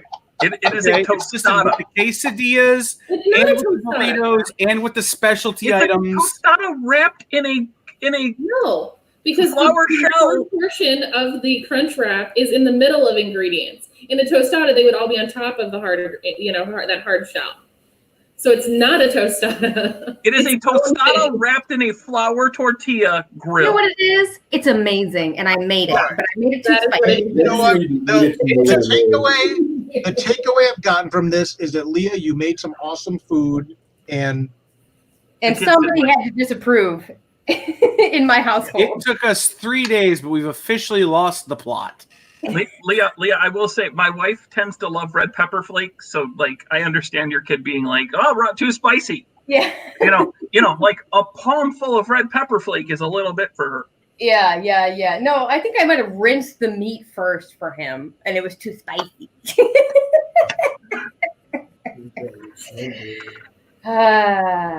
He's gonna teach All right, people to do so that. to bring this thing back to some sort of semblance of please, because we're talking about Taco Bell, and I know nothing. Go ahead. We're taking you to Taco Bell one night. This is how it's going to be. You can have mine. Oh, no one said anything about buying you food. We're just going to take you to one. Oh, that's We're fair. gonna make you a goddamn Crunchwrap Supreme, and you're going to eat it, and it's not going to be too spicy. Listen, Mom. This is what happens when you get 10 years in. Like, I'm not eating it. You're eating it. Yeah, if I take it. Yes, Kyle, go ahead. I don't even remember what I was going to Headliners, say. I don't even remember what I was going to say. I just have lost my mind now. Let's get back into some semblance of normalcy here. Leah, yeah, how did you come to be working in comics, and then how I'm going to go ahead and throw you a second question right now. How is working in comics, particularly fixing the schmuck beside you comics, different from writing your own stuff? Okay. I was teaching full time and at college composition courses, etc. And I was happy. That's always what I wanted to do. And then it kind of came to pass. And he was like, "Hey, I write some stuff. I write some stuff sometimes, and maybe you can make it prettier." And I was like, "All right." And I mean, that's pretty much verbatim what he said. So the actual first thing once again, please, Leah. I write some stuff sometimes, but can you make scratch my armpit then like a Neanderthal? make it pretty? I need it pretty. And so I did. And so I made it pretty because that's what he asked me to do. And but I actually didn't do comics first. I did Right or Wrong, the prose. And from there, we got into doing more of the and things like that. I don't think I ever officially edited the Nightmare World. I mean, I proofed them after they'd already been lettered, etc. But even then, yeah. But it was kind of one of those things, and I hate to say it. I'm not trying to sound ungrateful, but it was like I just kind of slipped into it. Like, oh, hey, well, this works. I think I called it a hobbit hole that I'm decorating. Yeah. My favorite analogy was you fell into a hole and then you decided to decorate the hole and make it your own. And I was like, working with me as the hole or editing? Yes. Like, what is the hole here? What is this? And I've gotten the chance to work on, in fact, I pulled out a bunch of books, children's books. Gosh, I forgot one book. But I worked on things like Head Metal Racket and Howie Knowles Float. And these were wonderful, wonderful, wonderful things that I was so proud to be a part of and I just loved. So I was really grateful for the opportunity, but it wasn't anything I ever pursued, like, oh, I want to edit comics. But this is the bottom line. I'm in a lot of fiction writing groups, online and in person, and they're all about, what genre are you? Are you romance? Are you mystery? Are you thriller? And I'm always telling them, like, I just want good writing. I don't care what genre, what medium. I want a good story. And with that in mind as my baseline, that is how I pursued every project I've ever been a part of. So if you're trying to tell a story, whether it's in comics or in fiction or what genre of fiction you're in, I want to make sure that your voice shines through clear as a bell. And when there's a moment where the record skips, I stop. And I stop you and I say, hang on, this made me stop. You have to fix this. We have to improve this. To use a word that I have become familiar with as someone has been editing my writing. Improve. So that's really it. It wasn't that I fell into comics or that I fell into working with Dirk. It was just like, I know a lot of storytellers, and I think I've been reading and writing stories my entire life. I have a master's degree in stories. So let me talk about how this works or doesn't work. And as far as how it's different from my own projects, well, my own projects are much more fulfilling. Right? The topic in the last hour or two, as a matter of fact. Yeah. Pat has been very patient all weekend as he's been made fun of, waiting for this moment to be the one who's not made fun of, because he knew an easier target was coming. Yeah. No, I mean, I'm sure like every client who's ever worked with me is like, Leo, what the hell? But I mean, come on, doesn't that make sense? Like, granted, I like making people's. This is the kind of person I am. Okay, I was on crew for a show one year when I was in 7th grade, and it was the worst thing ever because you know what crew does? They stay backstage and they wear all black, and they don't get to come out and be seen in the spotlight. The best part. Have you met me? Right. The difference, the fundamental difference right here, right. Yeah, like I don't want to be in the background. I want to be on the mother flipping cover. And so that was the big difference. It was something that I kind of fell into and I was good at, so it worked. And I was like, okay, this is cool. But I kept realizing the more editing I was doing, the less writing I was doing. And eventually I kind of had to say, it's one or the other. And I started writing more and I put out some books. And then now I'm back to like, I can kind of balance this. I've kind of found a happy medium. But I, more than anything else, have always wanted to tell my own stories. So I've been doing some of that. I mean, you've got the greatest material on the planet in your house.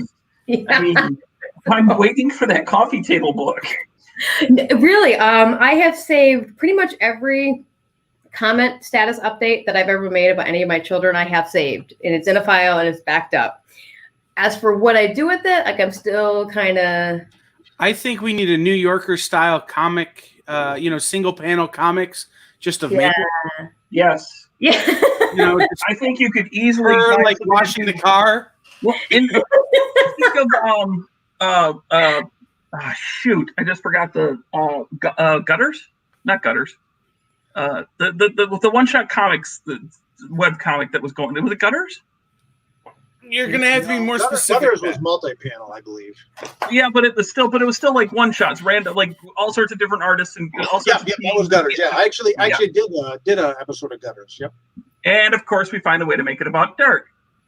Hey, Pat, listen, man. When you do as much work as me, you will find that you're all over the place. You know what? When you're Listen, first you book bring comes it back out, to you'll me. get there. You bring it back to me. That's why I was talking about the Crunchwrap Supremes. Yeah. When you do as much work as me, right? If you don't draw attention to it, You're productive people, Pat. I know you're just dipping your toe in the pond, and that's great. You'll get there. No, I fell face first into the mud puddle. well, then you fell in the mud puddle. Leah fell in the hole. Right. I remember that with the hose. I remember that conversation we had, Leah, about you going from editing more to writing more, and yeah, because you were right. I mean, it was the same thing with me when like doing journalism for so long. It's like you get to the point, it's like you're covering other people's work, yeah, but then you decide it's like I want to do my own work, and there's like some, and especially with your family, there's only so many hours in a day. Yes, that was huge. And who was it talking earlier? It was Scoot. Scoot was talking about, he's only got, at the end of the day, he's got like 3 hours. 3 hours. And that hit home with me because I was thinking about that. I would put Oliver down and he was a horrible sleeper. And like I would have like an hour and a half at a time to get as much done as I could. And it was always, okay, I can get 2 chapters edited. And it was never I could get a chapter written. And so it's taken several years, longer than I'd like to admit, for me to find a balance. And in some ways, frankly, the stay-at-home order was kind of a help in that regard, of just like, okay, now we've really got to get a routine. And I have been really productive word count wise during this time. So it's working. Something's working. Do you think that doing as much editing as you did helped you become a better writer too, though? I mean, I've wondered. I mean, they certainly feed each other, right? I mean, you're between teaching, editing, writing, reading more. I got to be real careful with that and with how I say this, because reading helps me write, especially when I read like really, really amazing things that make me want to write. Right. Totally. Sometimes I'm reading something that I'm like, I'm not going to write a comic. So this isn't really like, reading a script isn't necessarily inspiring me to, go write some languid prose. So I will say, pardon me, Miss Gucci. Right. We'll just be down here in the gutters with We're gonna need $1 in the jar for using a $1 word when a nickel word would have worked. No, it's good. Languid prose, that's a phrase. Oh, I thought he meant Googling right now what languid means. Languid. I could spell it. I don't know what it means. Okay, well, fair enough. Drina was wondering what you're making, Leah. I'm not quite ready to reveal yet. Let me get a little bit further along, and then I'll show you. Okay. Like the end of the interview surprise. If I get that far. No, I mean, I'll get to the end of the interview, but I might not get to the end of what I'm making. Is that? So Drina, follow me on Facebook at. I hope I get to the end of the interview. No, I was working with Allison Spooner, and this was actually at a time when I had said, like, okay, I'm kind of not editing anymore. And then she and I met at Toledo Fantasticon in 2018, and she was the first person to ask me if I was considering a second Cafe Macabre. And at that time, I was like, because I had not even done the Kickstarter yet, and I was really stressed out. Like, no, I can't even think about that. But she and I became friends, and then she asked me to edit something for her, and I jumped on it because I really admired her perspective and the writing I'd seen of hers on her webpage. And when I was reading what she was doing, I was thinking, I've enjoyed so much work from all of my clients that wasn't necessarily up my avenue necessarily. But when I read what she was writing, I was like, oh, like, this is the kind of stuff, like, it made me want to get moving. Like, I was really inspired because she writes really, really beautiful short stories and prose. She did that Flash fiction book too. Yeah. Flash in the Dark. She did Flash in the Dark, which you, I know, wrote some back cover material for. And then she wrote This Is the Problem with Humans. And this is, oh, it's so phenomenal. Oh, I edited it, and it was like, I'm reading it and going, oh my gosh, like, I'm not even kidding. I was one, if not two of the stories led me to tears. Like, holy crap. She can really capture momentum in a story and then turn it around on you and punch you in the stomach. I found that even with Flash in the Dark that you wrote, it was like, Flash fiction is tough to do, man. It's like. He's got it. It's the same thing I think with short stories, like you can always tell someone that's gotten serious into writing because they'll be the first to tell you writing a good short story is harder than writing a 200-page. Anyone can go on and on and on and on. Exactly. But to be get in and stick the landing and get out. Right. Yes. That's really a practice thing. And that's kind of what I was trying to do in that little thing I read about last night. I was doing some micro memoir. Like, okay, I've got 700 words. How can I pack all of this in here? And apparently it worked. I mean, I'm not certain completely, but there's different pieces or avenues of expertise for whatever genre you're in, or not genre, I should say medium, comics, flash fiction, short story, novel, I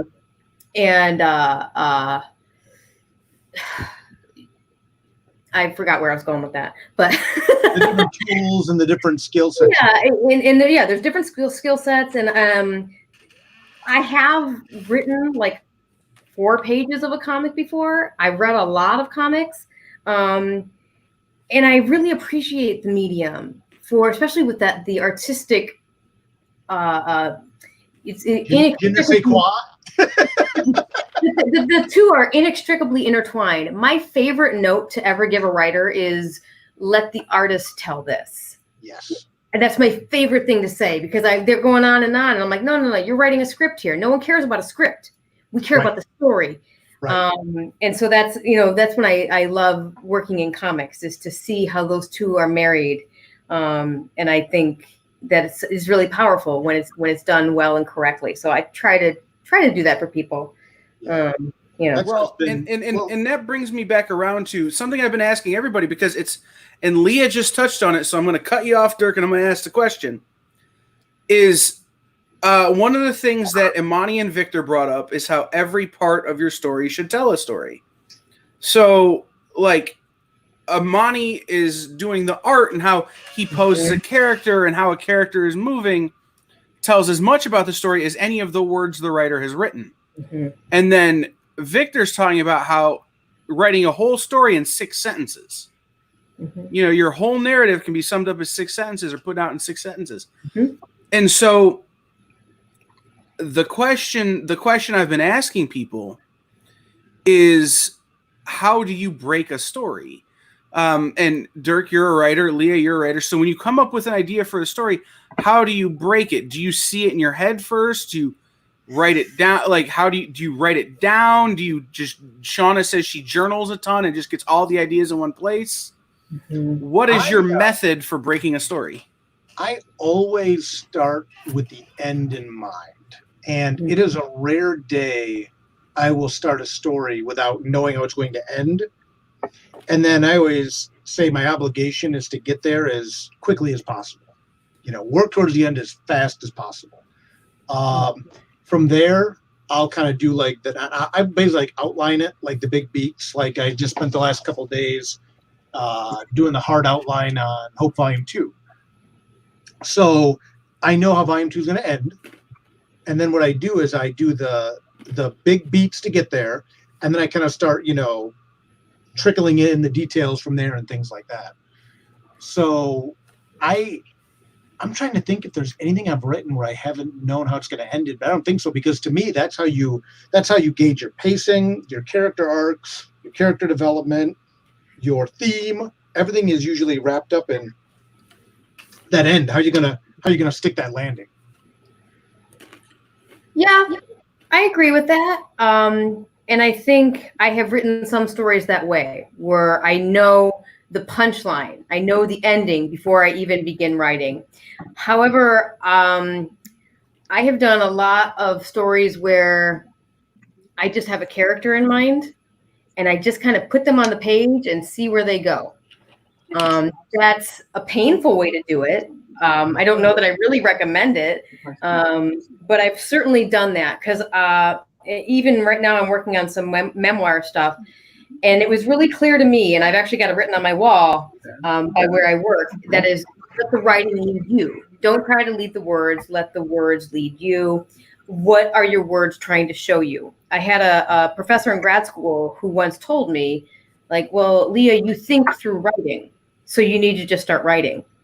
And that was a big kind of an epiphany moment for me. And she was really absolutely right, because then I got really stuck in this memoir that I'm working on and feeling I wasn't discovering anything. And so I went, like Sean had said, I went back and I actually journaled about it, which is a really interesting part of the writing process. If you're stuck, then put away the document, whether you're writing it by hand or on the computer, and go get your journal. I don't care if it's a notebook or whatever, and just write, what am I trying to say? What's frustrating me? I did that for about 10 minutes and I had this huge epiphany. and it's all it took. So just I used to tell my students that, like, change where and how you write. That's when you're stuck. You know, if you usually write at a desk, go right outside, go sit on the dryer. I don't know. Some of us are too big to sit on dryers. Yeah, that too. That's for if you're writing sci-fi erotica. You go sit on the dryer. That's the washer, Dirk. Way to make it dirty.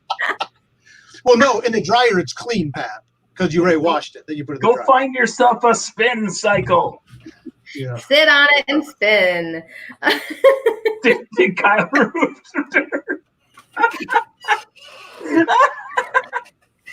Lord. That's interesting because I know a lot of people talk about the journaling aspect. For me, though, I'm the opposite. Like, if I'm working on it and I'm not getting there, I have to step away and just put it back in the oven and let it cook. Yeah. You know, Well, it's like yeah, that's what I'm doing. And I do that a lot. I'm all about putting it away to let it cook. And sometimes that's what it needs. But this was one where, like, I had been done setting in that oven. Okay, gotcha. You know, and I was like trying to move it forward, and it was not. Yeah. It was like when you're trying to make dough, and it, like, no matter how much you add to it, it's still crumbling. Just still right. And so I was desperate because I've never really done that. I've, like, thought about it. But finally, I was so frustrated. I was writing in my journal, and I was like, you know what's really bothering me? The fact that I can't write this stupid thing. And I just started writing about it, and it just fell. It was like just getting that off my chest. So much fell away, and I was able to move forward. So, Kyle, I don't really know if that answered your original question. But when you're dealing with writing... What was the question? How do you break a story? Oh, yeah. I mean, talking about the writing process, and the simple answer is it's different for everyone, and there's tips and pointers we can give each other. I like that idea about, you know, the 6 words or less. I had a professor tell me, you know, you're ready to write the paper when you can explain what it's about in a sentence. Yep. But if you have to go, well, it's about this poetry and how it conflicts with this, and then I'm going to bring it, and you're like, nope, shut up, you're not ready. I have the opportunity to write a piece for a publication that's way out of my own league. Let's put it that way. I got very lucky and was asked by someone, and I started writing it. And Drina is going to edit it. And I wrote like a third of it, and then just stopped cold because I couldn't write anymore. But I also couldn't explain to anyone what I was writing. Yeah. And it's taken me until I don't know if I was talking to Dirk the other day or who I was talking to. I was talking to somebody. I finally was able to explain it in one sentence, and I'm like, okay, I can go back and write it. Like, right. Stop what you're doing. Go write down that sentence. Right. Yeah. And that's interesting because it's like that too. Like, I tell people, like, you know, we're doing like a virtual kind of convention here, panel, but at Comic-Con, it's like you have to be able to distill down a book to a sentence. And you're right. And it's so, like, with Nightmare World, it was easy. With Hope, it was easier. Like and you know this, Leah, because you were involved in the first 4 volumes of this book with Tales of Mystery. Such a huge book. And I'm like, I'm playing a much bigger game here than people even realize. It's like, how do I take this huge thing and, you know, condense it down into that sound bite, you know? But you're right. That's when you really know the story. That's when you really own the work that you're doing. And, you know, Twyla Tharp talked about this in her book, The Creative Habit. And she would talk about, like, at the start of her project, she would just get like a copy paper box, you know, a good sturdy post office box. And she would write on a 3x5 card the theme that she was trying to communicate with this piece of artwork. And she was usually choreographing a dance. And she would write it on there and, like, tape it to the bottom. And then she would fill the box with anything related, any material, any music or movies or books that would fuel her. And then as you start working on things, you find that the threads start to fray and it starts to sprawl all over the place. And sometimes that's good, but sometimes you're sprawling in a direction that doesn't make sense for anyone. And so she would get down to the bottom of her box and remember the theme and go back to her original intention. And I think that's helped me a couple of times. Just at the start of a story, setting my intention, like, what am I trying to say? What's the ultimate? Like when I wrote Hardly a Scratch for Cafe Macabre, I was really trying to talk about cognitive dissonance Like, here is a woman, like, we're not really sure what's happening in this story and what's real. In fact, Mariana Pascosta is the one who coined that term for me, because I didn't know that it was she said it better than me. Dissonance. When you try to imitate Mariana, it makes me cringe, Dirk. I just talked to Mariana a couple hours ago. We were chatting, and it was so good to hear her voice again. Yeah. You make her sound like Mario, though. Thank you. That's what she says. She goes, "You do not sound like a Mario," and I'm like, "Yes, I do." But with that story, what was interesting is I wrote that story, and this is a good example of one that was sprawling and was kind of out of control. And then I had a baby, like, before the story was done. I actually brought my laptop to the hospital. I was like working there because there's nothing worse. I'm not trying to be like some crazy workhorse, but I know from experience now that there's nothing more weirdly isolating and alienating than being a mom in a hospital ward, in a maternity ward. Like, it's weird, it's alien, and you are swimming in hormones. And I was like, you got to write that shit down. And so that's why I did it. And I only wrote a few paragraphs, but that was actually when Esther came in. Esther was never a part of that story, which is really weird if you've read it, and if you've read my follow-up book, which is a spin-off all about Esther. That's what kind of allowed it to happen. So I had this intention set at the beginning, and then I just let the work carry itself away. Yes. Oh, there it is. Isn't that pretty? That's my quarantine baby. But just, I have an intention with my stories, but I'm also really open to see where they might take me. And that's my really long answer to a question I'm not sure anyone asked. Well, it was interesting, though, because, I kind of brought this up earlier, but one of the earliest things I talk about in Right or Wrong is theme versus plot. Mm-hmm. And a lot of times, so many young writers, and I mean young in terms of young in their career, they're hung up on the plot. And there's only 7 plots. You can jiggle that number a little bit. People boil it down to 3 or to 1 or to 16, but still, there's not a lot of plots. But when you take a theme and you write theme first, and then you obviously build your plot and your characters off of that, then you can get a much stronger foundational work. Yeah. And if you don't do it with the plot or the theme, you do it with the character. You have a really good character, and then you just put them on the paper and let them go. Exactly. Yeah. But even with your book, with a novel of shorts, The Woman No One Sees, I remember when you and I were talking about the book and talking about Esther and stuff like that, and then writing the introduction and stuff like that. We had that. I don't want to talk out of school, but I thought it was very interesting, the conversations you and I had about Esther and how I saw her versus your epiphanies in that way and stuff like that, and how even some of the earlier Esther story, like putting Esther into some of these stories that you'd written that she wasn't in, and the themes prevalent in the book, which I don't want to give away. No, that's really weird though, because Hardly a Scratch from Cafe Macabre was one where I did insert Esther in, and I hadn't originally intended it. But other than that, she was a character I had before I published Cafe Macabre, and before I did this, I'd had about 6 short stories published in various anthologies, etc. And I'm not kidding. I think maybe all but one of them had Esther in there somewhere. She was this weird little background character, this weird little Easter egg. That thread. Yeah, that thread. And then I just finally decided, just put them all together, see what happens. And I only had to write a few more stories to really fill out the rest of her life. But this book is 9 short stories that are all kind of weirdly, tangentially surrounding this cleaning woman who steals your dust and collects it. Was it Hardly a Scratch that we talked about making the character Esther? What was the one?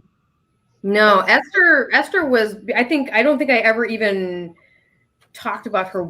Okay, I remember the first story I ever had published was an Esther story. It was called Dust to Dust, and it was in Blood Lotus Online Literary Journal. And I was actually thinking about that as I was thinking about this interview with you, Dirk, because I had a ton of grading. I had 6 classes I was teaching. I had 200 students. I was so overwhelmed. It was just ridiculous. 200 students? And like other full-time teachers had like 6 students. Right. Because right, I right. How did this happen? Like it's not really popular. It was Right. really horrible. And so I was saying, like, I've got grading to do. And I remember you emailing me and saying, no, you have writing to do, and that's more important. And I was like, like no one had ever said that to me before. So it was very refreshing. Well, and to be fair, I was not besmirching your students or your other work. No, but it was like, that was it was never ending. And you were the one, I was like, oh, yeah, I want to work on this writing and this story idea I've been telling you about, but I have grading to do. And you were like, no. And it was really, I needed that. I really did. And I went home and I wrote the friggin' story and it got published. And now it's in a book. And now it's in a book, and it was great. But again, I think it's one of those things that people talk about writing all the time. And people come to conventions and, you know, because of my history and the type of books I do and whatever personality or however you call it, people come and start telling me about their story. Like, oh, I got this story about blah, blah, blah. And I typically tell them, I'm like, stop. I don't want to hear about your story. I want to read it. And people tell me taken aback, and here's why. And for anybody listening, here's the important thing. The more you talk about your story, the more real it is without you having to do the work. And you trick yourself. And that's where you were at the time, because I got this idea for the story. And that's why I was like, just write it. Just write it. Because what happens is we trick ourselves. And that's yeah. I mean, and at that point, I had already had that idea in my head for a couple of years. I thought of that idea as I was dusting the house of someone who had just died. And I was like, oh my gosh, I'm dusting him. This is 80% human skin. Like, it's like a really weird, dark thought, but that is what that thought. Yeah, you're collecting the particles of the person, right? Yeah. And I know you've never been a traditional horror person. But I'm creepy. But that was my point. But you're super creepy. Thank you for saying it first. You're easily one of the creepiest people I know. And but I thought it was so interesting when you talked about that, because I'm like, I think sometimes the best horror comes from a non-horror background, if that makes sense. You know, you get people to get wrapped up in the tropes of it. And I think novelist shorts, I mean, this book scares the hell out of me. You know, it does, because it's creepy, and Esther is, and the woman that no one sees, you know, and she's this background character who's like picking up pieces of you everywhere you go. And she makes you wonder what you've left behind. I think there's 2 things I want to say about that. First of all, I remember my brother telling me that Albert Einstein, like, he was a super genius and all that, but part of it was because he wasn't schooled traditionally.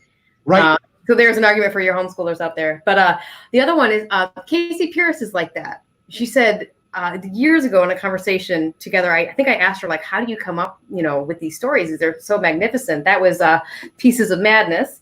And she just said, you know what? I'm a scaredy cat. Like, I just write about shit that scares me, which is everything.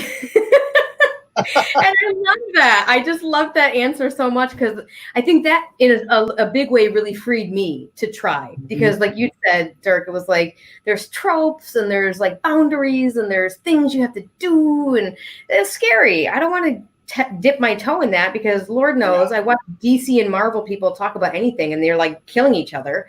So I don't want to try anything. But then to just hear Casey's just like, I just read about what's scary, and I think everything's scary. And I was like, and I discovered that too. Like, one of the things that really scares me is body horror. You know, like Cronenberg's The Fly or Junji Ito, stuff like Uzumaki and stuff like that. And I realized I have never really written a body horror story. And part of me is like, is it because I'm like subconsciously too afraid to write it or whatever? So actually working on Haunted Highlands 2, there's a body horror element in part of it as the story goes on.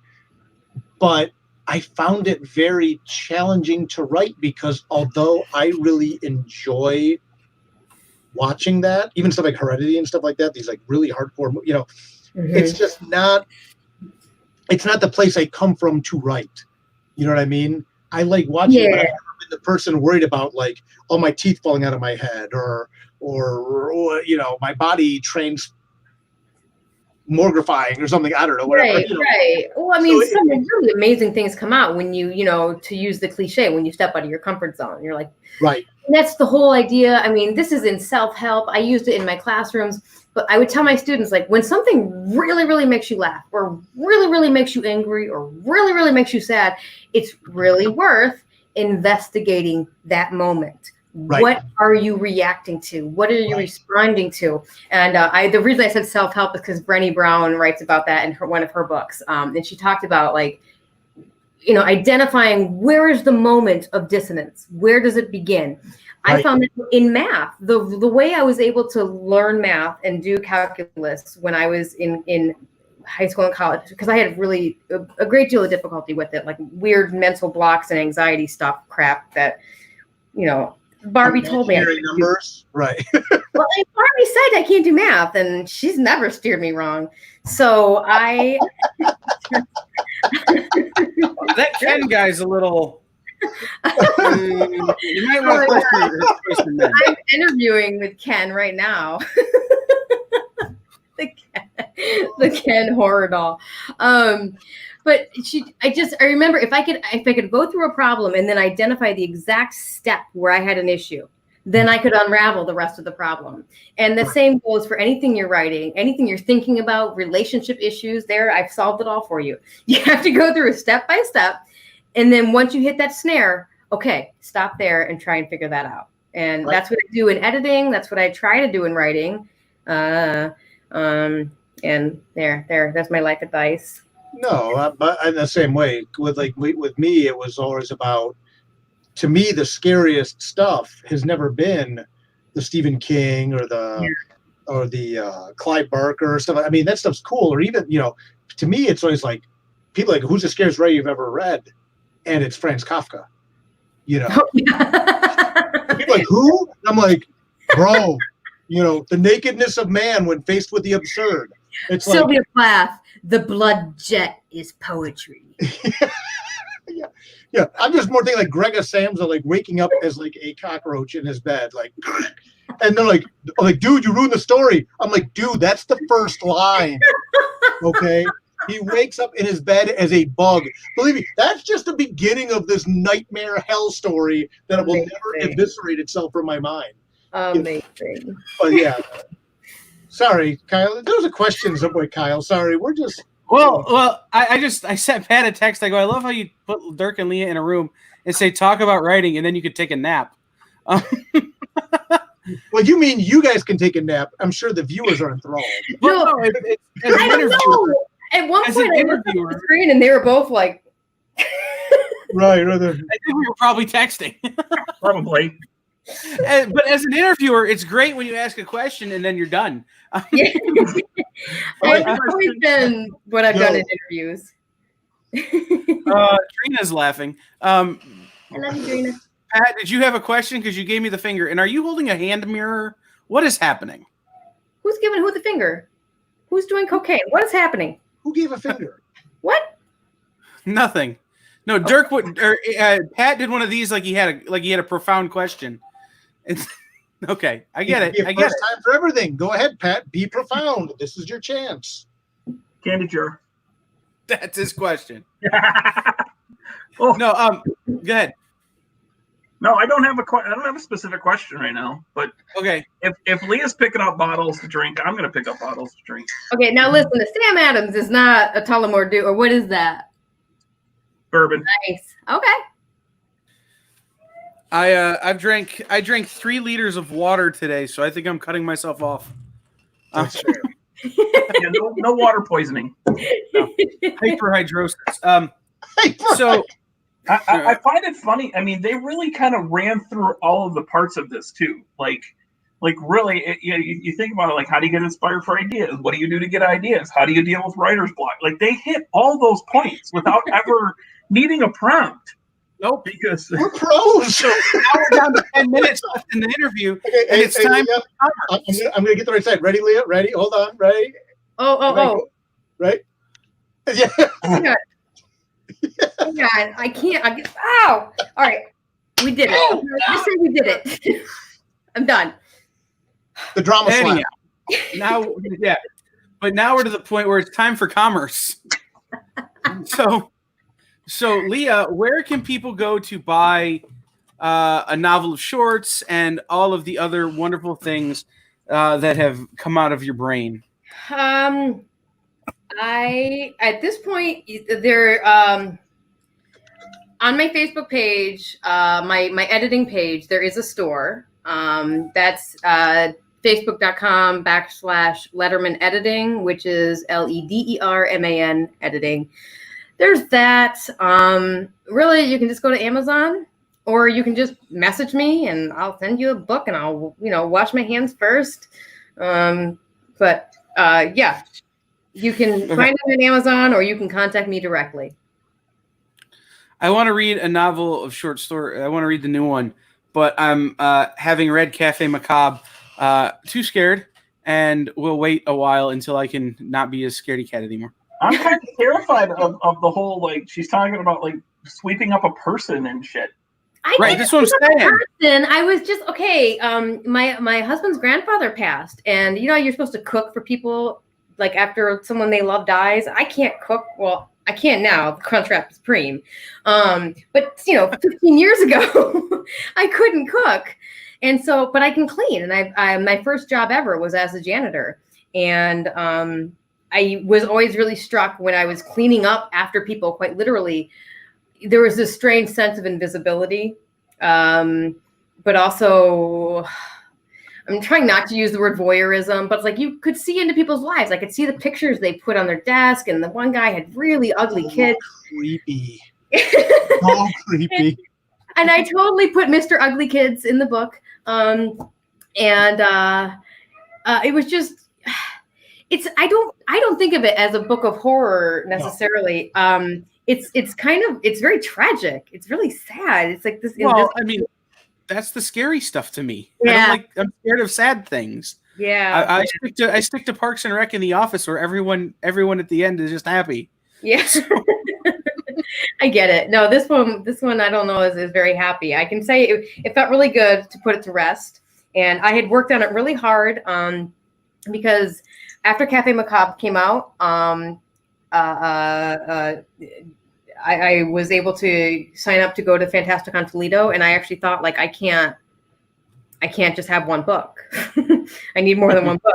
So I spent all of after Christmas, all of January up to February 9th was my cutoff date, finishing this book and getting it out. And I remember it being like grad school level pressure to work every night and get this done and get it out so I could get it to the printer on time, so I could go to Fantasticon with 2 books. And Dirk's over here like, let me show you my shelf. But that was the funny thing, was I was so worried about finishing it that I looked at the back and went, oh my gosh, I don't have any back cover material. I don't have anything. And that's when I was like, the day before it was due, and I was like, hey, Dirk, can you write me something?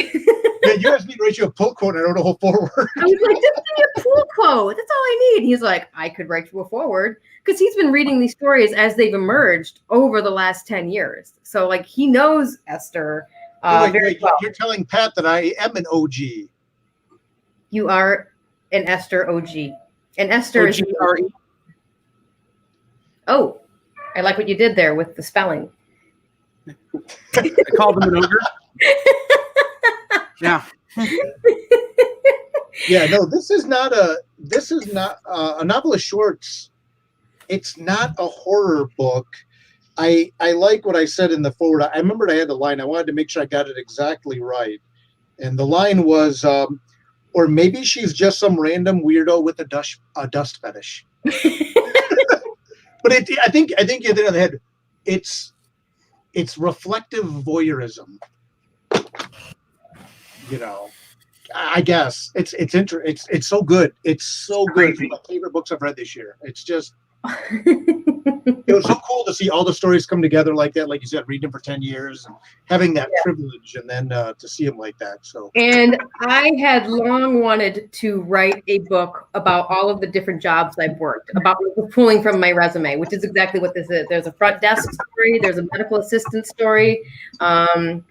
All I will say now for people, and it means nothing to anyone, but the cocaine dealer story is true.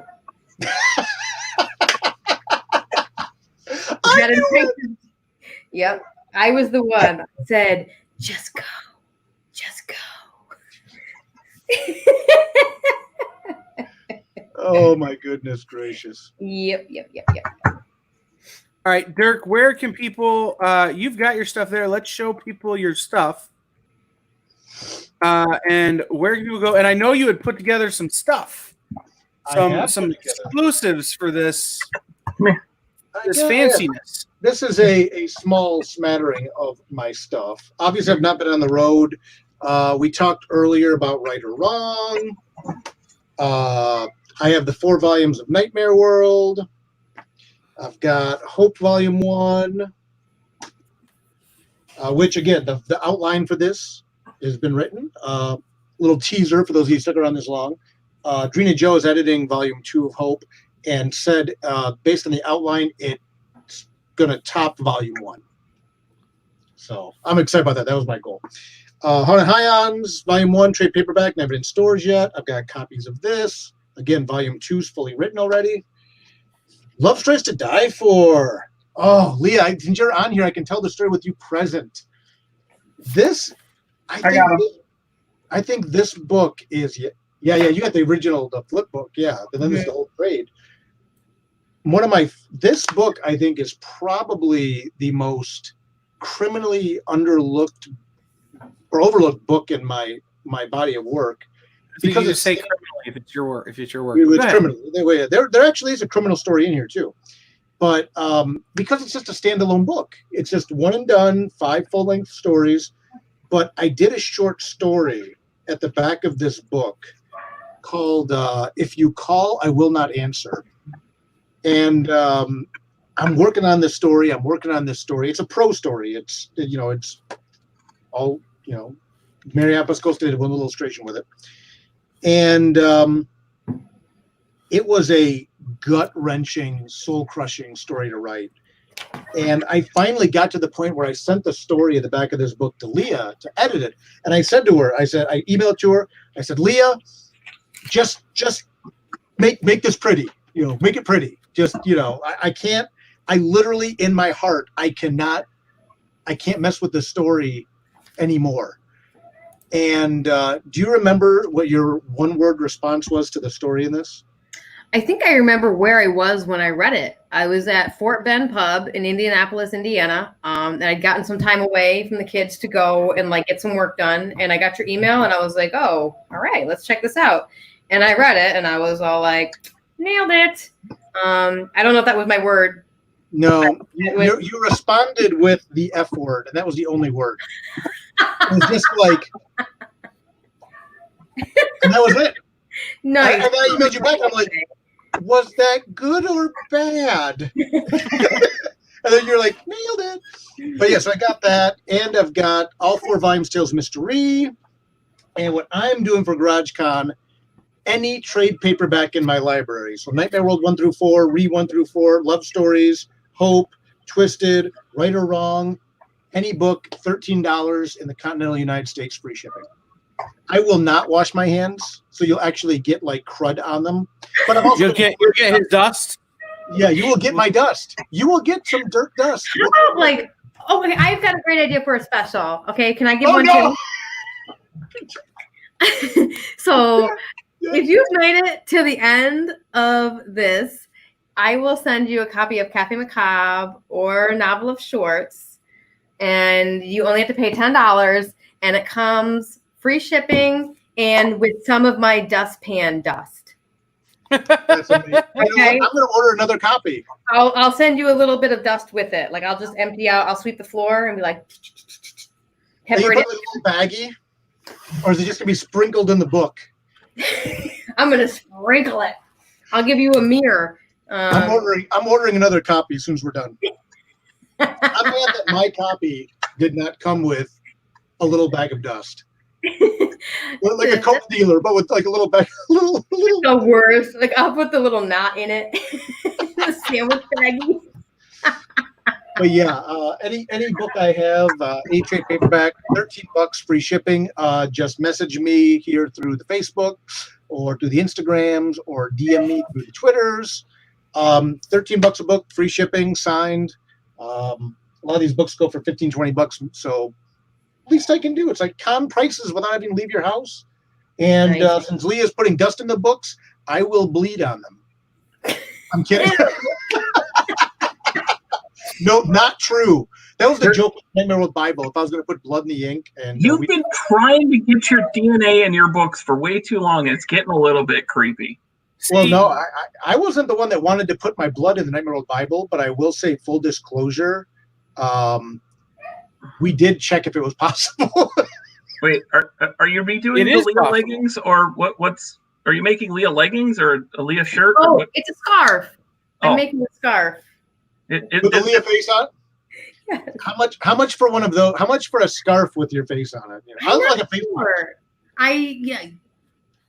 Good idea. I'm not sure. This is actually the hem of the dress, the actual dress, but because I'm so short, I had to shorten it. But I couldn't throw this away, right? It's my face.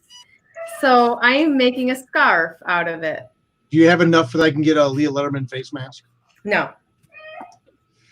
No, but I was actually considering ordering another dress just to cut up. Right, And- right. and- I almost wore the Dirk Manning shirt because I figured you'd be wearing the Leah dress and we could like be totally obnoxious. Yeah, no, I went through a lot of like, you know, what should I do for this? You know, I went a little more conservative. It's a little earlier tonight. Yeah, we did not coordinate. I thought about it, like we could like. I know.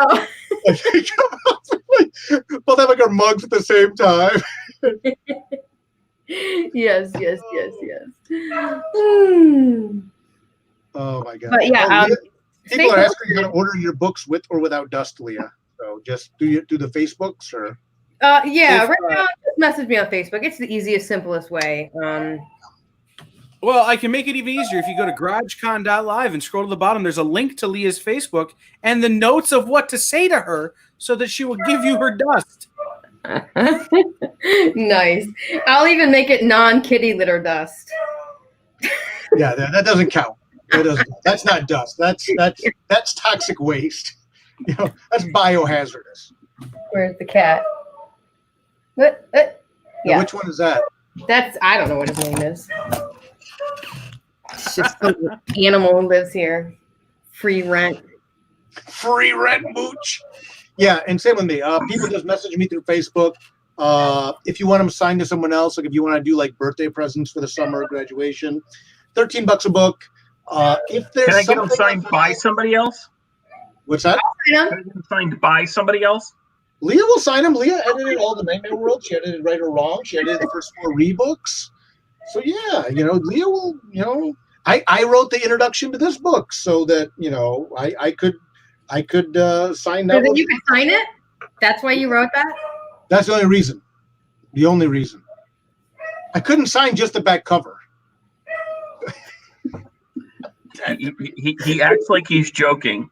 Hey, for the record, and this kind of got glossed over, but if you're gonna bust chops, let's be fair. Uh-oh.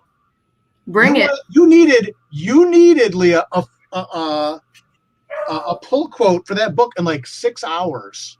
Oh my God, you are stretching that story so much. I am not, and it was my birthday, and I wrote it the night of my birthday. I Oh wrote my you that. God. Oh my God, you are so. And now I'm offended that That's Leah the didn't truth. ask me. Did I even date it? I think I took the date off, didn't I?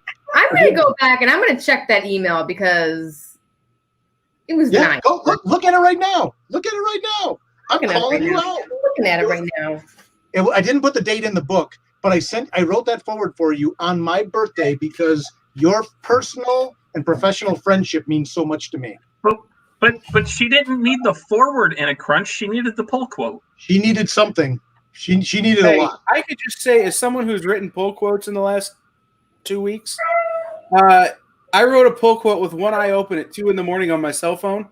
To write a whole forward takes some time, and so I'm gonna side with Dirk has never had a short thought in his life. So fair. his pull quote was just really, really, really long.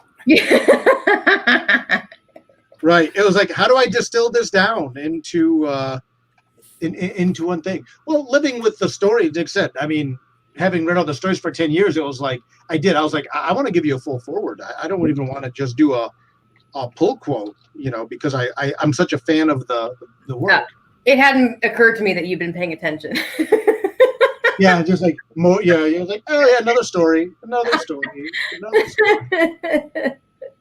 What's your favorite short story out of that book, Leah? I'm just curious. A novel of shorts? Yeah. It's either the first one, Dust to Dust, or it's The Cardboard Box. Really? Okay. Yeah. But that was just a question I realized I never. I would also just say this, if you're taking notes and if you're paying attention, Lithium Sandwich is also based on a true story. I did not think that one up at all. I just witnessed it. Does your website just redirect the buyers to Amazon? I think so. Okay. That's intended. It's intended functionality, Jack. Right. Send her a message. The note on GarageCon.live says, send her a message about her GarageCon special. I did not mention the dust. Like I said, I want to buy another book just to get a bag of dust because I'm feeling a little slighted that I didn't. And I'm angry at myself that I did not think of that myself. All right. Well, as we reach the end here of GarageCon 2020, Leah has her whole scarf made, or pretty close to. Pretty close to. It's not finished, but it's a gift for a friend because I think she needs my face closer. That seems so creepy. So creepy. It sounded better in my head.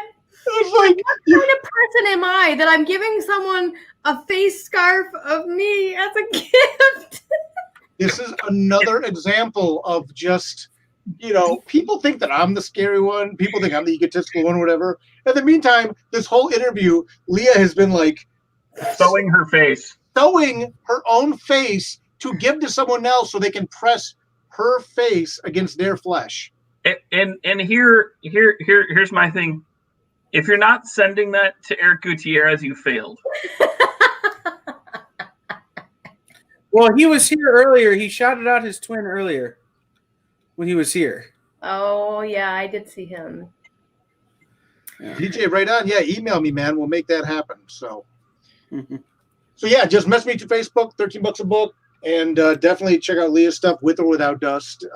Leah is one of my favorite writers. So genuinely, it's an honor to get to work with you as much as I do. And I'm excited because you're lettering Wow. You're editing Cthulhu Jr. coming up. Yes, so I am. We get the band back together there. I'm doing a lot of work with Drina, but then you doing that and just.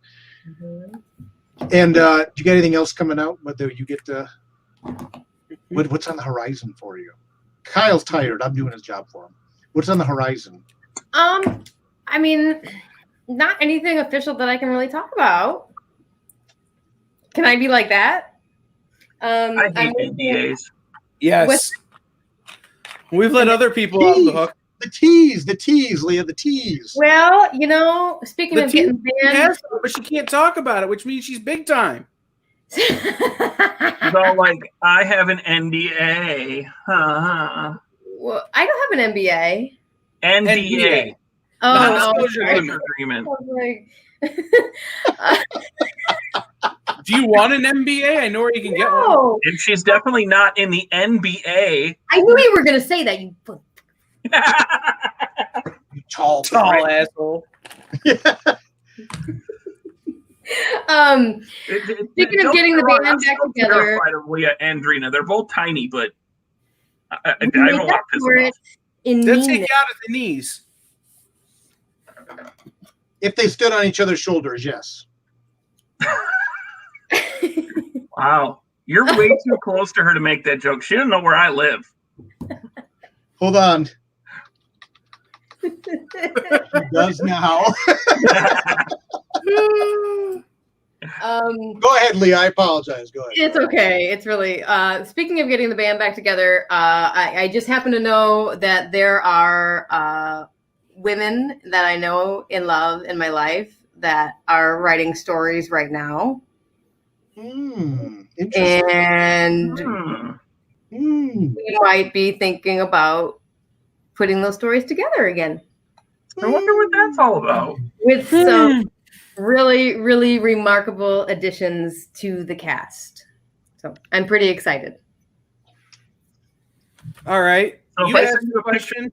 Now answer can I the question. Uh, And don't say Haunted Highlands Volume 2. Yeah, I mean, that's a gimme. Haunted Highlands Volume 2 is written. Hope Volume 2 is outlined. Gosh, I actually have a legit NDA on a project coming out that is going to get to scratch my anthology itch. You know, this is a situation where I'm going to be writing. You get that checked out. What's that? I said you can get that checked out. That Yeah, not during the stay-at-home order. I can't. There's a cream for that. Yeah, I just use a cheese grater. Just body horror.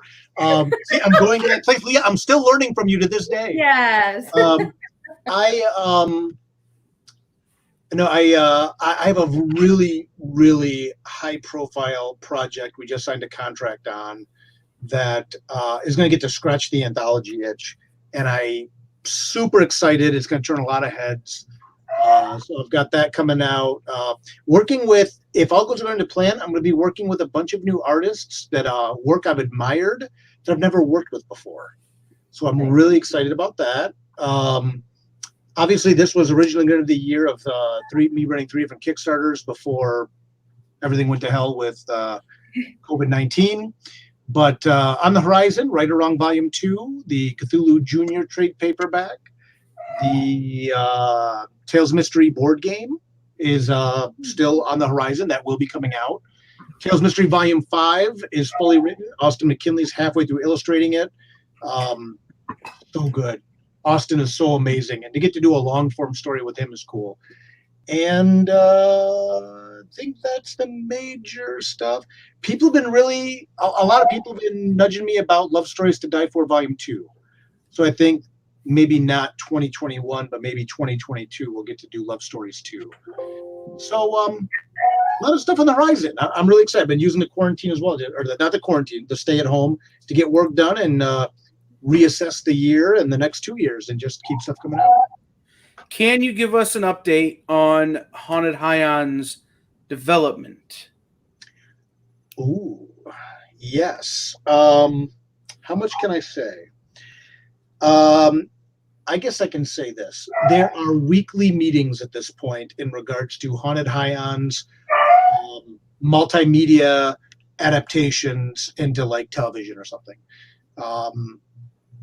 Yeah, that's what I can say this time. There's weekly meetings taking place.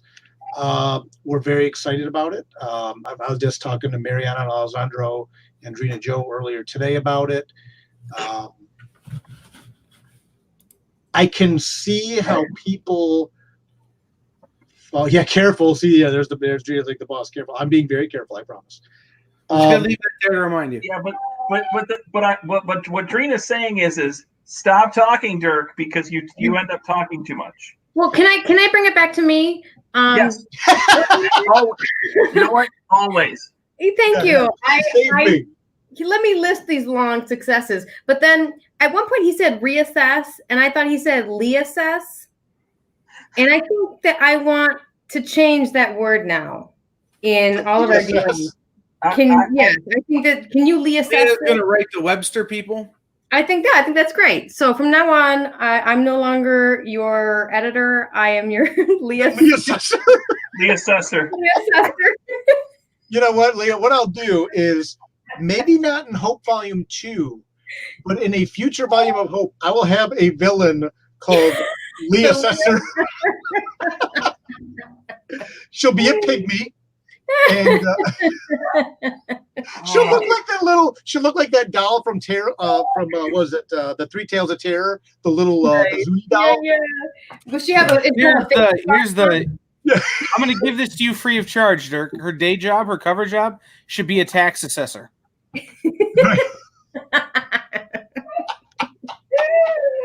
You can have that for free. Yeah, thank you. Hey, you're a good friend. No, yeah, Haunted Highlands development, weekly meetings. But what I was gonna say is, I can see how people. Oh, where'd Leah go? We lost Leah. She's been Leah. We also lost Pat. They're somewhere getting sick over the joke I just made. That's fair. I can see how people fall down this rabbit hole of like potential Hollywood stuff, and because it can be very, very time consuming, it can be very enthralling. But at the end of the day, I'm most interested in writing comics, making comics. We're very committed to doing Haunted Ions Volume 2, Volume 3, moving on with that. I'm very, very committed to the comic work, but the multimedia adaptations are also very, very exciting. Like I said, things are moving ahead. So. Oh, sure. I mean, the reason I ask about it is one of the things that, and I've kind of spoken to Garrett Gunn about this because he's had Franklin and Ghost in development for a long time. Right. Is that you hear these stories about this thing is going into development, which we heard that about Haunted Highlands, and it's not it goes into development and then it's a TV show in 2 months. Right. Or it's a movie in a year. It's right. It goes into development and then there's a lot to that. That's a slow and arduous process. Well, the thing is, you sit there and you talk about development. It's storyboarding. It's writing the scripts. It's for something like Haunted Highlands and Franklin and Ghost. It's animating the pilot, or at least enough of a trailer to pitch to studios, and then it's pitching to studios, and pitching to studios, and pitching to studios. And well, see, and it's interesting because, like, what Garrett's doing with Franklin and Ghost, to my knowledge, and I don't want to speak for Garrett, but they made a animated trailer based on the book to shop around. Where in my situation is different because they discovered the comic and now want to adapt that. But you're right, Pat. It doesn't matter which way you go around it. It takes time, and I guess years. And this may be the perfect way to wrap this up. Years and years ago, young little fanboy Dirk Manning, I used to always go to cons and go hang out at the table of Jim O'Barr, who, of course, we know is the creator of The Crow. And I'd go to Motor City twice a year and go, hang out with Jim O'Barr. There you are. Hold on. Did you leave and come back? She logged out to change your name. Oh my God. No, I'm so sorry. My computer just kind of like flatlined. So. Oh, okay. That's not as funny. Let's just stick to the funnier thing. Sorry. So, no, I used to go to Motor City Con every year, Motor City Comic Con, and hang out at Jim O'Barr's table. And I was a really big fan of The Crow before a movie was ever made. And then I found out that they optioned it to make it a movie. And then, of course, you find out that, Brandon Lee is going to be in the movie. And I remember talking to Jim O'Barr, going up there one day, hanging out at his table. And he was always so good to me, just sitting there working. Well, I was kind of a little booth barnacle, just sitting there. What up, Maple? Is he Maple? And I said to him, I said, oh, it must be really cool, that they're going to make your book into a movie. And if you don't know Jim O'Barr, he's very dry sense of humor. And he he's sitting there drawing, he goes, let me tell you something about Hollywood. He's drawn, he goes, imagine your property like a little tree. And he said, every producer that comes in is like a dog who pisses on your tree and then takes credit for making it grow. There you go. Hollywood in a nutshell. It's about anybody that you sees the property, they want to put their mark on it so that they can say, oh, I did that thing, or that part was mine, or the fact that there's a baby in it, that was my idea, or the fact that they put this in it, that was me. Pretty sure Dean's not watching this. What's that? I really hope Ken's not watching this. No, Ken's great. Ken has very good ideas, and I like working with Ken, but that's the importance of working with a good producer. Ken will tell you this. I mean, we talk about it all the time, you know. I mean, it's like, you know, and Ken's contributed ideas that are really strong. But again, that's just one link in this very long chain. So you really have to balance between honoring the property as it exists and how badly do you want the Hollywood money. And the perfect example is League of Extraordinary Gentlemen. Phenomenal book. They totally changed it for the movie, and next thing you know, you have Tom Sawyer in it, or whoever that, you know. And so it's interesting. Yeah, but it's going to take time, but it's interesting, and so you have to have good partners. Yeah. Like I said, I think it's important to get the updates from people, you know, to kind of fully understand how long it takes something like that to happen. Even if it's not a comic you're adapting, if you write a script, it's a long process. If you write a script for a movie, right, or a TV show, you write the script, and it might be years before you're finally able to shoot the thing. Well, yeah, even it'll be interesting with Mariana and Alessandro, Andrea, Joe, and I were talking earlier about how Astronomicon might be the first con back on the road, you know, for a lot of people in February. And I'm already imagining going into February, people saying, "Yo, where's the television show?" And it's like 2 years out. Yeah, I mean, 2 years away. We're working on it, you know. I mean, We haven't even cast listed yet. You're right, you know, but it's moving ahead. It's good. You know, it's very exciting. And it's an interesting process to go through. But again, with my big thing is to continue to focus on the comics, put the books out, and if this happens, that's the cherry on top, or you know, the bottle of beer in Leah's mouth, or whatever. You know, the next level of coolness. So, with that being said, if you head over to the GarageCon.live and you click on GarageCon links, which isn't going anywhere, you can find the links for Leah's Facebook, where you can message her about her GarageCon special, and the links to Dirk's. There you go. Boom. Link to Dirk's Facebook, where you can message him about his GarageCon special, as well as the links for every single person who has been on the show all weekend. With the add-ins and the jump-ons, we're well over 55 comic creator guests and writer and artist guests, including people we didn't expect to have, like Eric Palicki and Mike Watson. And you know, Mike Watson. I was so stoked. I looked up. I'm like, Mike Watson's here. What the hell? I haven't seen Watson in forever, man. I didn't know he was jumping on. He was watching, and he commented, and I'm like, hold on, because he's friends with Vic and Amani. So it's like, boom, here's the link, bro. Just hop on. Well, he fits so well with those guys. I mean, it's yeah. I mean, Mike's so about teaching the art too. So right. So it was just one of those things, is that we wound up building this thing out much bigger than it ever would have gotten. And I'll say it right here with you guys present. It's going to be a few months, but I'm already starting to plan the next one. Well, let's hope that it can't happen Halloween weekend. Well, my legit goal is to do it sometime between Thanksgiving and Valentine's Day. Well, when we don't have conventions. You deserve a lot of credit, and of course, Amanda, brains of this operation. You know, look at that guy. What up, Mike?